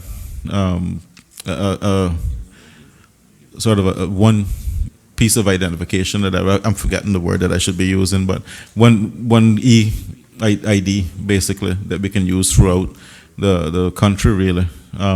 Have we made any progress with that? Through you, Mr. Chair. Yes, sir. We have been working, again, in late 2018, we concluded a procurement to get a number of services, some which included data quality analysis and reporting to allow us to cleanse our data. That is ongoing, and the reporting, the analysis has been done. The cleansing is now being done of that data. Additionally, those procurements included a solution for that population register, the technology solution to it, and I think the Honourable Minister announced earlier this year in regards to moving to the National ID program. So, and that we are heading in that direction. So we're working on getting the data and the technology to underpin it is well on its way.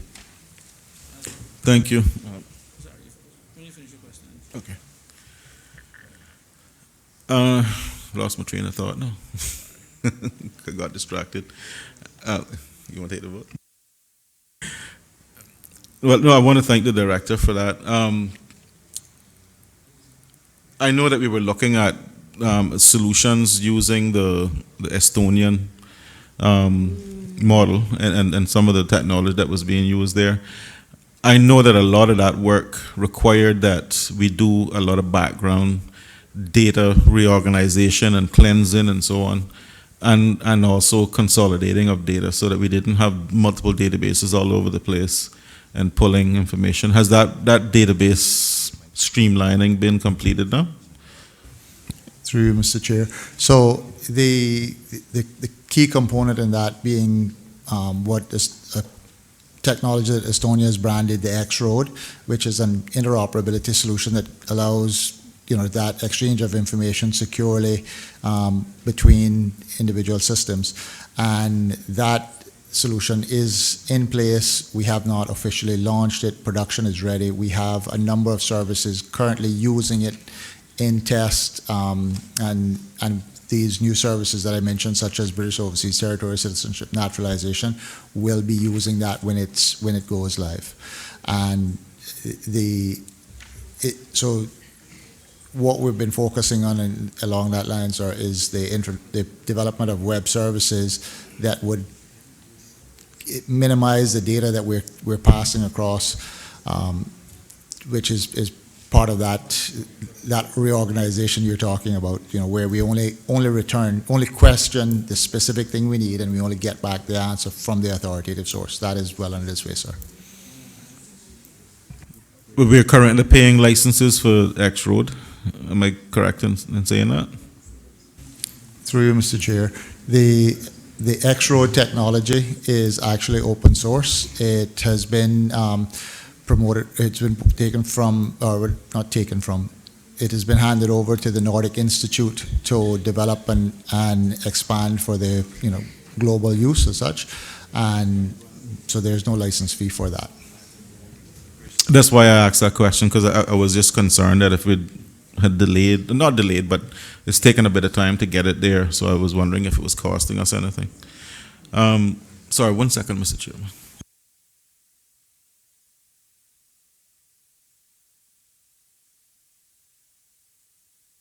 Okay, that's all my questions, Mr. Chairman. Thank you. All those in favor of PAH 22 implementation of e-government program, $2,214,374 in 2020 and $2,218,712 in 2021, standing part of the schedule to the bill, please say aye. Aye. Those against, no. The ayes have it. Mr. Chairman? Yes, sir. Want to say we can block vote some items? Happy to take them, sir. TP 63. Okay, what about PAH 23? Then Yep. you can take that one. You can block vote that one. Okay, so that one, TP 63. And then TP 80, all the way down to OE 124. Thank you. All right, I'm going to put these items to the vote. Don't take this for granted now. I never take anything for granted, sir. Especially with us.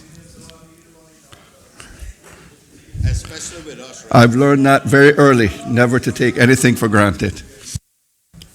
All those in favor of PAH 23, Construction, Trades, and Vocational Apprenticeship Program, $375,048 in 2020 and $378,746 in 2021. TP 63, Support for Local Business Associations, $75,000 in 2020 and $75,000 in 2021. Did you also include TP 76 or? Okay. TP 80, Support for Business Initiatives, $20,000 in 2020 and $25,000 in 2021. TP 81, Support to National Energy Council for $30,000 in 2020 and $40,000 in 2021. TP 90, Assistance to GTR Committee, $40,000 in 2020 and $40,000 in 2021. OE 101, Depreciation of Commerce, Planning, and Infrastructure Executive Assets, $9,694,000 in 2020, $9,694,000 in 2021. OE 104, Caribbean Energy Information System Membership, $2,513 in 2020 and $2,513 in 2021. OE 122, Commonwealth Telecommunication Organization, $20,000 in 2020 and $20,000 in 2021. OE 123, Global Island Partnership, $5,000 in 2020 and $5,000 in 2021.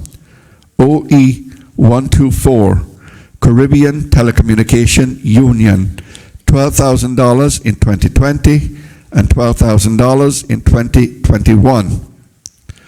All standing part of the schedule to the bill, please say aye. Aye. Those against, no. The ayes have it. We turn our attention back again now to TP 76, Assistance for Infrastructure Development, $2,015,000 in 2020 and $10,000 in 2021. Are there any questions? Member for North Side. To you, Mr. Chairman, to the Minister, can we have a breakdown of that $2 million? Is this infrastructure for the port? Mr. Chairman, through you, no, this, Mr. Chairman, is the appropriation for the Bordentown Hurricane Shelter that we have transferred over from the last budget. No, just a minute. The 2 million, the total 2 million is for the Bordentown Hurricane Shelter? And we have now done a proper costing, proper engineering, and does that include the parking lot and everything else, or that's just the building?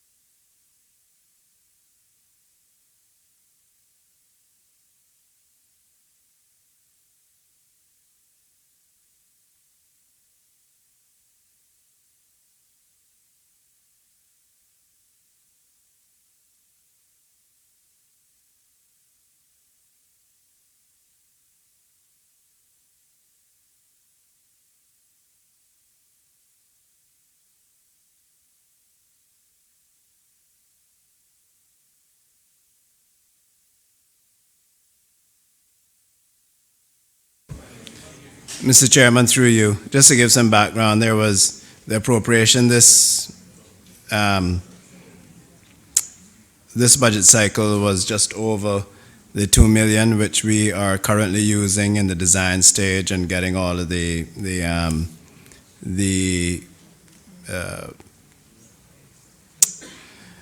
final numbers in. And yes, the parking lot is included in the design.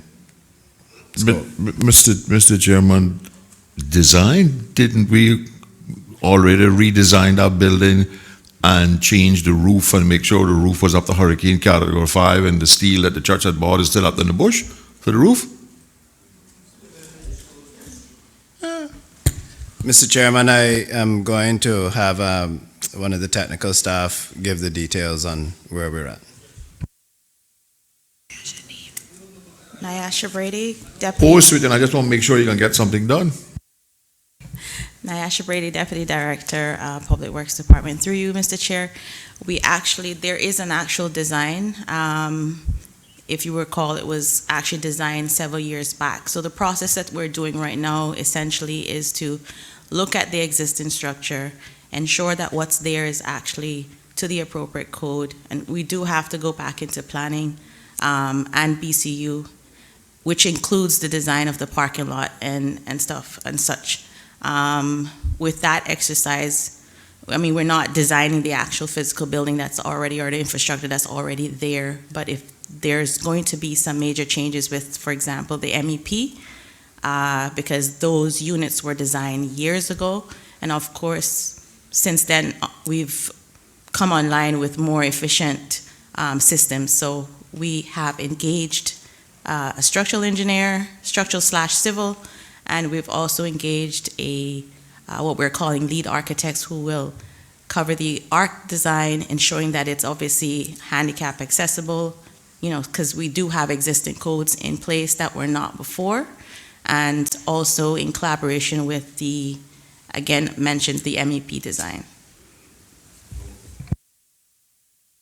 Through you, Mr. Chairman, do we have a breakdown of how much of the $2 million is going into all of this preparatory work and design and MEP redesign and everything else, and what kind of equipment and fit out are we going to put inside the building, or this $2 million is not catering for any inside fit out of the building? Through you, Mr. Chair, the $2 million that we have allocated for this project does include design and implement our construction works, essentially. But I do want to, I guess, alert you based on the industry right now, where, I mean, we're hoping obviously to be able to complete the project within budget, but however, based on the market right now, we may look at we can't really say those figures at this time. But the intention, obviously, is to complete the design, as I mentioned, as well as complete the construction or the building. And what we're doing, actually, the agreement is with HMCI, where we're only providing or bringing the building to hurricane shelter status. We're not including in that budget anything related to the church matters at all. The church will fund that separately. This $2 million is not in addition to the $2 million that we voted in the last finance committee. It's the same figure. Okay. But did you have a breakdown of what is going into the design, and did I hear that was going to be outsourced as opposed to being done in-house at Public Works? Right, so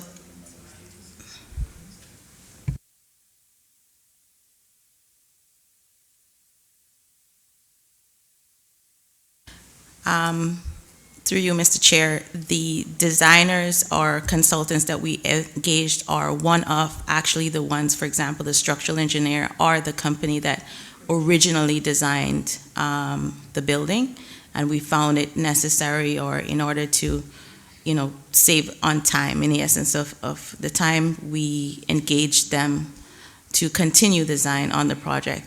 The ARC side of things will not also be done internally by Public Works. We will also be managing an external company. based on the sensitivity that we have not yet, obviously construction and the sensitive market, I don't think I'm able to disclose or that breakdown if that's what you're requesting at this time. That worry there is fool's gold, because if they know what you're willing to pay, they want to overbid it, right? So this belief in government that you can't tell people what you're expecting, because if you do it, they're gonna bid up to it. They don't worry about that. They're gonna always go about anything you want, and you're gonna bring them down. So don't worry about that. Tell them how much you got to spend, and either take it or leave it. But my concern is that I don't understand why we have to do so much review of the design when the building is literally closed in, and you're not contemplating that this design might lead to change of windows and restructure. And if your structural engineers say, well, the concrete needs to be 12 inches instead of 6 inches, or are we? So through you, Mr. Chair, the exercise that we're doing now with the structural engineer is essentially just to confirm the integrity of the structure that's actually there and confirm that the works completed to date are up to code and standards. So we want to ensure that the windows in there, for example, are to specifications of hurricane rating. And again, with the support of the BCU department, they will verify this so that we can.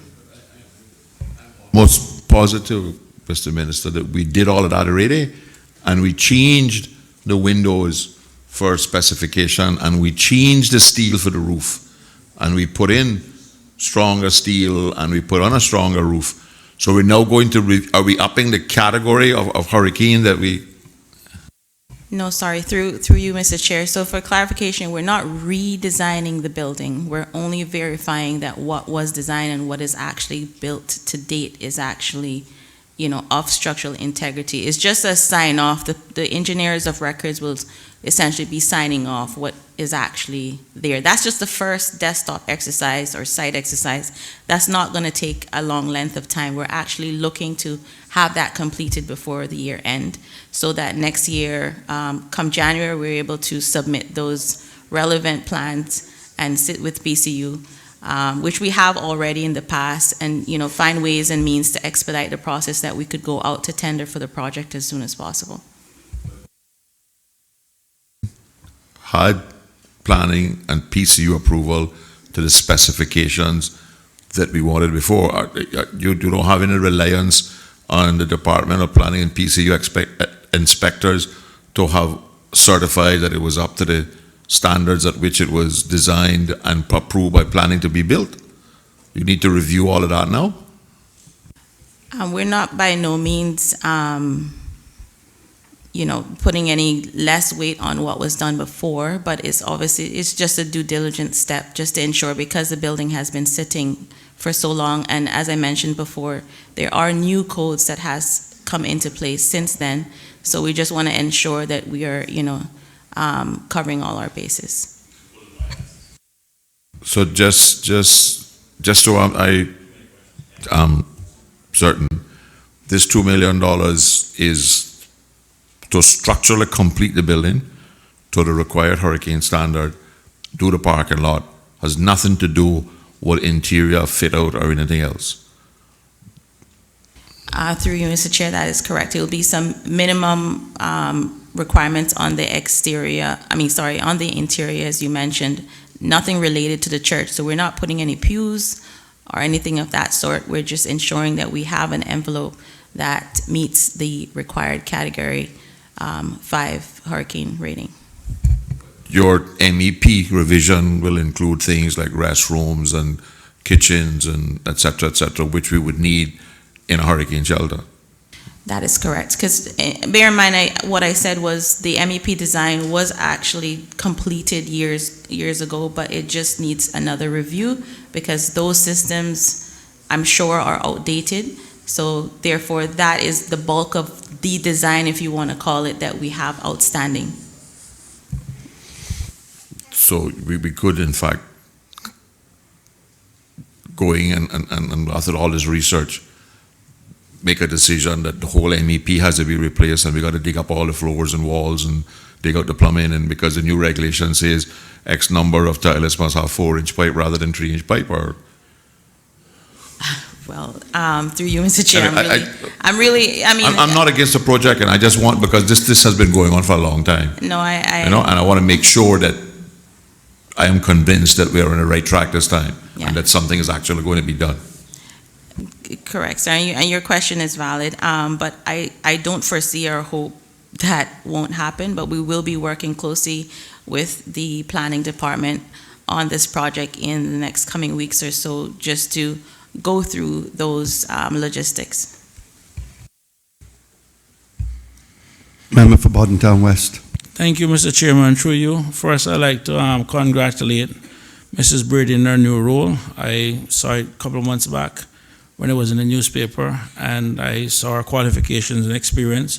So I want to say well done, and if she's managing this project, I have full confidence that it will be done before 2021, and if there's anything myself or my colleagues on this side can do to assist, please let me know. Thanks. Member for Newlands. Mr. Chairman, I also just want to join a member from Borden Town West in congratulating lady for her hard work in getting us to this point. I also want to thank the minister and, of course, Minister Seymour, who I know have been working behind the scenes to try to get us moving forward with this project. I've been advocating for this now for almost 7 years. Borden Town currently has no shelters that can withstand a Cat 4 hurricane, and we are in serious need of hurricane shelter. So I just want to thank the government for taking this forward. It's been a long time coming. I would only ask that all the Borden Town representatives be given regular updates going forward so we know where we are with this project. And that's it. Thank you. All in favor of TP 76, Assistance for Infrastructure Development, $2,015,000 in 2020 and $10,000 in 2021. Standing part of the schedule to the bill, please say aye. Aye. Those against, no. The ayes have it. EI 71, Ministry of Commerce, Planning and Infrastructure, $9,389,630 in 2020 and $5,911,000 in 2021. Are there any questions? Mr. Chairman, first of all, again, we need to have some kind of breakdown of what infrastructure this is. Is this sewage for the gazetted roads on the north side that don't have any water? Not sewage, or water on the gazetted roads on the north side that don't have any water, and stuff like that? Or is it just for Georgetown redevelopment and the port?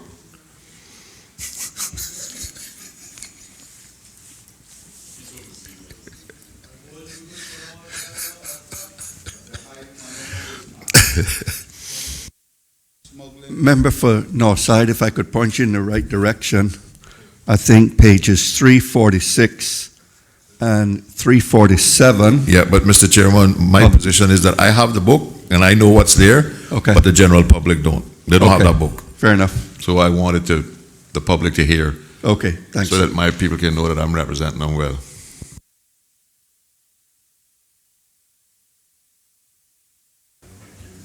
Mr. Chairman, Alan Jones, Chief Officer.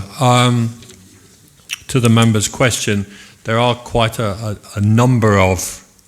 large number of separate items of varying amounts within this sort of entity capital appropriation. I could read all of them out, but I would have thought it might be more useful if I could focus just on the main components. But the main components for me is Northside.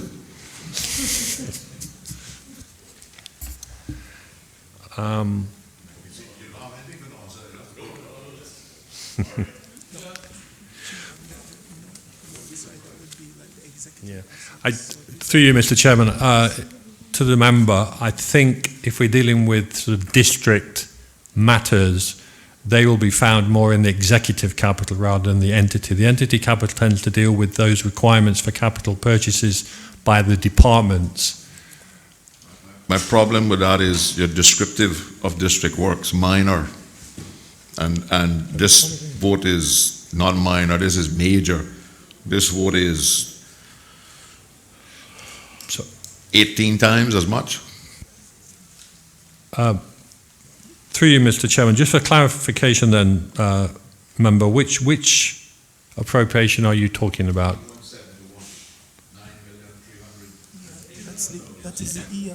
Yeah, EI 71, so is that entity capital? You mentioned minor district works, which is... District works. I said the problem I have with that vote is it is minor. It is described as being minor district works, and it's only $500,000 where this is $9 million. So we need a breakdown of that, what the projects are. Because if it's for road work and stuff or whatever it is, we will benefit, but we need to know what it is. Through you, Mr. Chairman, no problem, sir. Just quickly going through the highlights, if you will. Core administration, that's the core ministry. The larger items there are electric purchase of electric vehicles, $250,000. In computer services, $1.5 million for 2020 and $305,000 for 2021. That includes various application solutions, web licenses, Microsoft licenses, new Blade servers, new network switches, all of the stuff that computer services would normally need to replace in a year. Minor amounts, very small amounts for Department of Commerce and Industry, mainly just IT equipment. DVS is a large one at $2.34 million for 2020 and $1.66 million for 2021. The majority of that, the vast majority of that, is completion of the west garages and the east garages. That's phase 2 and 3 of the DVS compound redevelopment. We've recently completed phase 1, which was the new administration block, and also the replacement of the canopy at the fuel facility. Moving on to DVDL, amounts for the renovation of the customer service area at Crew Road in order to improve customer service. A new DVDL satellite office in West Bay. This is phase 1 site development and the phase 2 office fit out of $600,000 for 2020 and $400,000 for 2021. Additional software development and upgrades of $200,000 for each of those years. E-government have $1.5 million for each of 2020 and 21. This is cybersecurity implementation and e-government infrastructure and associated software, which Mr. Tibbetts talked about earlier on. We also have additional amounts for cybersecurity. I think it was mentioned earlier that the ministry has taken on board a chief information and security officer, so we've had to allocate capital money for provision of cybersecurity, the project itself. Very small amounts for the planning department, just small amounts of computer hardware, replacement of one vehicle, body cameras, etc. And PWD, the large item there is $277,000 in 2020 as part of the training facilities for the apprenticeship program, completing the fit out of that new facility. And that would be it, sir. There are various other small items, but these are just small computer purchases and printers and those sort of things.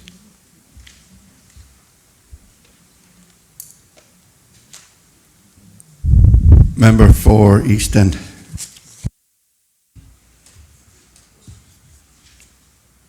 Mr. Chairman, what is it that e-government and cyber unit are doing to come up with $3 $3 million for the year.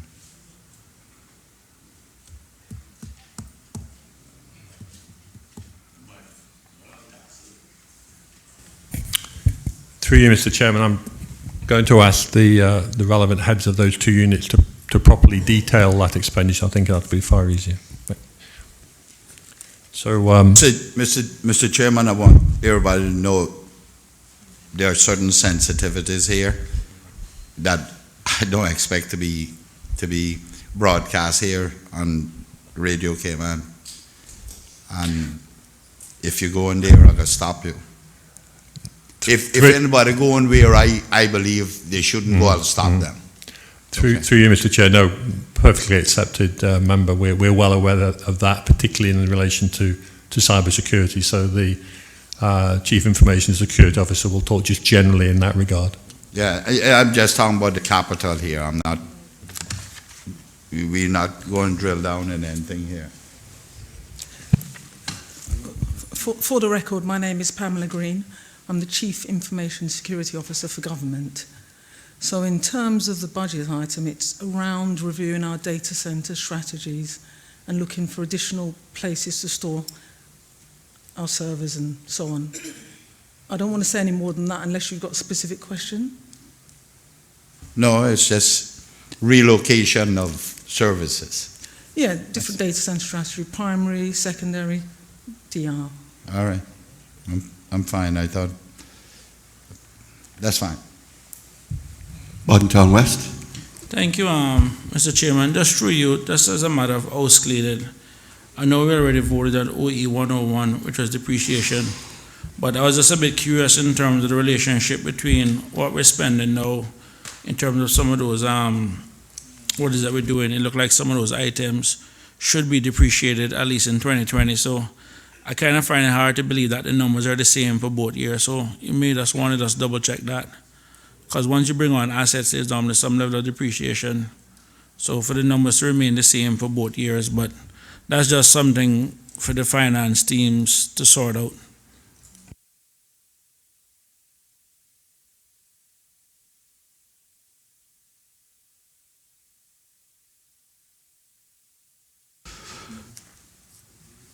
Member for Northside, you have further question? Yeah, I think if I heard correctly, we're spending close to $4 million to build 2 garages, one east and one west.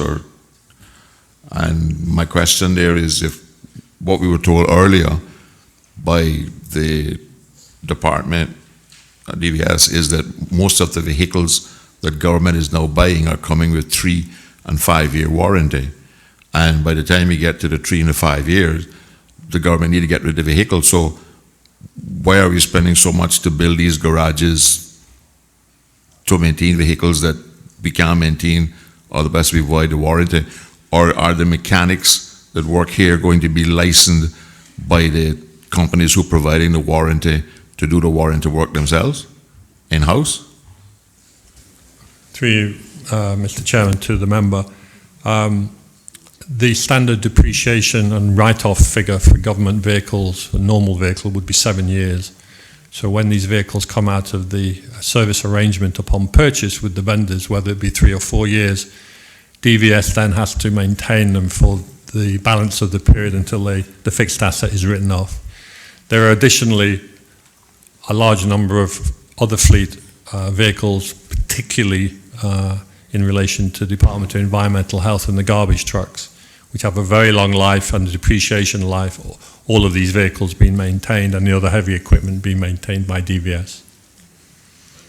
The DEH equipment don't come with any kind of warranty?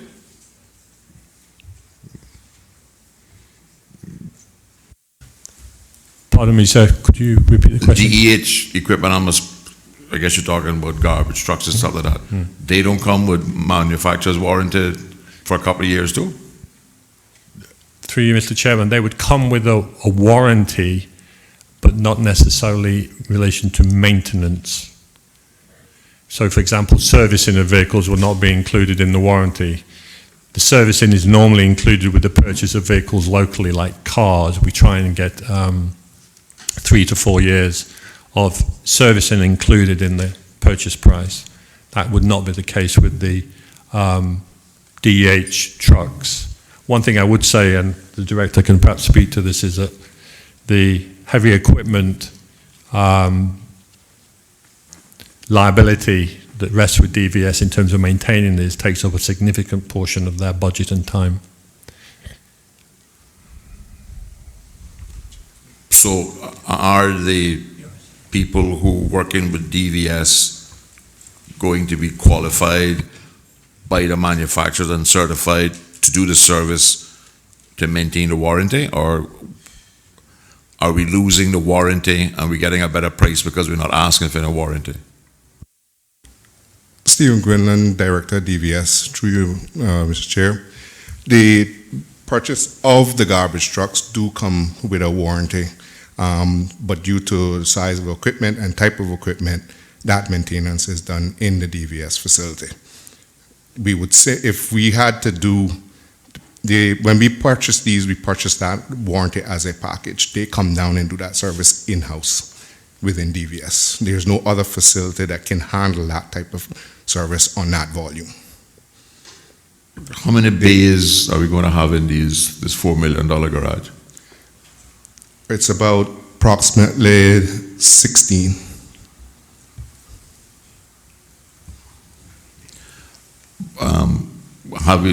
Earlier we talked about doing the study about leasing vehicles for 3 or 5 years from vendors and getting new vehicles every 3 or 4 years. Can't we I believe, well I don't believe, I know we could do the same thing with garbage trucks and other heavy equipment as well. Is that going to be a consideration involved in that study that you're going to do? Through you, Mr. Chairman, yes, sir, this is something that we're looking at, but we have to take into account that we right now have approximately over 1,000 vehicles in the government fleet. Over 1,000 vehicles, and how many of them are currently under warranty? I would say at this point, approximately about 30%.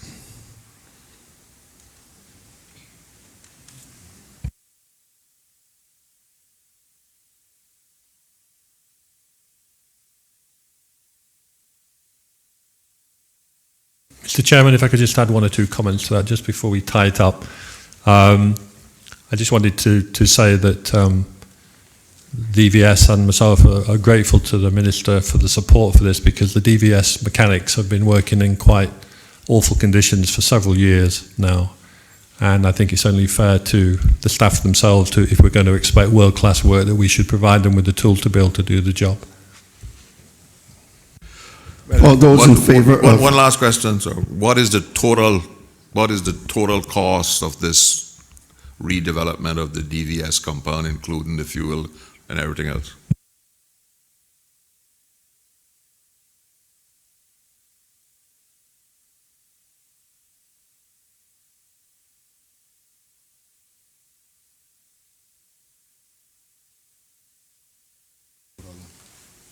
Mr. Chairman, through you to the member, approximately 6.3 million. Does not include fuel.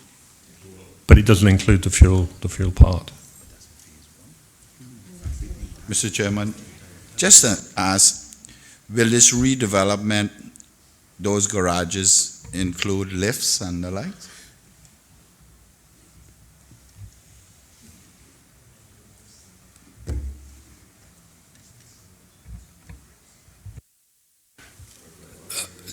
Through you, Mr. Chairman, it'll include the use of some of the reuse of some of the existing lifts and some new ones as well. Yes.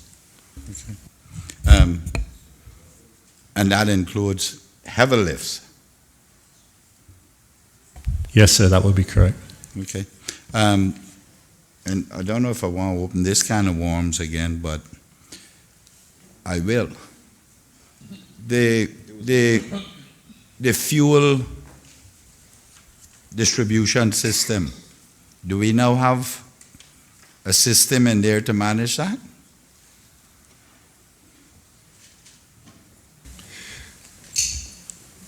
Stephen Quinlan, Director, DVS. Through you, Mr. Chairman, yes, sir. We do. We've upgraded the current GFF government fueling facility to incorporate the new fuel system that was done last year. And who audits the fuel use?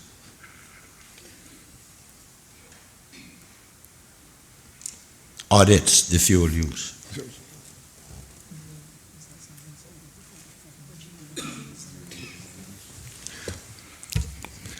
Currently, they have not done an audit because the fuel facility has not been open as yet due to the redevelopment.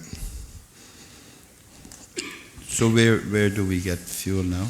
We're currently doing fueling through the on-island supplier.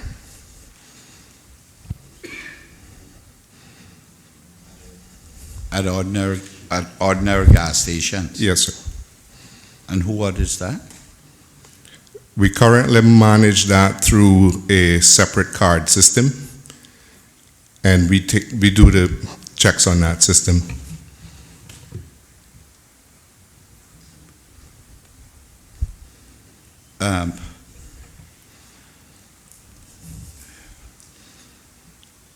The problem we were having with fuel was that the managers weren't auditing it. Are we confident managers, supervisors, CEOs, deputy CEOs are now managing fuel usage? Through you, Mr. Chairman, we've had our challenges in that particular area. However, we've had our issues in terms of getting the compliance with the fuel tender. We have now reached a point that we are ready to sign that contract. So within short succession, we will have the GFF back up and running. The DVS system is more robust than the current offer from the supplier. So, yes, sir, we will have that up and running and make sure that that's taken care of. I have confidence that we will have it up and run, but I'm concerned about purchasing from gas stations.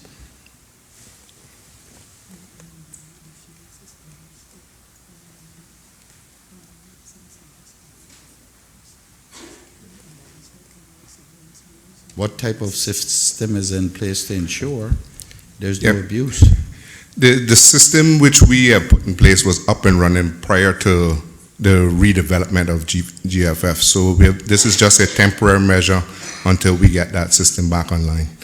Because we've now upgraded the fuel capacity of GFF and a new monitoring system for the tanks.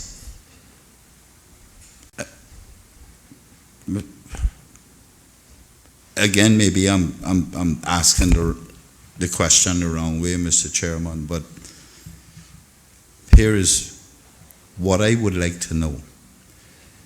1,000 vehicles are not being refueled by government under their system, where we had our, not challenges, many challenges, where people were stealing fuel, were abusing the system in every aspect of it. We had at least 2 different systems that was not fit for purpose. Now we are redeveloping that whole physical infrastructure, and it has been under redevelopment construction for the last year or more. Here comes the area that I'm concerned about. In the interim, we have sent 1,000 vehicles out to gas stations to be refueled. What kind of system do we have in place to ensure that that is not abused? That's where I'm at. Through you, Mr. Chairman, we currently use the Islander card system, which under that system, only vehicles that are registered.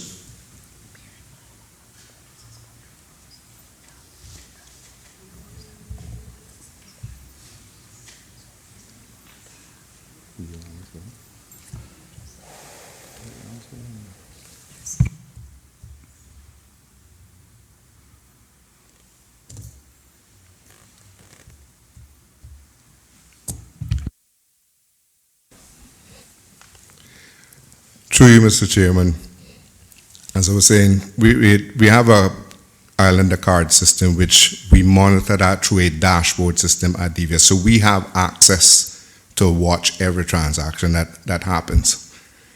And only the vehicles that are incorporated on that card system we are actually responsible for. Any purchases outside of that we do not respond to. And it may be, it's gone right over my head or around me, but you use this card system at the gas stations? That's correct, sir. We can, like a debit card, it is? Similar to that? Each vehicle is issued a card. Yes, sir. And you can use it at private gas stations? It can only be used at the selected gas stations on our list. Not all. Okay, at certain gas stations? Yes, only the designated gas. Who audits that? That is checked with our finance team and the Rubis finance team. We're getting it all across. You know that 50 gallons were bought, but you don't know what it was used for. I want to know who monitors that, who audits that.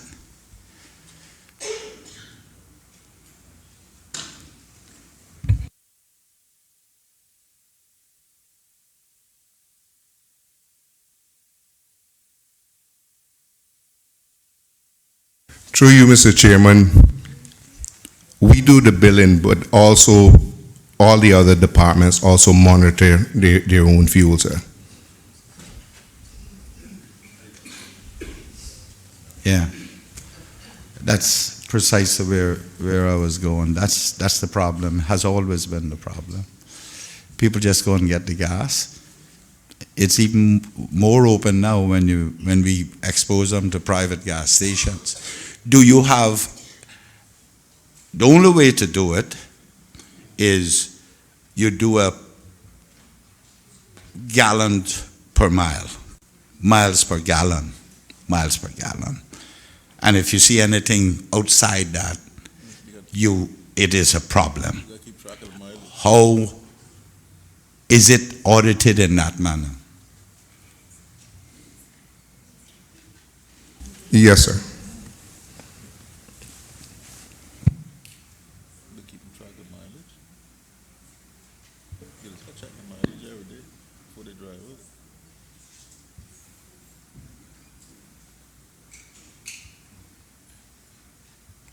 Go ahead. Through you, Mr. Chairman, we do monitor it, and when we see the variances, it's in line with what we had when we had it under our control. So anytime we see variances, we do question any variance outside of what we normally had when we had it under our control. So they can't operate that card without putting in the mileage Yes, on that odometer. Yes, sir. So the pumps won't operate unless you do that. It won't operate unless you do that or the fuel type. So if I have a diesel vehicle, I can't fill the gas. This is at the private gas stations? Yes, sir. Wow, they got some systems in there. And you monitor it, but not the departments? Well, they get the same transaction report that we have. Okay. Because we still bill them for that usage, but it's secured on that card system. Anything outside of that, we don't take responsibility for. Okay. And that's the same card system will be used on your system? No, sir. Ours is a lot more robust. Okay. One is a Islander Plus and the other one's a Gas Boy 2. And you're using Gas Boy too? 2, yes, sir. That word gas, or that phrase gas boy, has been a millstone around the neck of this government. But if we, I guess this is the 2 means new generation. Upgraded and new improved, sir. Upgraded and new improved? With robust parameters. Okay, all right. Securities? Yes, sir. All right, thank you.